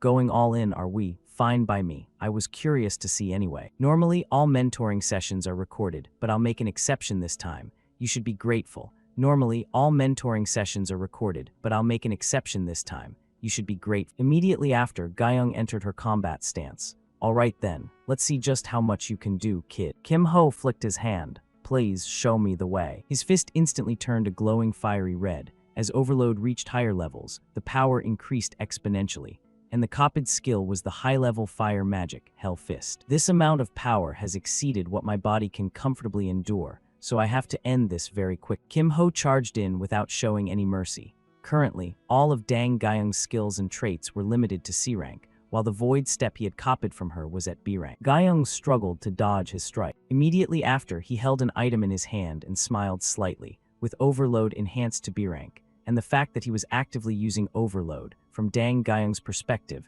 this was an absolute overwhelming force. Kim Ho furrowed his brows, his eyes clear with confidence. Moving on to the next one then. This overwhelming power made Gyeong feel a sense of wariness. Hey, wait a second, at least give me some time to get ready. He quickly brushed past her with a reminder. In a real fight, there's no such thing as wait a sec. Gyeong refused to back down and immediately counterattacked. Looks like I have no other choice. Kim Ho gathered a glowing sphere above his head, then slammed it into the ground so that the burst of wind would blow Gyeong away. She was instantly blinded by the dust. Damn it. Kim Ho seized the opportunity to score a knockout. The corner of Gyeong's mouth twitched. So that's two now, she blurted out a protest. Hey, seriously, you should at least give me a moment to prepare. In response, Kim Ho just curled his lip. Do you think I don't know that giving you more time would only put me at a disadvantage? I'll say it again, I'm doing my best to win. Gyeong gracefully adjusted her posture. Then the last one, I'll take this one too. Unexpectedly, Gyeong flipped through the air to dodge. She proved she was no amateur. She had clearly let her guard down because of the kids earlier. Thinking back, he had left the black snake room with only a wound on his hand. I should treat him according to his true strength. If he escapes its range, it's easily neutralized, and he surely knows that. His face darkened as he scrutinized every chain. Very quickly after that, Kim Ho ran to avoid her. Once the duration of overload ended, Dang Gyeong's speed and his would be equal. If she kept running, his overload would run out, meaning the risk would even out. However, with a C-rank mana vein, maintaining a domain-type magic was extremely difficult. In other words, while maintaining the Shadow Realm, she wouldn't be able to use any other skills. Even though she held the initiative, Gyeong was still struggling. Damn it, I thought he was trying to stall for time, even just a little, but he's charging straight in. Kim Ho brushed past her and asked, where exactly are you aiming? Gyeong's footing instinctively faltered, and she tumbled to the ground. Kim Ho walked over and reached out a hand to help her up. That last one, I'll take that too. The system board displayed the notification. Score Kim Ho and Dang Gyeong, win-loss. After the match, Gyeong gathered with the other three. You kids, who gave you permission to rest, is now the time for that. Chunhai muttered with a serious face. Look at Senior's clothes and the position of those stickers. Jicheol scrutinized them with a frown. They've changed slightly compared to the start, haven't they? Gyeong looked visibly annoyed. Hey, stop whispering among yourselves and get over here. I originally intended to give individual feedback, but that doesn't seem important anymore. Even considering you are all mages, your close combat skills are still far too weak. If you are the multi-talented type, you should at least have basic countermeasures for melee combat. So today's mentoring session will focus entirely on close combat. You all have a solid foundation, so you should be able to handle it. And I'm sure you're all disappointed with the sparring results. Right, I'll give you 3 chances. If you can remove all my stickers during that time, you'll earn points. That's it for today's mentoring. Dismissed. The other 3 dejectedly left, while Kim Ho stayed behind to check his notifications. The mission reward is an increase in the growth stat during the mentoring event. Thanks to this reward, obtaining skills and traits will be much easier. Seeing him standing blankly in a corner, Guyung called out, "Why are you still here? Someone like you doesn't even need mentoring." Kim Ho crossed his arms and replied, "Don't say that. I want to learn as much as possible. Especially since you are the one teaching. I'll learn a great deal." This sounded completely absurd to Guyung. "Is there really anything left for you to learn from me? You're developing so fast even without help." Kim Ho wasn't arrogant but remained humble. "No, I still need it. I want to learn a trait, an evasion-type trait." He thought to himself, "To receive the subquest reward, I must receive help. From this mentor, no matter how I train, as long as this mentor is with me, I will receive an extra bonus." Guyung stretched and asked, "An evasion-type trait? Then you really will need my help. Let me see, get ready." Suddenly, Kim Ho noticed something. "Before we start, it's best if you take that bracelet off." She was somewhat surprised. "This, you want the rank limit removed." His firm nod made his intention clear. "That will increase my chances of obtaining the trait." Just what kind of trait is it that requires such extreme condition? Distortion, that strange term confused Guyung. Another weird one, what effect does it have? Kim Ho squinted his eyes with a promise. "I'll show you after I learn it." She unhurriedly removed the bracelet from her hand. "Fine, just make sure you dodge properly." He joked half seriously, "I'll manage." The bracelet fell freely to the ground in an instant. "All right then, good. Then show me that you aren't all talk. Dodge this." Kim Ho tilted his head just in time to dodge the strike. Is this one of the projectile techniques of the Dang clan? Using needle projectiles to distract me and then blending into the shadows. She must have used Shadow Leap. Shadow Leap was a skill that allowed one to hide in the shadows and disorient the opponent. It consumed a massive amount of mana. Those with low-level mana veins wouldn't even dare use it. This was on an entirely different level compared to when she said she was just removing stickers. Just comparing the number of butterflies in Spirit Flight made the difference clear. That last strike was truly dangerous. She was able to unleash a B-rank skill like Spirit Flight without any hesitation. To handle that kind of mana consumption, her mana vein must be a rank or higher. But that was actually working in his favor now. To obtain distortion, he needed to dodge attacks and accumulate stacks. If the rank difference was large enough, he could gain 3 or 4 stacks per dodge. Once he reached the minimum requirement of 1,000 stacks, he would finally have a chance to learn distortion. This was the reason he had forced himself to solo bosses in all those dungeons. By now, he likely had around 4,000 points, so he would be able to obtain it during this mentoring period. On the final strike, Guyung slashed down coldly. Kim Ho was a bit surprised to see her sit down abruptly. "Why did you stop so suddenly?" Guyung sighed and said, "I'm done, I'm taking a break." He stared blankly as she let out a long yawn. Well, she was using all those expensive skills into thin air. She must be exhausted, but since evasion stacks don't have a time limit, it's fine. Immediately after, Guyung lay flat on the ground. "You come here and rest too," he agreed. "All right, let's take a break." Meanwhile, she offered some praise. "You're pretty good at dodging. I was fighting seriously, but you didn't let a single blow land." Kim Ho burst into laughter. "This is a skill I forged after graduating over 200 times. She looked at him warily and said, "You're truly dedicated. Do you plan on keeping up that persona forever?" Kim Ho didn't hesitate to reply, for the time being, yes. Guyung gazed up at the sky. "But the more I think about it, the more I feel like I'm at a disadvantage." Kim Ho sat down beside her naturally. "Why is that? This is all part of the mentor." At that, Guyung sat bolt upright, looking annoyed. "Hiding things like that doesn't count as mentoring. Can I post this whole segment as a replay?" Kim Ho thought to himself. I tried to dodge the subject, but she really saw through the existence of the distortion trait, especially the conditions for learning it.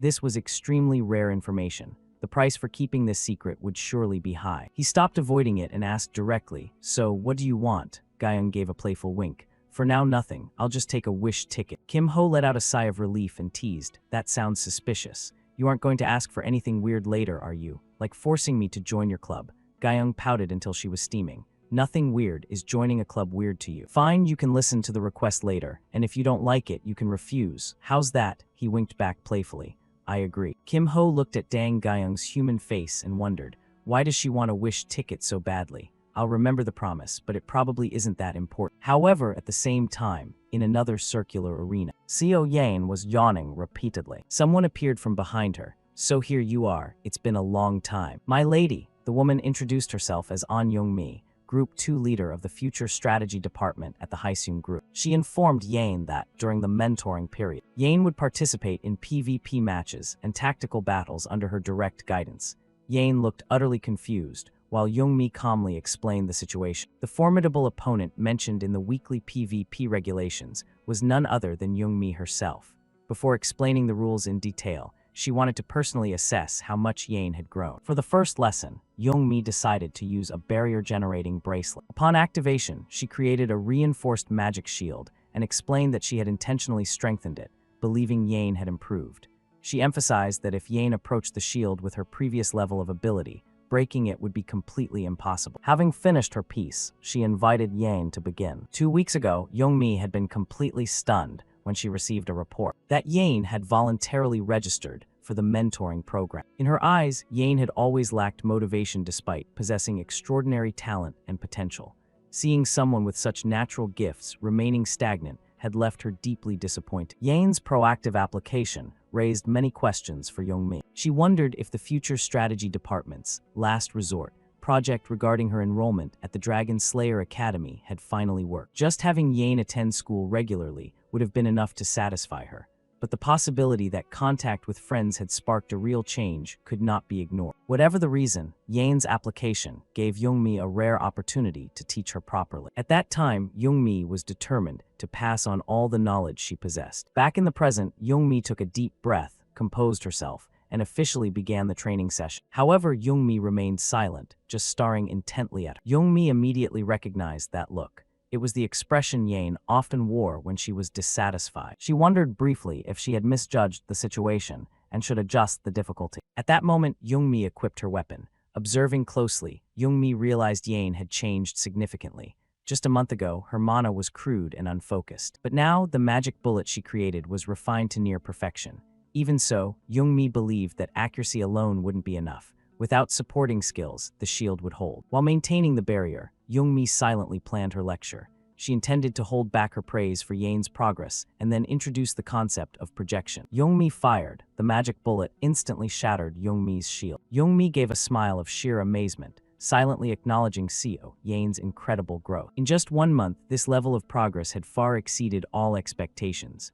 Before she could fully process what had happened, the bullet struck Youngmi directly, sending her to the ground. After regaining her composure, Youngmi adjusted her glasses and walked toward Yane. She asked how Yane had mastered both magic bullet and projection in such a short time, not only learning them but raising them to C rank. When she learned that someone named Kim Ho had guided her and encouraged her to participate in mentoring, Youngmi's curiosity deepened.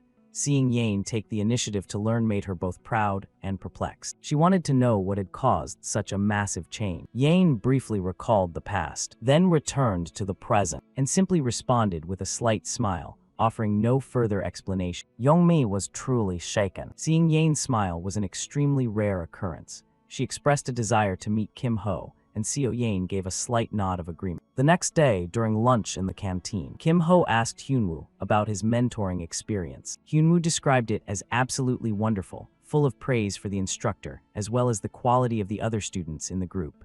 When asked who else was there, Hyunwoo said Han was also in the same group. While drinking a glass of cold water, Kim Ho suddenly realized this explained why that area was swarming with Sword Club members. He had suspected it before, and now he was certain that Hyunwoo had been grouped with Han Somi. He encouraged Hyunwoo to try sparring with her. Hyunwoo smiled shyly, saying he had asked Han Somi before but had been rejected. Kim Ho looked a bit confused, suggesting that if Hyunwoo tried again more politely, perhaps she would reconsider. He also mentioned he happened to be in the same group as Song Chunhai and planned to find out what Han Somi was interested in. Hearing this, Hyunwoo looked visibly relieved and thanked him. Internally, Kim Ho knew Song Chunhai wouldn't give up information easily, but he already had a plan to handle it. Not long after, Yane appeared with her mentor. Seeing them, Hyunwoo politely greeted her. Kim Ho noticed she had arrived later than usual and casually asked if the mentoring session went smoothly. Both he and Hyunwoo noticed the stranger woman with her and were quite surprised. The woman introduced herself as An Youngmi, explaining she had been assigned as Yane's mentor. Hyunwoo introduced himself politely, followed by Kim Ho. Youngmi recognized him immediately, saying she had heard quite a bit about him, and asked if he could spare some time to speak privately. Though puzzled, he agreed. Hyunwoo tactfully excused himself, leaving the two alone.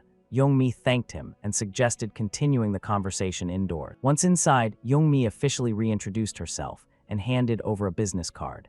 She explained that she was the Group 2 leader of the Future Strategy Department at the Hyseum Group, a major defense industry corporation known for competing for top positions at the Dragon Slayer Academy and producing high-end magic tech equipment, including mana layers. This also explained why Yane possessed such advanced gear. Reading the card, Kim Ho secretly deduced that if someone of Youngmi's status called Yane "my lady," then Yane's background must be incredibly noble, perhaps even belonging to top-tier leadership. Seo Yane cut in nonchalantly, saying Youngmi was basically her butt. Youngmi calmly confirmed it, adding that she did handle those duties, though she personally didn't feel worthy of the title. Then, Youngmi stated the real purpose of the meeting. She wanted to consult his opinion on Yane's future path of development. Kim Ho expressed doubt, saying he was just a student and certainly wasn't the best person to offer such guidance. Youngmi disagreed firmly, stating she knew he was the one who taught Yane both magic bullet and projection in just a month, something neither she nor Yane's private tutors had ever managed.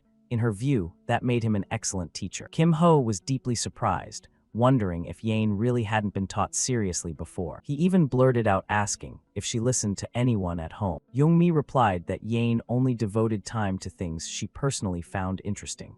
Internally, Kim Ho thought this explanation wasn't entirely honest. Nonetheless, he agreed to help, saying Yane was his friend and he would support her as much as he could. Youngmi thanked him sincerely. After that, she shared her evaluation from the previous day, stating that Yane had successfully leveled up both her magic bullet and projection skills to C rank. Hearing this, Kim Ho couldn't help but be amazed. After a brief moment of thought, he remarked that while her current damage output was sufficient, Yane still lacked mobility and defense, essential factors for prolonged battle. He suggested that Yane should learn a movement skill first. Youngmi agreed with that assessment and asked if he had a specific recommendation. Kim Ho brought up the name Featherwalk and calmly explained its functions. Similar to silent steps, this skill helps lighten the user's body, increasing movement speed, while simultaneously creating weak turbulence in the immediate vicinity, which skillfully deflects incoming attacks, thereby providing a certain level of defensive utility. The only drawback is the extremely high price of the skill book, but he noted that this would certainly not be an issue for the Hyseum Group. Youngmi immediately accepted the suggestion and stated she would have someone purchase the skill book right away. Afterwards, she opened her inventory and handed him an item to express her gratitude for helping Yane with her training thus far. Kim Ho froze as he received a pair of boots named Cloudstepper. Youngmi emphasized that it was merely a thank you gift and hoped he would accept it without feeling any pressure. Holding the boots in his hands, Kim Ho thought to himself that Cloudstepper was undoubtedly an extremely valuable item, and only a conglomerate like Hyseum could casually use it as a reward like this. After snapping back to his senses, he accepted the gift, saying he still had many things to acquire and therefore would not refuse. Youngmi smiled and asked him to continue looking after and taking care of Yane in the future. A few hours later, while walking through the hallways of the Dragon Slayer Academy, Kim Ho thought calmly. For the time being, Yane's training could be left to Youngmi, while Hyunwoo seemed truly satisfied with the results of the mentoring program. The only thing left was to arrange a sparring match with Han Somi, but that wasn't urgent yet. Thinking this, he decided to head back to the fort, until an unusual sight caught his attention. Ahead, a figure was walking sluggishly through the corridor. Judging by that exhausted posture, it looked like she had just finished a PvP match. As he got closer, he realized it was Song Chunhai. However, her condition was much worse than usual, to the point where he briefly wondered if she had suffered a crushing defeat against Dang Gyeong. This was completely unlike her usual composed demeanor. When he called out to her, she immediately adjusted her posture and replied in her familiar, formal voice. Seeing this, he couldn't help but chuckle internally, thinking this must be her way of maintaining the dignity of the disciplinary committee. He remarked that she looked as if she had just finished a mentoring session and had perhaps worked very hard. She ignored him, insisting she was fine. But he pointed out that the fatigue was clearly visible on her face. That was the final straw. Her irritability flared up. After venting her anger, she finally reluctantly admitted that she was indeed exhausted.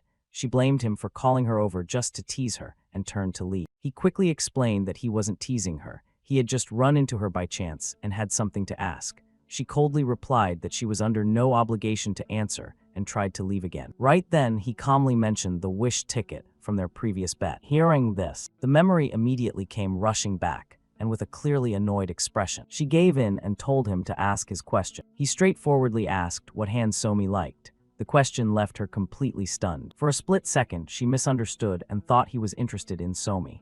he immediately denied it, saying that wasn't the case. Once the misunderstanding was cleared, her attitude softened.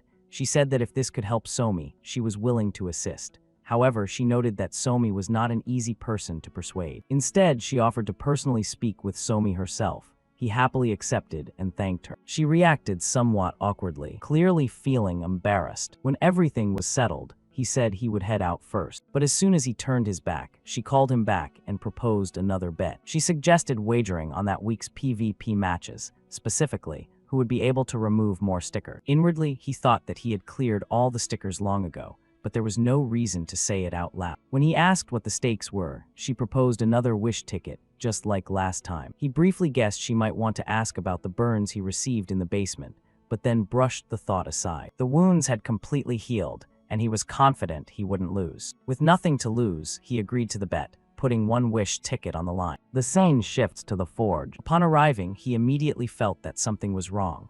He had been summoned there, which rarely signaled anything good. As soon as he stepped inside, the blacksmith explained that a problem had occurred during the processing.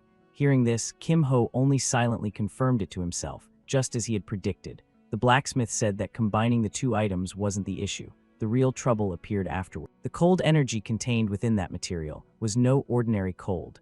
No matter how many times it was processed, it wouldn't react properly. Most of the forge's heat was simply being lost instead of absorbed. Hearing this, Kim Ho nodded calmly. This reaction made the blacksmith realize that he had perhaps anticipated this out. The blacksmith pointed out that it seemed Kim Ho had prepared an alternative plan from the start, as he hadn't expected the process to go smoothly. Kim Ho admitted that he did indeed have a method in mind, though he wasn't entirely certain it would succeed. He added that if the method worked, the blacksmith could ask for any form of compensation. Inwardly, Kim Ho quietly appreciated the blacksmith's sharp intuition. With a slight smile, he made his request. After finishing the staff, there would surely be some leftover material, and he wanted those remains to be used to craft a small item. Though the method was still unclear, the blacksmith agreed that if successful, he would craft the extra item. Satisfied, Kim Ho said he would be in touch once everything was ready. Observing the blacksmith, he thought that someone holding the position of department head wouldn't give up easily in the face of difficulty, if it could be handled for the right price. The blacksmith would surely want to pursue it to the very end, even the task of melting the 10,000-year cold iron alloy. However, to do that, he needed the assistance of an extremely powerful fire-type maid. That was why he had prepared this method, targeting Hong Yewa, the head of the Ruby Magic Tower, and Hong Yonhwa's older sister. Given their past connection, she would at least receive him as a guest. Elsewhere, Hong Yonhwa was exhausted. Since the mentoring began, she had been beaten to a pulp every single day, and it was only Wednesday. Although she could clearly feel her skills progressing rapidly, she still hadn't managed to remove a single stick. Returning to her room, she wondered how much longer her body could hold out if this continued, then decided she should rest for the day. Just as she was about to speak to her sister, she froze at an unexpected sight. In the room, her sister was sitting composedly with Kim Ho, who greeted her naturally when he saw her enter. Her sister said there was no need to return to Ruby yet, as Yonhwa must have handed it over voluntarily. Kim Ho thanked her politely. While her sister told him to continue taking good care of Yonhwa, he smiled reassuringly and then excused himself to leave. Hong Yonhwa watched him leave with an awkward expression. Once he was gone, she immediately questioned her sister about why he was there. Her sister answered casually, praising his polite manners and saying she had heard the two were training together. She pointed out that Hong Yonhwa was weak in close combat and reminded her that she had been asked to practice but never took it seriously. Irritated, Hong Yonhwa shot back that everyone was like that. Her sister replied that having a teammate of that caliber was surely a good thing, then mentioned the upcoming PvP match, stating that Hong Yonhwa would be the one to remove all the stickers. Hong Yonhwa was horrified, protesting that it was far too unreasonable, especially if he was also on the team. Her sister immediately dismissed the complaint, stating decisively that she would do it all. Under pressure, Hong Yonhwa reluctantly agreed. Before ending the conversation, her sister added one more requirement. Song Chunhai and Guak Jichiol were also on the same team, and while she didn't care about Kim Ho, her sister still emphasized that Hong Yonhwa absolutely must not lose to those two. Hong Yonhwa replied with a voice full of confidence, "Of course." The next day, the setting shifts to a circular arena. Hong Yonhwa and Kim Ho stand opposite the older sister of the brown-haired boy. While waiting, Kim Ho recalled their previous conversation. At that time, she had suggested he assign the task of removing stickers to Yonhwa during this week's PvP matches. With Yonhwa's current strength, failure was very likely, but letting her take on a difficult role herself also held a certain value. Returning to the present, Kim Ho thought of his own request, to melt the 10,000-year cold iron alloy with the help of a fire mage possessing a special trait, who was none other than Hong Yonhwa. Observing Yonhwa spar with her sister, he deduced that even if things didn't go well, Hong Yewa had said she would handle it herself. In that sense, it felt more like a favor than a transaction. Even so, since he had accepted the ruby he had intended to return, he felt he should put in effort commensurate with its value. Right then, he suggested to the older sister that they should adjust the training method slightly. When she asked how, he explained that she seemed to be focusing solely on evasion and defense.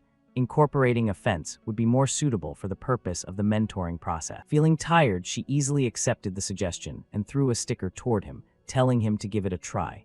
He stuck the sticker on his arm and turned to Hong Yonhwa, signaling the start of the second round and inviting her to attack. Confused, Yonhwa reacted instinctively, while he stood firm and confident, explaining that he would only evade, encouraging her to remove the sticker herself. Hong Yonhwa hesitated, unsure if he would truly only defend or if he would suddenly counterattack. Kim Ho calmly reassured her, reminding her through his voice and demeanor that he had never deceived her, and encouraged her to approach without tension. Though still cautious, she asked once more to be sure he wouldn't change his combat style midway. When the exchange ended, Dang Gyeong stepped to the side, saying she would observe and the training session would begin afterward. Kim Ho nodded, and once everything was settled, he thought to himself. He recalled having received a sticker from Dang Gyeong before, and assumed she wouldn't have given it arbitrarily. It was highly likely she wanted to evaluate his abilities and decide the next direction for the mentoring based on that. Hong Yonhwa took the initiative to attack, using the combustion skill. Kim Ho dodged narrowly, keeping his promise to only evade. Yonhwa immediately continued to press him with the next attack. While continuously dodging, he analyzed her movements. The explosive effect of combustion seemed to also serve as a smokescreen to obscure vision. Compared to the first day, her movements were no longer simple or instinctive. They had become more purposeful, showing clear progress. The rigorous training she had undergone was not in vain. Even so, it was easy to see that she still had a great deal of room for growth. From a distance, Dang Gyeong closely followed the engagement, showing clear interest in the training results. Meanwhile, Kim Ho continued to evade, thinking about the underlying goal of this exercise. Training focused entirely on evasion was not only beneficial for Hong Yonhwa, but also for Dang Gyeong. After witnessing this, Dang Gyeong would very likely design a new method combining both offense and defense. Managing both elements simultaneously would certainly be more difficult, but that challenge was inevitable. Finally, exhaustion caught up with Hong Yonhwa. She collapsed to the ground, unable to continue. When she looked up at him, her eyes held a mixture of resentment and disbelief. He had evaded countless attacks without being hit even once. Inwardly, she admitted his strength was overwhelming, and briefly thought about leaving before being assigned even more grueling training. As she stood up to leave, Kim Ho called her back and mentioned her rare trait. He called it by its correct name, Aquaflame, making her jump. She was amazed that he knew that, and he explained that he had heard it from her sister. Aquaflame is an extremely rare trait for a fire-type mage, allowing flames to burn even in deep-sea environments, providing an overwhelming advantage against water and ice attributes. After a pause, he added that he had also heard the development of this trait had stalled before reaching its next limit. Her annoyed reaction showed that this was a sensitive subject. Inwardly, she understood the reality of powerful traits like Aquaflame, rare and dominant, but extremely difficult to develop under normal conditions. At this point, Kim Ho offered another possibility. What if there was a way to push Aquaflame past its current limit? Those words sent a shock through her. She questioned how such a thing could possibly happen. In response, he calmly explained the core principle. Skills and traits can only evolve when they overcome the barriers set by the system, and the nature of that barrier depends on the skill itself. For Aquaflame, something that specializes in piercing through water and ice, the key lies in continuously burning something that possesses extreme cold energy. She countered that she had tried countless times, fighting ice golems, ice spirits, and similar creatures. He acknowledged that, but pointed out that those targets melted almost instantly. Then he pointed out the crucial difference. What if the target possessed extreme cold, but did not melt easily? The scene returns to the ford. The blacksmith looked back and forth between Kim Ho and Hong Yonhwa, asking if this was the plan he had prepared from the start. Kim Ho confirmed it was. The blacksmith turned to Hong Yonhwa, remarking that what she intended to do was reckless, and saying he had previously sought out another fire mage, but had not been successful. Turning back to Kim Ho, he expressed doubt that the result would be any different this time, especially since she was still only a first-year student. Despite this, Kim Ho remained firm, asking for one more chance. After considering it for a moment, the blacksmith agreed to let them try. Han Yonhwa looked at Kim Ho in confusion and then turned toward the block of cold iron. When she felt it, her thoughts immediately matched his previous explanation. The cold radiating from this material was terrifyingly intense, completely unlike anything she had ever faced, and she realized this was the target that doesn't melt easily he had spoken of. She poured all her firepower into the cold iron, focusing all her energy on a single point. Instead of letting the fire disperse, she maintained a steady pillar of flame, forcing it bit by bit through the horrific cold. Observing the scene, the blacksmith couldn't help but exclaim in amazement. This was the first time he had seen a fire-type mage maintain a continuous output while facing such extreme cold. Even so, he believed that completely processing this material would take a great deal of time. Kim Ho replied calmly, asking for a few more days. After seeing the initial results with his own eyes, the blacksmith admitted there was hope and agreed to wait. A few days later, the scene shifts to the circular arena. As he entered, Kim Ho wondered if this was the last day of the first mentoring period. Han Yonhwa quickly arrived and greeted him, noting that he seemed to be alone. He explained that the other two had already gone in. Observing her more closely, he pointed out that her rank appeared to have increased. She was stunned, not understanding how he could notice so easily. He just laughed it off, saying it was obvious, making her even more self-conscious. He reminded her not to get distracted and to focus on the rivalry match. Right then, the other team teleported back from the battlefield. Looking at their condition, Kim Ho remarked that the match must have been fierce. Han Yonhwa quickly assessed the situation and concluded that, at this level, removing even a single sticker was already very difficult. Afterward, Kim Ho called Song Chunhai aside to speak privately for a moment. While watching the two of them, Han Yonhwa was again distracted by unnecessary thoughts. She wondered what the relationship between them was, then immediately scolded herself for caring. When Kim Ho called her name and she didn't respond, he walked over to pull her back to reality and asked how many stickers she had removed. Curious, she asked about the others and learned they hadn't removed any. Realizing that if she could remove just a single sticker, she could pull ahead, she began to feel that things were no longer impossible. Kim Ho told her to do whatever she wanted. He would support her accordingly. She hesitated, surprised that they would be cooperating this time, but he reassured her with his confidence. He reminded her that she had done very well and just needed to trust in what she had practiced. With his support, Han Yonhwa noticed a strange change within herself.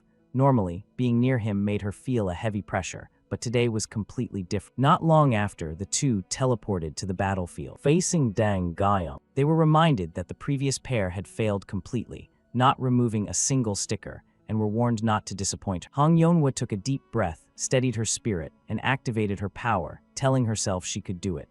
She immediately pushed her pillar of flame to its limit, causing it to overheat to the maximum. Witnessing this, Gyeong questioned whether changing tactics and going all out from the start was too reckless. In response, Han Yonhwa activated Flame Orb and Lava Warp. Standing her ground, she signaled that this time wouldn't be like before, and then charged forward to attack, focusing all her kinetic energy into the impact. Gyeong calmly equipped her magic sword, observing while trying to grasp the intent behind this fighting style. When Han Yonhwa launched her full power strike, it was blocked and countered cleanly. But as the engagement continued, Gyeong gradually figured out the plan. The flames weren't meant to overwhelm directly, but to spread throughout the area, interfering with and breaking the shadows around. Han Yonhwa continued to press on, attacking repeatedly, with each blow being parried by the sword. After a while, Gyeong realized the true target wasn't her body, but the weapon in her hand. On the next impact, the sword was knocked from her hand. Han Yonhwa immediately seized the opportunity. Now that her opponent was disarmed, she closed in and delivered the next kick. For a brief moment, Gyeong didn't move an inch, causing Han Yonhwa to hesitate out of confusion. That very hesitation came at a price. Dark butterflies suddenly bound Yonhwa's legs, throwing her off balance. Gyeong took the chance to counterattack, and Han Yonhwa only managed to dodge at the last second, nearly taking a direct hit. Kim Ho reminded her not to lose focus just because things were going according to plan. She replied and quickly steadied her mind. Observing closely, Gyeong noticed that if this kind of support continued, Gyeong would have to increase the difficulty. Gyeong stepped forward, warning against being careless in battle. Han Yonhwa barely managed to dodge the strike and countered with renewed vigor. From Gyeong's perspective, Hong Yonhwa's judgment had improved significantly, and her movements could now be used in actual combat. However, her attack patterns were still far too predictable. Kim Ho decided to intervene slightly, activating magic to provide support. Even so, Gyeong warned that this balance wouldn't last forever. Then an opening appeared. Seeing Gyeong exposed for a moment, Hong Yonhwa reacted instantly. She reached out and successfully peeled a sticker off the opponent's arm. The result surprised even her. I got her sticker. In Kim Ho's view, the most important thing wasn't the success itself, but the fact that she acted the moment the opportunity arose without panic. He reminded her that the match wasn't over yet, and she needed to stay alert. Gyeong acknowledged the feat and challenged her to try removing the remaining sticker. Hong Yonhwa assessed the situation, unsure if she could handle the rest, but determined to try anyway. She charged in again, but was countered before she could make another clear attempt. The system declared the match a failure. Exhausted, Hong Yonhwa sat on the ground, accepting the result. Regardless, Gyeong praised their efforts. After teleporting back to the arena, Gyeong told both teams that someone had finally removed a sticker, proving the training wasn't in vain. The reactions around them were varied. Some were clearly stunned by what Hong Yonhwa had achieved. She herself realized that she had finally surpassed Song Chunhai, though she tried not to show it. Others showed frustration or disbelief. Gyeong concluded by telling Hong Yonhwa not to get too smug. Gyeong emphasized that the road ahead was still long and announced that one-on-one duels would continue regularly. This announcement left both Hong Yonhwa and the blue-haired boy stunned, signaling that the mentoring process was far from over. Gyeong was unfazed by their surprise, explaining that there were still 3 weeks of mentoring left and continuing was only natural. Gyeong told them to rest well and said she'd see them tomorrow. Having said that, Gyeong ended the training session. The brown-haired girls suggested heading back together, and the blue-haired boy agreed, saying if they were practicing again tomorrow, they needed to rest. As the other team started to leave, Kim Ho turned to Hong Yonhwa, intending to suggest they head back too. Before he could finish, Hong Yonhwa suddenly grabbed his hand. She hesitated for a moment and then thanked him for helping her get the sticker, admitting that his constant pressure had created the necessary opening. He calmly replied that there was no need for thanks and that the result was due to her own efforts. Looking at him, Hong Yonhwa thought to herself that perhaps she had misunderstood him all this time, realizing he was kinder than she once thought. When he noticed her staring and asked why, she flinched, feeling embarrassed. She hurriedly waved, thanked him again, and quickly left, saying she'd see him tomorrow. Left behind, Kim Ho watched her go, puzzled by her sudden behavior and wondering if something urgent had happened. Just then, Gyeong appeared behind him, clearly annoyed. Gyeong complained that while she was stressed because of someone, he looked completely relaxed. Kim Ho was surprised to see her return, pointing out that she had already left. Gyeong explained that his strange wind skill had annoyed her so much that she had to come back to settle the matter. He replied that it was the only skill he could currently use. Gyeong was skeptical of how that could be when he claimed to have graduated countless times. He explained that re-enrolling resets everything to level 1. Gyeong noted that his technique still had no obvious openings and was difficult to deal with. He smiled slightly, saying it wasn't some cheap trick. Yawning widely, Gyeong brushed off the exchange, saying she was exhausted from handling the other 3 students. As she turned to leave again, Gyeong told him to take it easier starting tomorrow and said she was going to rest. He called Gyeong back, asking where she was going. When Gyeong turned around, he reminded her that his week wasn't over yet and mentioned the promise that Gyeong would help him learn distortion. Gyeong grumbled irritably about having to work without a break, but he persisted, saying they were almost there. With a resigned sigh, Gyeong agreed. Internally, Gyeong wondered why she had made that promise in the first place. He thanked Gyeong, and they immediately began training in earnest. During the training, Gyeong attacked relentlessly. As he dodged, he realized Gyeong seemed to be in a hurry. Gyeong explained that if she was going to do it, she wanted to finish quickly so she could rest. As he continued dodging the strikes, he noticed that unlike before, Gyeong maintained her offensive without getting tired. Realizing Gyeong's skills had also improved, Gyeong asked if he was still far from unlocking the trait. He replied that he was very close. As he dodged one more strike, he instinctively opened the system board. At the same time, Gyeong warned that she was about to attack more seriously and charged. Mid-movement, Gyeong suddenly froze, unable to continue. Confused, Gyeong asked what happened, certain that she had landed the hit. Kim Ho calmly explained that he had just learned the distortion trait. By distorting space, it allowed him to dodge enemy attacks, though it suffered from a very long cooldown. The training ended there, marking the moment he finally obtained the trait he had worked so hard for. It was something that far exceeded ordinary standards. Kim Ho calmly explained that while the power was very strong, it had a strict limitation. After each use, he had to wait a full day for the cooldown. Despite hearing that drawback, she still thought the skill was overwhelmingly powerful and didn't hide her desire to learn it for herself. Kim Ho reassured her that it was entirely possible. He went on to explain the method for quickly improving evasion. One must constantly face opponents stronger than oneself. In other words, she needed to do exactly what she had been doing with him, but apply it to the instructor. This explanation left her stunned, as those opponents were far beyond her current level. Kim Ho didn't push further, simply stating calmly that the decision was entirely up to her. He thanked her for helping him unlock the trait and told her to go rest. As she was about to leave, she called him back, mentioning the promise he had made earlier, a wish ticket in exchange for her help. She decided to use it immediately. When asked what she wanted to wish for, she confirmed that his schedule for next week was mostly empty, aside from the mentor. Taking that opportunity, Gyeong expressed her intention to go somewhere with him. She refused to reveal the location, choosing to keep it a secret as a surprise, then left, saying she would explain the details later. Kim Ho accepted this without further question. The scene shifts to the following week, in the hallway outside a classroom. As he walked, he thought about how this week could be very busy if mentoring overlapped with other responsibilities. Just then, he noticed Seo Yain approaching, taking note of her light and controlled movements. He quickly realized that she had learned Feather Step. He acknowledged her progress and asked about the rank, learning that it had reached Deer rank. As the conversation continued, Seo Yain turned around.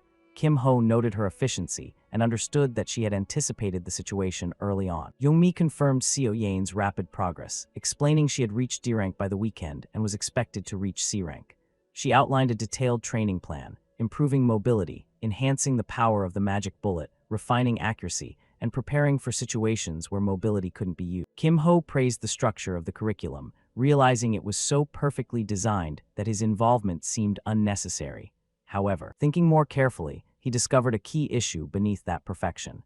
Kim Ho expressed concern that the pace of training might be too heavy. Youngmi admitted that this was also something she wanted to discuss. Since Seo Yain was present, Kim Ho suggested they resolve it together. He asked Seo Yain how she felt after a week of mentoring. Seo Yain expressed her dissatisfaction, claiming the training was too repetitive and boring. Youngmi explained that repetition is the foundation of all training, and reminded her that she had done similar exercises before. Seo Yain dismissed the comparison, saying this time felt completely different and much more tedious. When asked if there were any other issues, Seo Yain complained that she didn't even get to take naps because she was constantly being woken up. Youngmi sternly replied that sleeping too much was unacceptable. Kim Ho silently chuckled to himself, realizing that Seo Yain's complaint wasn't entirely groundless, but also understanding that if he agreed publicly, she would abandon the training immediately. Realizing that, he tactfully shifted the conversation and asked Seo Yain what she currently needed most. She replied that she needed rest and time for mental recovery. After considering it, Kim Ho agreed and proposed giving her a temporary break. Youngmi looked concerned, pointing out that taking a break would disrupt the carefully planned schedule. Kim Ho explained in a low voice that there was no other choice, as pushing Seo Yain any further might cause her to completely shut down and refuse to cooperate. After a moment of silence, Youngmi accepted the decision. Turning to Seo Yain, Kim Ho asked what she planned to do if she took a break, or if she was just going to lie around all day doing nothing. Thinking for a moment, Seo Yain expressed her desire to go to the city center. Youngmi immediately offered to go with her, but Seo Yain flatly refused, calling her boring. Youngmi appeared utterly stunned by that remark. Realizing Seo Yain's intent, Kim Ho pointed out that she probably didn't plan on going alone and asked who she wanted to go with. Seo Yain directly stated that she wanted Kim Ho to go with her. He was slightly taken aback. Internally, he reflected that since he was the one who persuaded Seo Yain to accept mentoring in the first place, he had to take some responsibility. He also considered the practical benefits. The reduced training time would likely be compensated by the Haeseum group, and spending a day to stabilize Seo Yain's mental state was a worthwhile investment. After weighing everything, he agreed to go out with her on the weekend, provided she listened to Youngmi seriously and maintained good performance during the week. Seo Yain accepted without objection. The scene shifts to a classroom.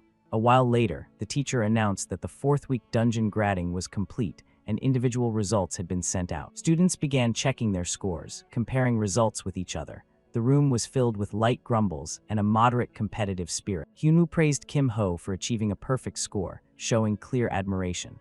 When asked about his own result, Hyunwoo modestly admitted that his score wasn't very high. Kim Ho reassured him that his performance was perfectly fine. Glancing over at Seo Yain, he noticed her map was unexpectedly neat. He had thought it would be a mess, but then realized that map making seemed to be a different matter from her usual habits. Hyunwoo unexpectedly agreed, causing Kim Ho to flinch, joking that he didn't know how his thoughts were being read. The teacher then called for the class's attention and began explaining the theme of this week's raid, which revolved around the concept of guardian. The explanation clarified that a dungeon boss's rank depends on what it is protecting, and to clear a dungeon, that protection must be broken. To further illustrate the concept, the defense rule would be applied. The objective was to protect a goddess statue for a set amount of time, and the score would be higher if the damage to the statue was minimal. Monsters killed during the defense would also be counted for points. Additionally, mentoring sessions would be conducted according to a random rule chosen by the instructor. That announcement clearly left the students stunned. However, the protagonist reacted calmly, as he had already envisioned the reactions of the rest of the group. He quickly assessed his teammate. Hyunwoo looked motivated, Seo Yain looked visibly annoyed, and Youngmi would likely have a very difficult week managing. The scene shifts to the arena. The brown-haired girl quietly asked the blue-haired boy if he understood the raid explanation. He confirmed, mentioning the random rule provided by the instructor. Hong Yeonhwa expressed frustration, remembering how they had been overwhelmed in previous PvP matches. The blue-haired boy admitted he didn't know what kind of mission they would face this time.